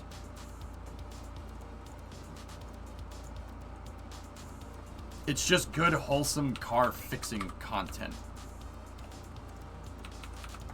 Really appreciate it. A lot, actually. Okay. Sometimes the car story involves him. That's right. Okay, so we got our 3 points. That glitch is happening again.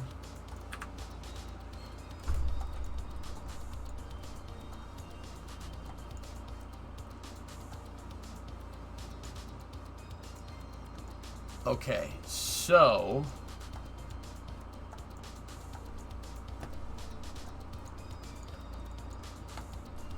let's get to work, shall we? I'm just gonna move my pivot point off here, and now I gotta go back and we gotta rebuild this again.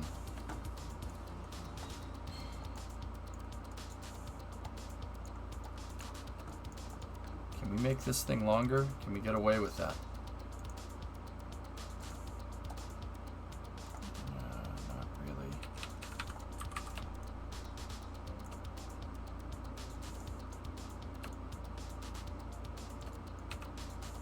Yeah, okay. That needs to stay like that for now. Like you with the truck that sat in the garage a few years before you got back to it. Yeah. I mean, sure. Sure, why not?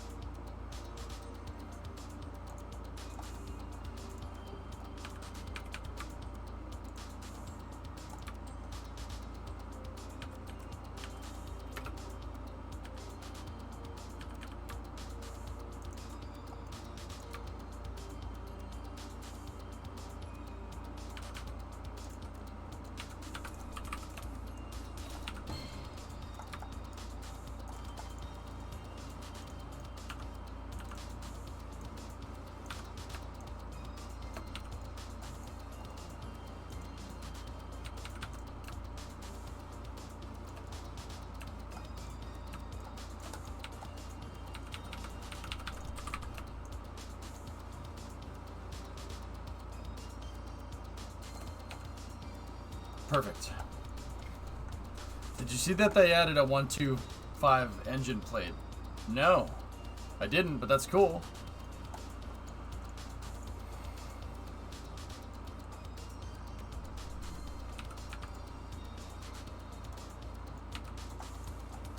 Okay, so this is how big this thing needs to be, all right? And that's where our pivot point is. So I basically need to make a new, better version of what we had in the other design. So the other design was like this.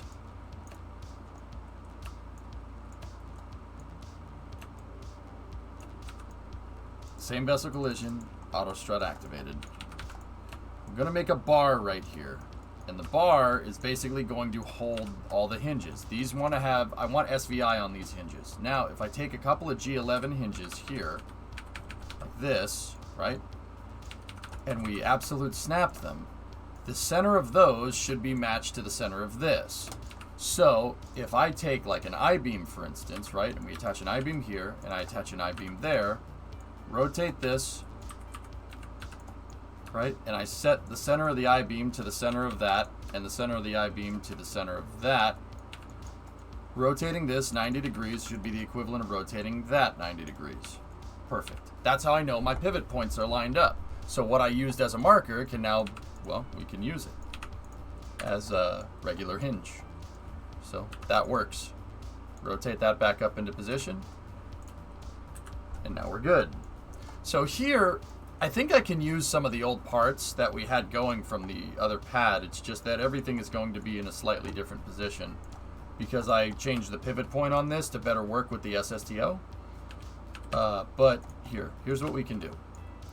I'm going to go ahead and node snap this hinge. This is going to be the hinge for our transporter erector, okay?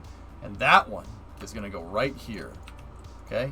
That's going to have same vessel collision on, and it's going to start in a 90-degree position facing that way, okay? Now the next hinge, I'll take another G11 hinge. This hinge, which I'm also going to node snap,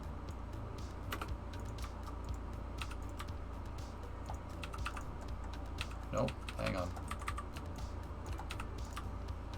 Which I'm also going to node snap to root.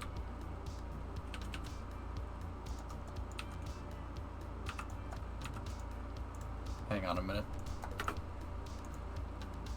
I gotta put a nose cone on one side of this thing to make sure I'm attaching to the right piece. So I'm gonna cover up that attachment point, and now we're gonna attach there. And now that hinge is attached to the same thing. I just wanted to make sure it wasn't attaching to the engine plate or anything else. There we go. The reason why I put this here is to make it look like this plate goes into the ground. Yeah, that's the reason. So how goes everything? I was in the kitchen. So full now. Everything is good. And now this hinge here, believe it or not, it's going to be right there. Now I can't use same vessel collision twice over here, so we're going to have to get a little bit fancy. How are we going to do this and have same vessel collision on these hinges? I want same vessel collision on the hinges, so this bar prevents any drift from happening. How are we going to do this?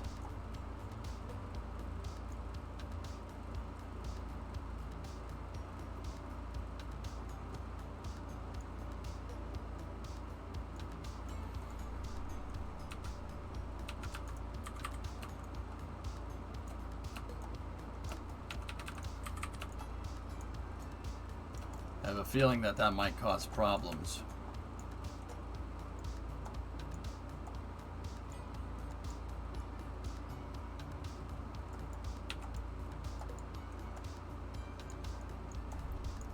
Loopy, I don't know, that might work, it might not.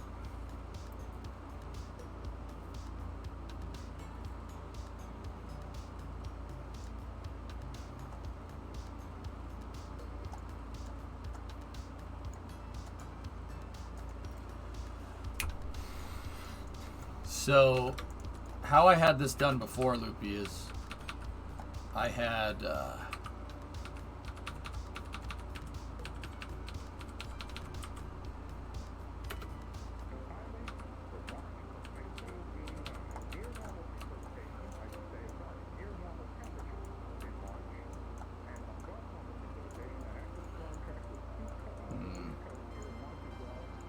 we can put it out on the runway and see.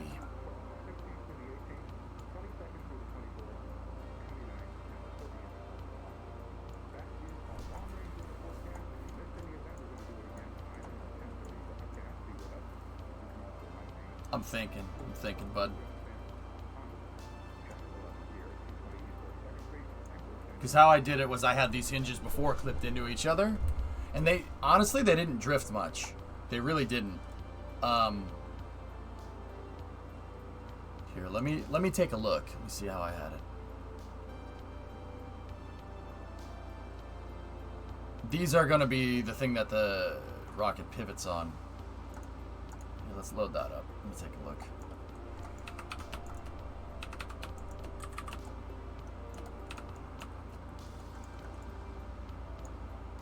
Yeah, they were clipped.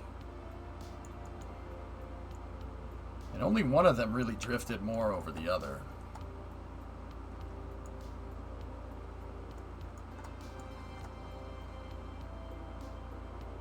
You know what? I might just want to reuse this. This thing works. It works pretty well instead of remaking it. But then again, remaking it helps me overcome some of the shortcomings that I had from the previous design.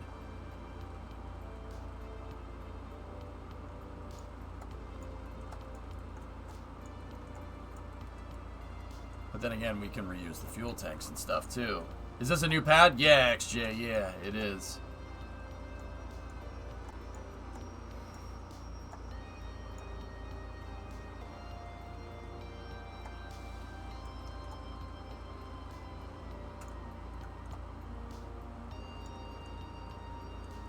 Discovery, go Goat at Throttle Up. Hey, Wand. Best game ever. Thanks, man. Yeah, well, not thank you, but yeah, I agree with you. But thanks for being here for 41 months, man. I appreciate it.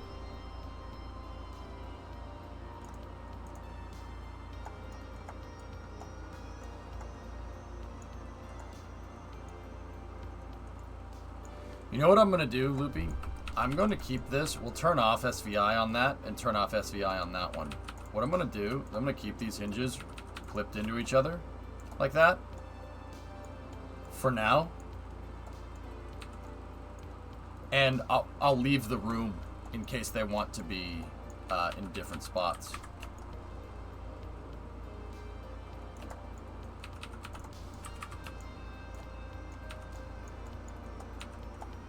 I'll leave the space there, so if we want to split it, we can.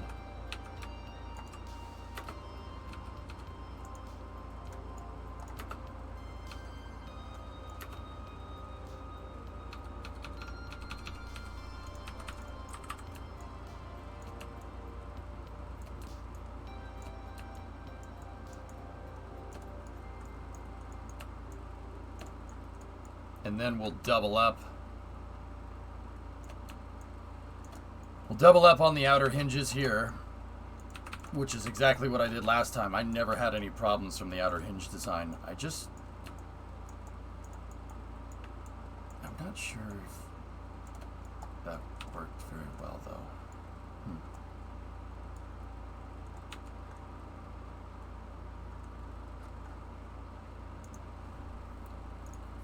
I might just merge the two craft files together. I think that might be a better idea. Now that I'm really thinking about this, let's take revision 3 and I'm going to merge it. And then I'm literally going to get rid of everything that's not the robotic structure.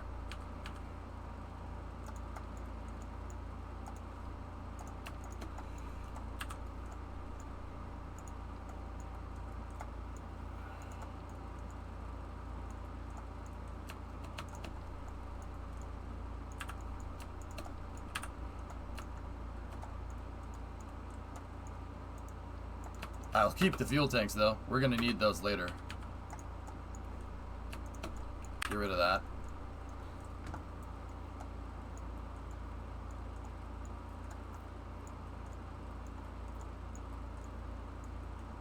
Alright, now dump that, and now cherry pick this piece off right here, right?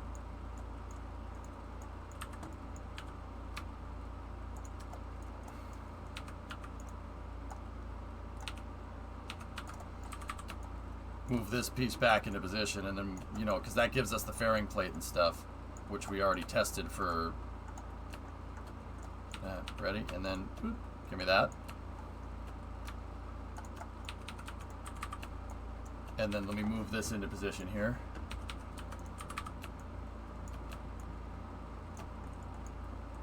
And then, just like before, these had 4 struts. I overstrutted the trash out of these things, but I did that entirely on purpose.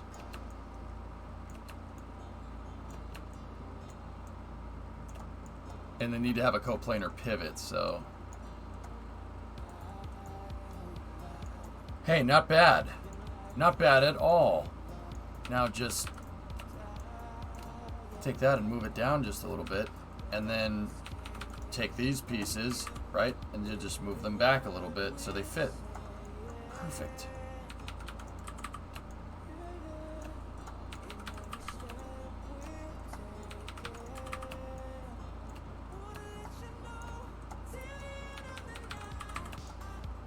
And these are the hydraulic receivers right there. There we go.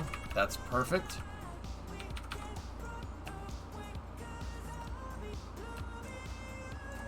I think on my other design I had those strutting to the SRB in the panels, so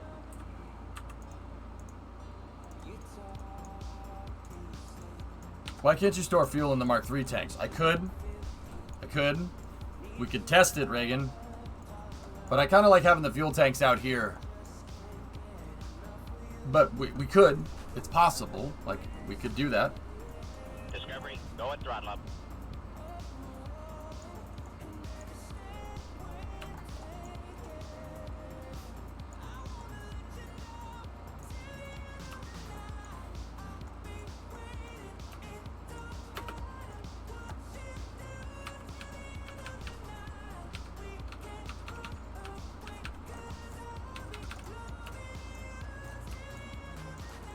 Now we don't have as much clearance here.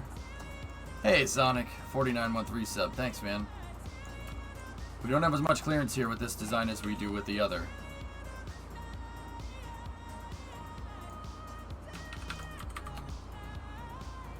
That's another problem we're gonna have to solve.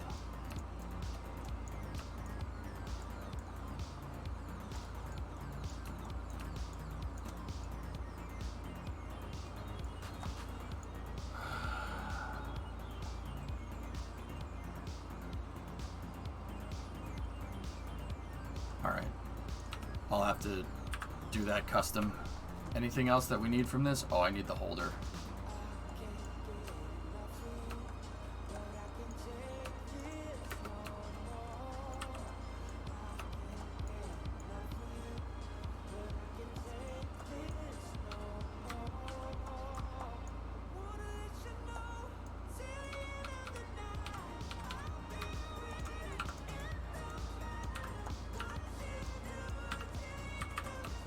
And then that should just be able to go right there and hold this entire thing in place. Perfect. And then if I take the holder, right?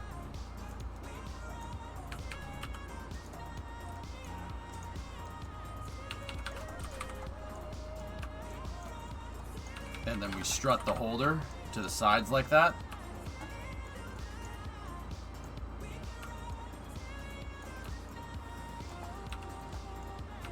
That's not gonna move. Boca Chica tank farm when storing fuel in the flame trench is a good way to suddenly get a bigger flame trench. I mean, yeah, pretty much. Okay.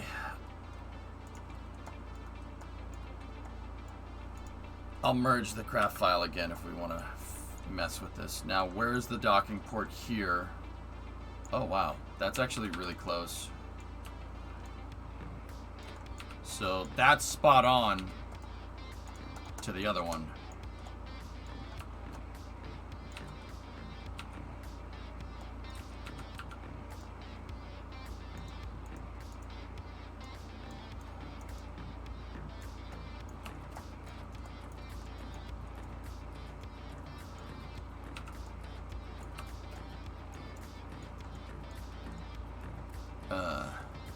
Okay. What is this? That's a budget cup. Lieutenant Budget Cup. It's an old stream meme, dude. Very old.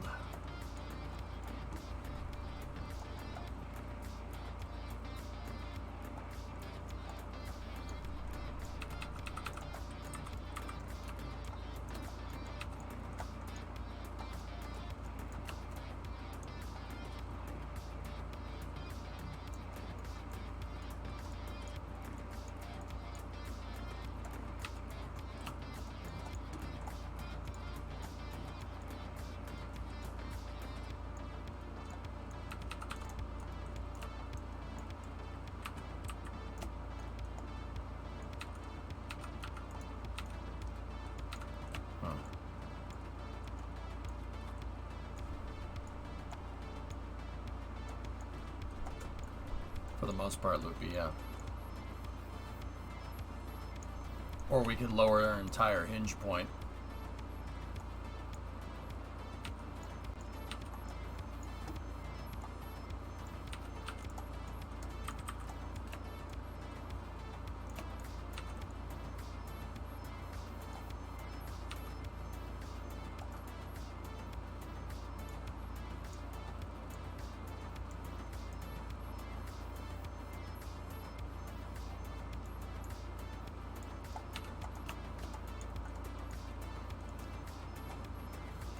It looks like the piece here isn't long enough. Okay. What about this? That's Dr. Peter Parameter. It's from the atmospheric penetration video, which teaches people about re-entry.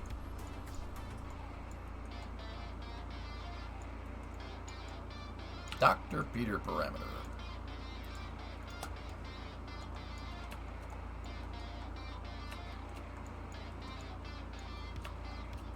Hand banana. Moving the tube might be easier than moving the pivot point because it changes less overall. I could remake this, yeah.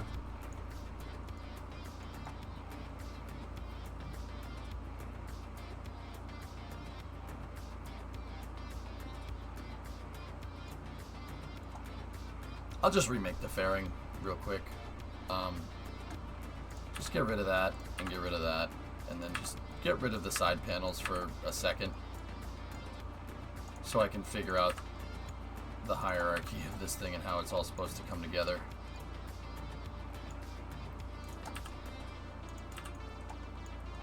This thing is going to need to be a little bit longer. So, alright, so take this, move this back like this, and now take this, take my pivot pieces, and move them back.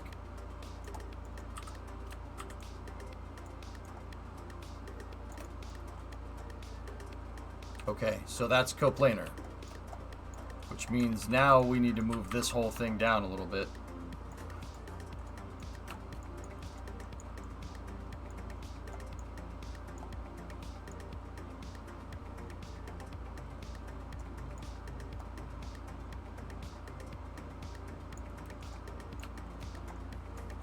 Never realized they built a pad for the X-33 at Edwards. Yep, it's right by where ABL is doing their testing, actually. It's next door. Yeah, built the whole flame trench, whole complex for it, dude. That mass simulator, you can still see it on Google Earth. The mass sim that they use to test the pad hydraulics out. Yeah, everything is there. Dude, the project was like 97% of the way there to a test flight. They were very close. Yeah. That truck doesn't even look old. It's a nice Ford. That's a 96 or a 97 F-250 HD. It's the contractor's truck that built the thing. That's a nice truck, though. You should buy one that looks like that. Hand banana. It's my FS economy company.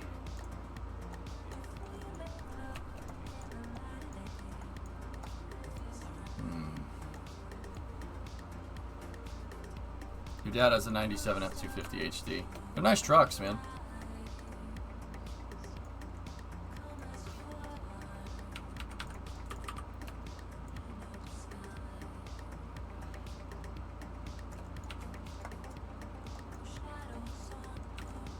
Handy banani. Yeah, well, Loopy, this is why I wanted to mess with all this now. This is where this matters. Matters doing your homework, right?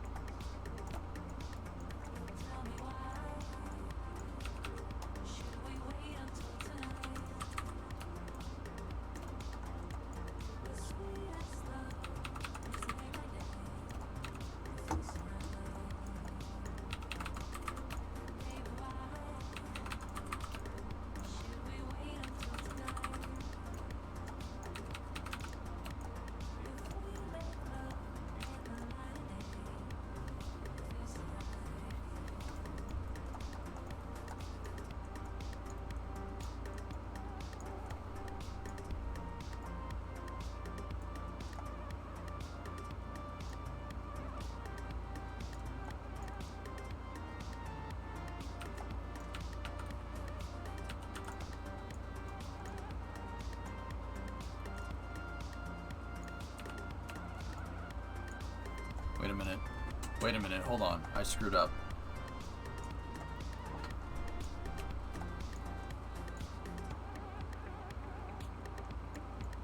I'm confused. Darn it.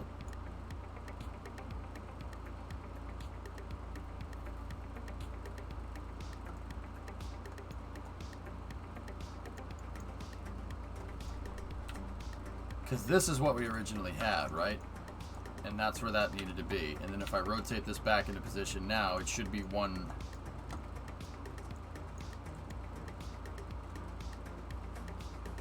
Right, and now that's lined up, right? So that means moving this all backwards, keeping the same pivot point, but moving this all backwards just a little bit.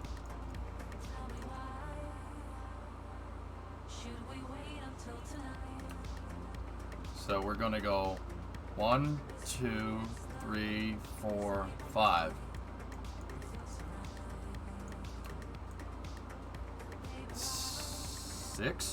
6 ticks back.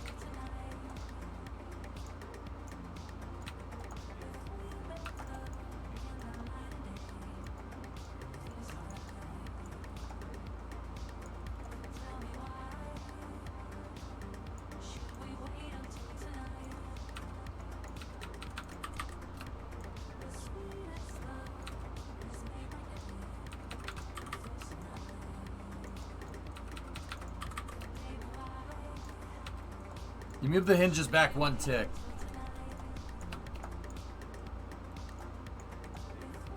Oh, okay. Yeah, I see it, Luke.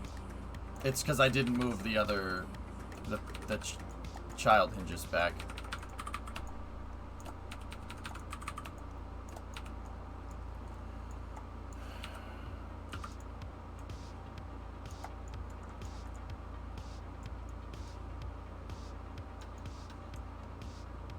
So that means I'm going to rotate this thing back up into position like that.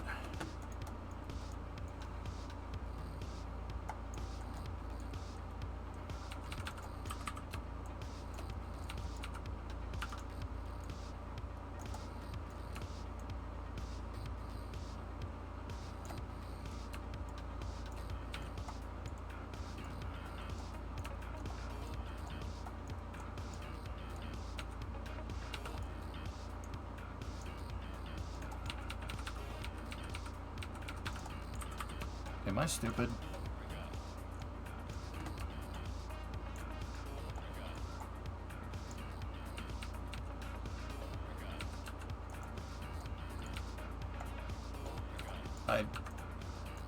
I'm gonna have to remeasure. I screwed up. I'm getting kind of tired, dudes.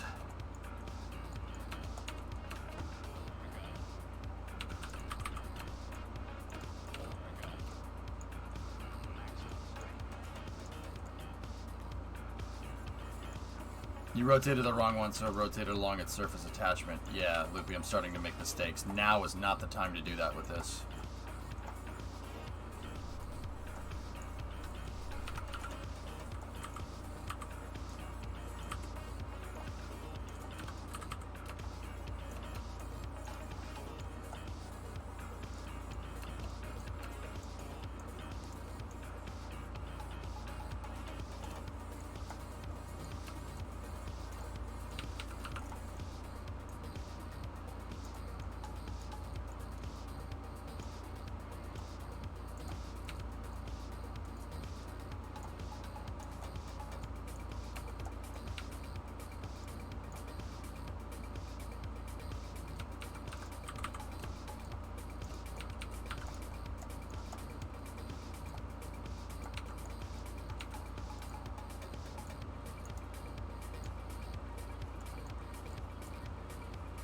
Okay. There.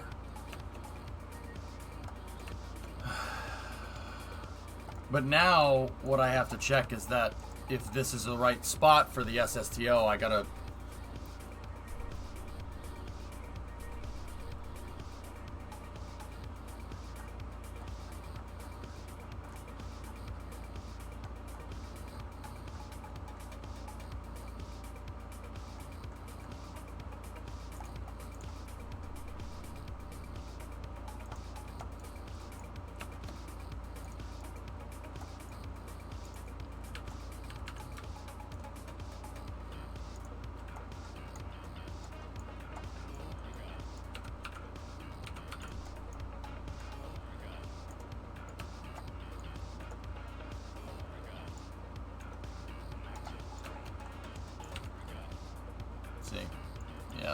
that's an issue. This docking port needs to go up. It needs to be right there. And then we need to take into account that this thing's going to be heavy and might scrunch under fuel load. So let's go down here. Let's say right there. That should do it. Now where are we?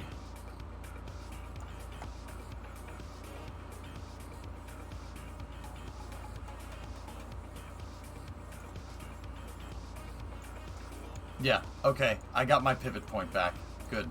That's what I wanted.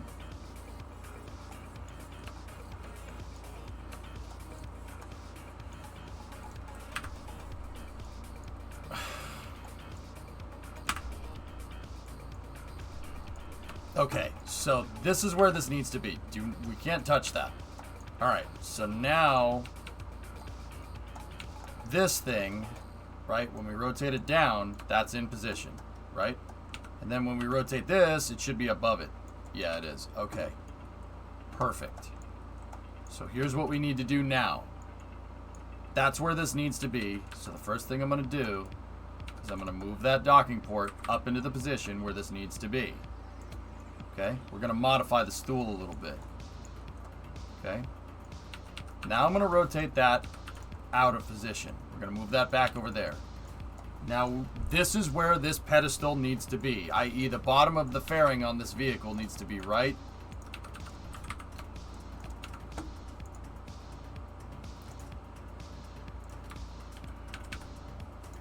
here. Okay. Okay. Perfect. So now this needs to be, I got to move the engine plate so we can make a hollow fairing again. And we got to move the plate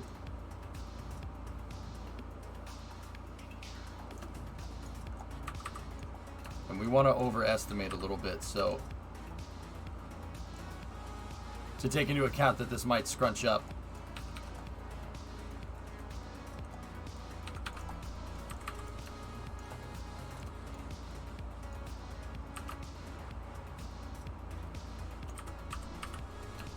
Actually, that absolute should probably do it.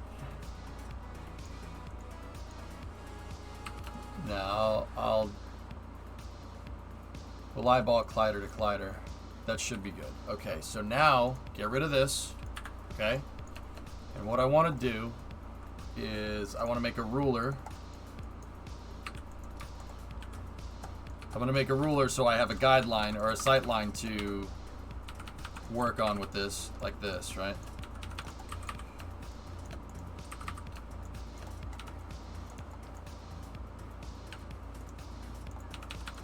Strut rulers are an idea that one of my buddies, one of my mods, Cortessa, came up with. So watch this, ready? Wherever I move this, the strut will move with it, so you can create a line, right? And now, if I take this line and we snap it to the outside right here, see? And I make it clip about halfway through, right? That should give me an exact to where this fairing needs to be to attach to the fairing. Or where this needs to be to, actually it should be inside here. Right? There, because we need a butt to the bottom of the fairing plate. So we basically have it right there, but I need to make space here so the engines can pivot. So we're going to edit this fairing, right?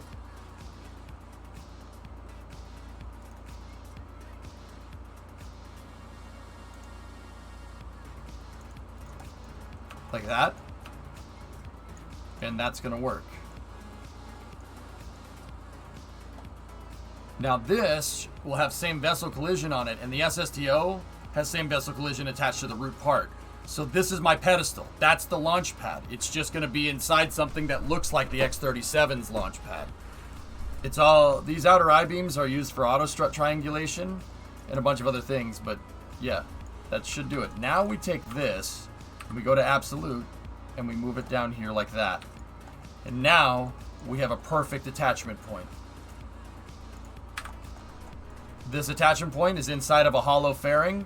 We butt the SSTO to this. It collides with the fairing plate. And then, just to make sure that I did this exactly right, when I rotate this back up, it should be exactly aligned with that docking port. So much so that it's Z-fighting. Perfect. Perfect.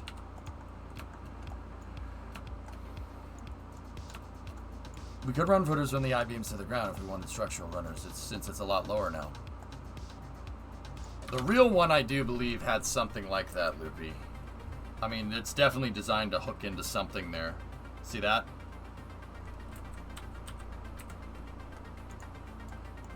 I just think that might look a little bizarre. Oh,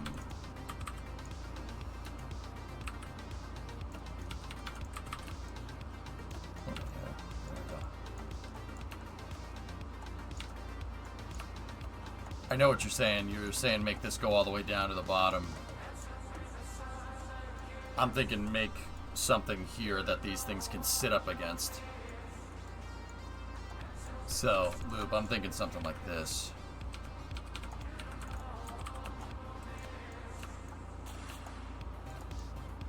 Well, maybe not like that.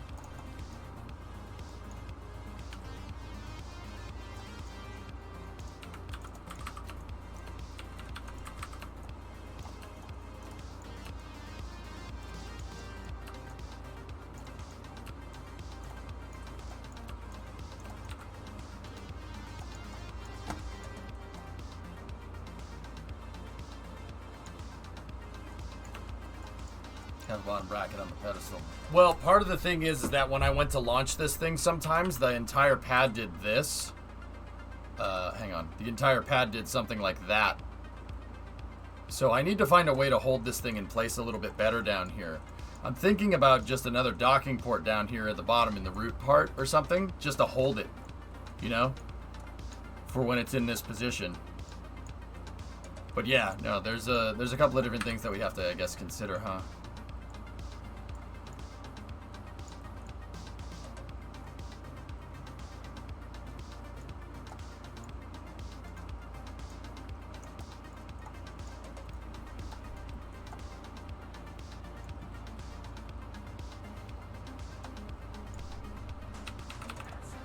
Can I just check something? What happens if I move this right here? Just out of curiosity. I mean, I know it's gonna mess it up, right? Like,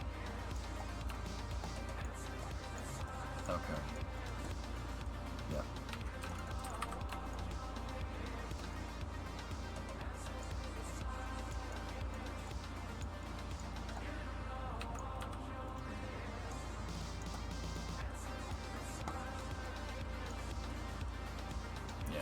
Alright, I see what's going on.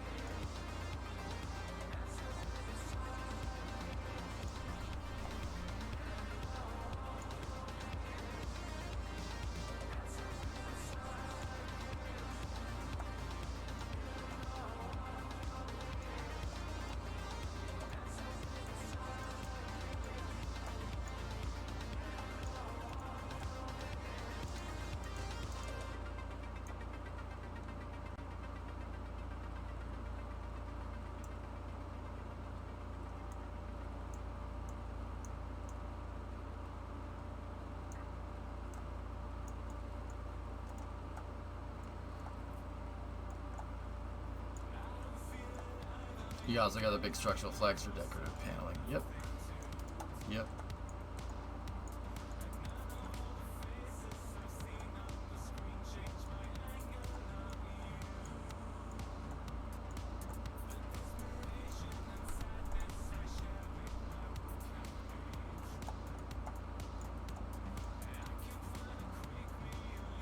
Okay, cool. Good progress here.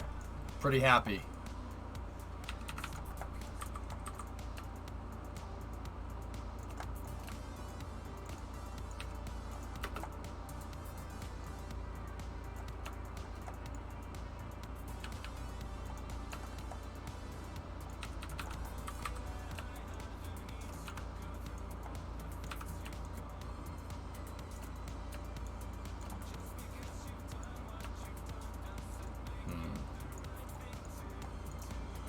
Huh.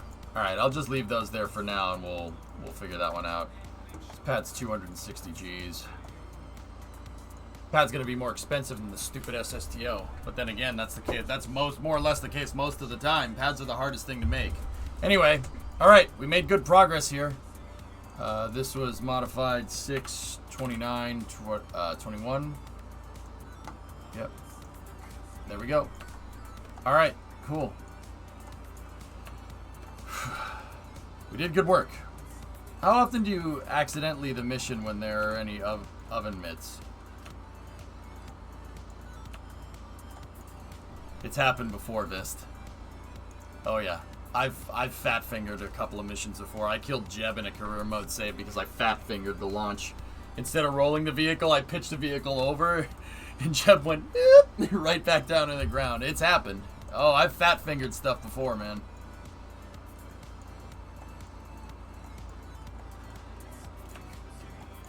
All right, dudes. We'll keep going. Next time, we'll get all the pieces built out, and you know what? Making those fuel tanks would probably save on parts. I should do that.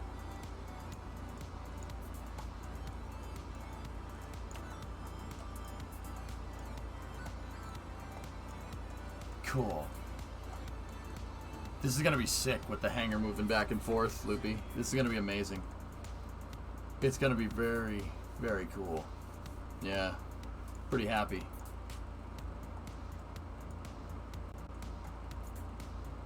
Kind of thinking just build this system. Yeah. Just copy the old system, copy all the struts to the old system, and just put it in. Yeah, put it in here, and just, yeah, that's it. Either way, we don't need that. We don't need those pieces there. I can keep those there. That's useful. Let me just look at the pad one more time. Where do the hydraulics attach? Yeah, they're over there on the angle piece. Okay. Cool. Just have to redo the pistons a little bit to accommodate for the lower ground clearance. Yeah. See, Loopy, the other thing that I've noticed is that with this thing, if you look, right, this is almost an equilateral triangle right there, and I'm almost thinking it might be a good idea to make ours a equilateral triangle. You know what I mean? Like, if we look at this thing when it's up here like this, right, it's not going to look like a triangle. Right? Even if I make the crossbars to where the bottom of this thing is supposed to be, right? That's not the axis that I want to rotate on, game. Right?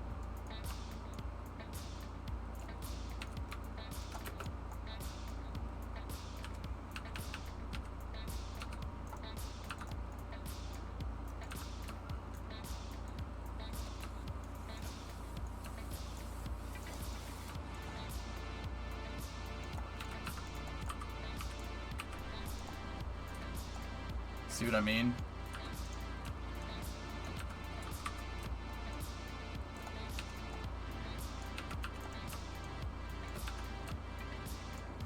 I think the Kraken tech would do better if we did this. If we slid this around.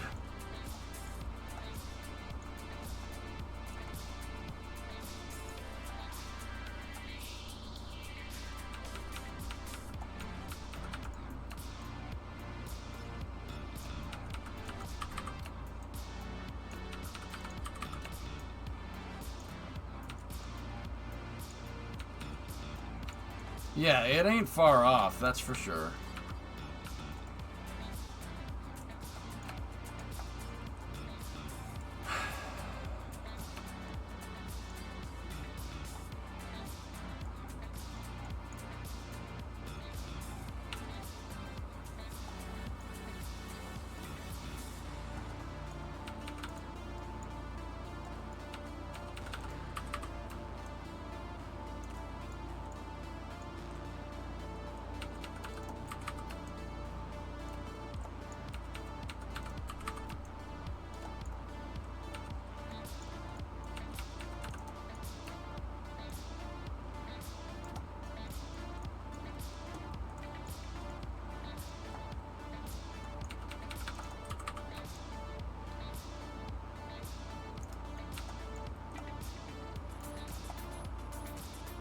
I think that lined up everything again. Pretty sure.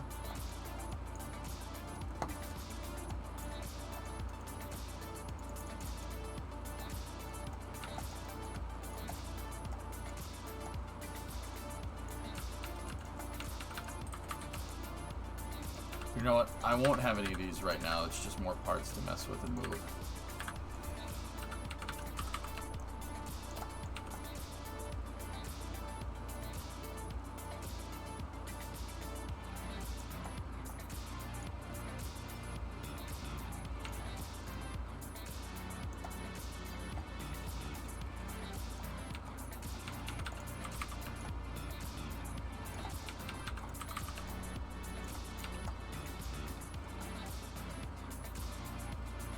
Pretty close.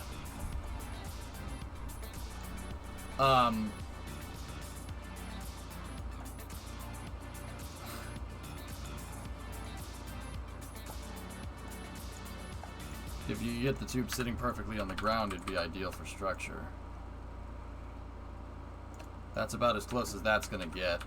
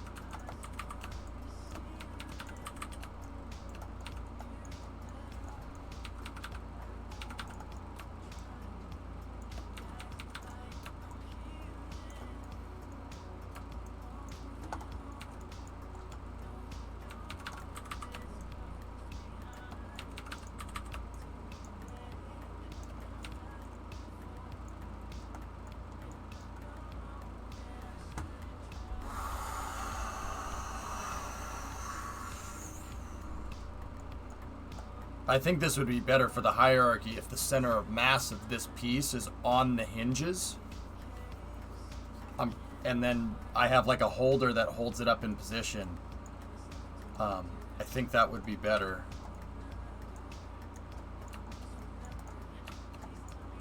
Damn it.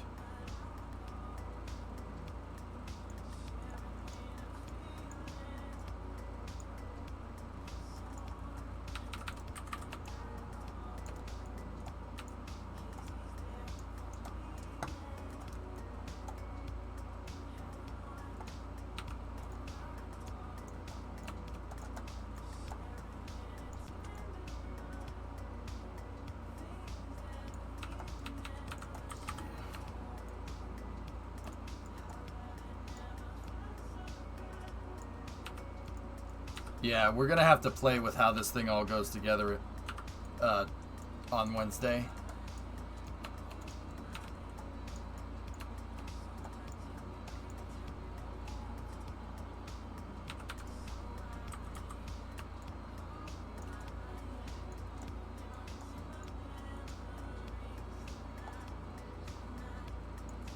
Yeah, we'll have to play with this thing a little bit.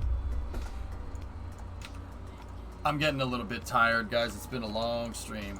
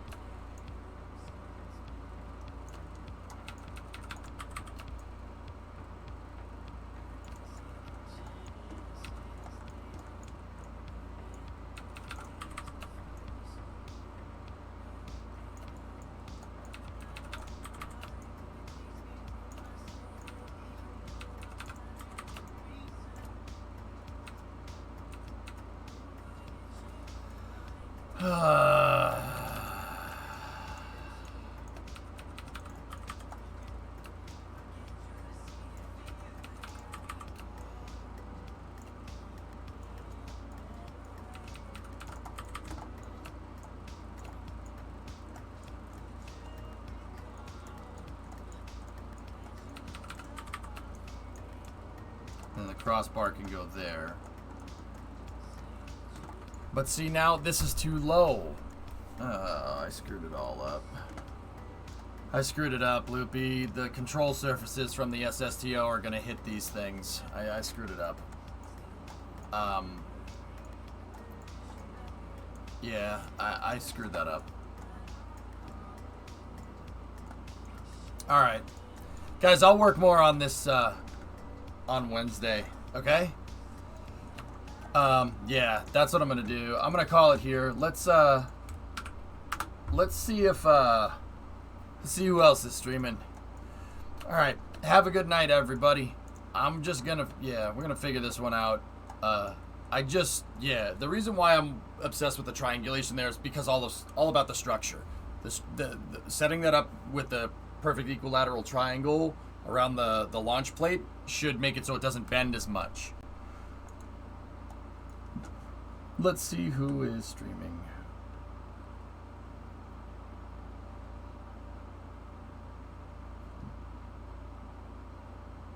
I'm going to raid GravShark. We haven't raided GravShark in a while. Tozzle's streaming. Taradra's streaming right now. Saber is streaming. There's a bunch of people that are streaming. But I'm going to go for GravShark. He's doing stuff out on Duna. Still want to discuss the project thing tonight. Pilot. Can we do it tomorrow night, actually? Well, here. No, I'll talk to you after this. Anyway. That's going to do it for me, guys. I hope you enjoyed it. We're going to really need to start doing work. We're going to have to... Once I get the... pad transporter erector and everything all figured out again, we can test it. We'll test it again. And then building the hangar shouldn't be too ridiculously complicated. It should be like, basically the hangar piece should be like a bridge crane. Shouldn't be too difficult to make. Hey Skills, you're catching me just at the very end. So have a good night, guys. Thank you very much for watching. Go see what GravShark's up to, and I'll talk to you guys all tomorrow. We got a truck stream tomorrow.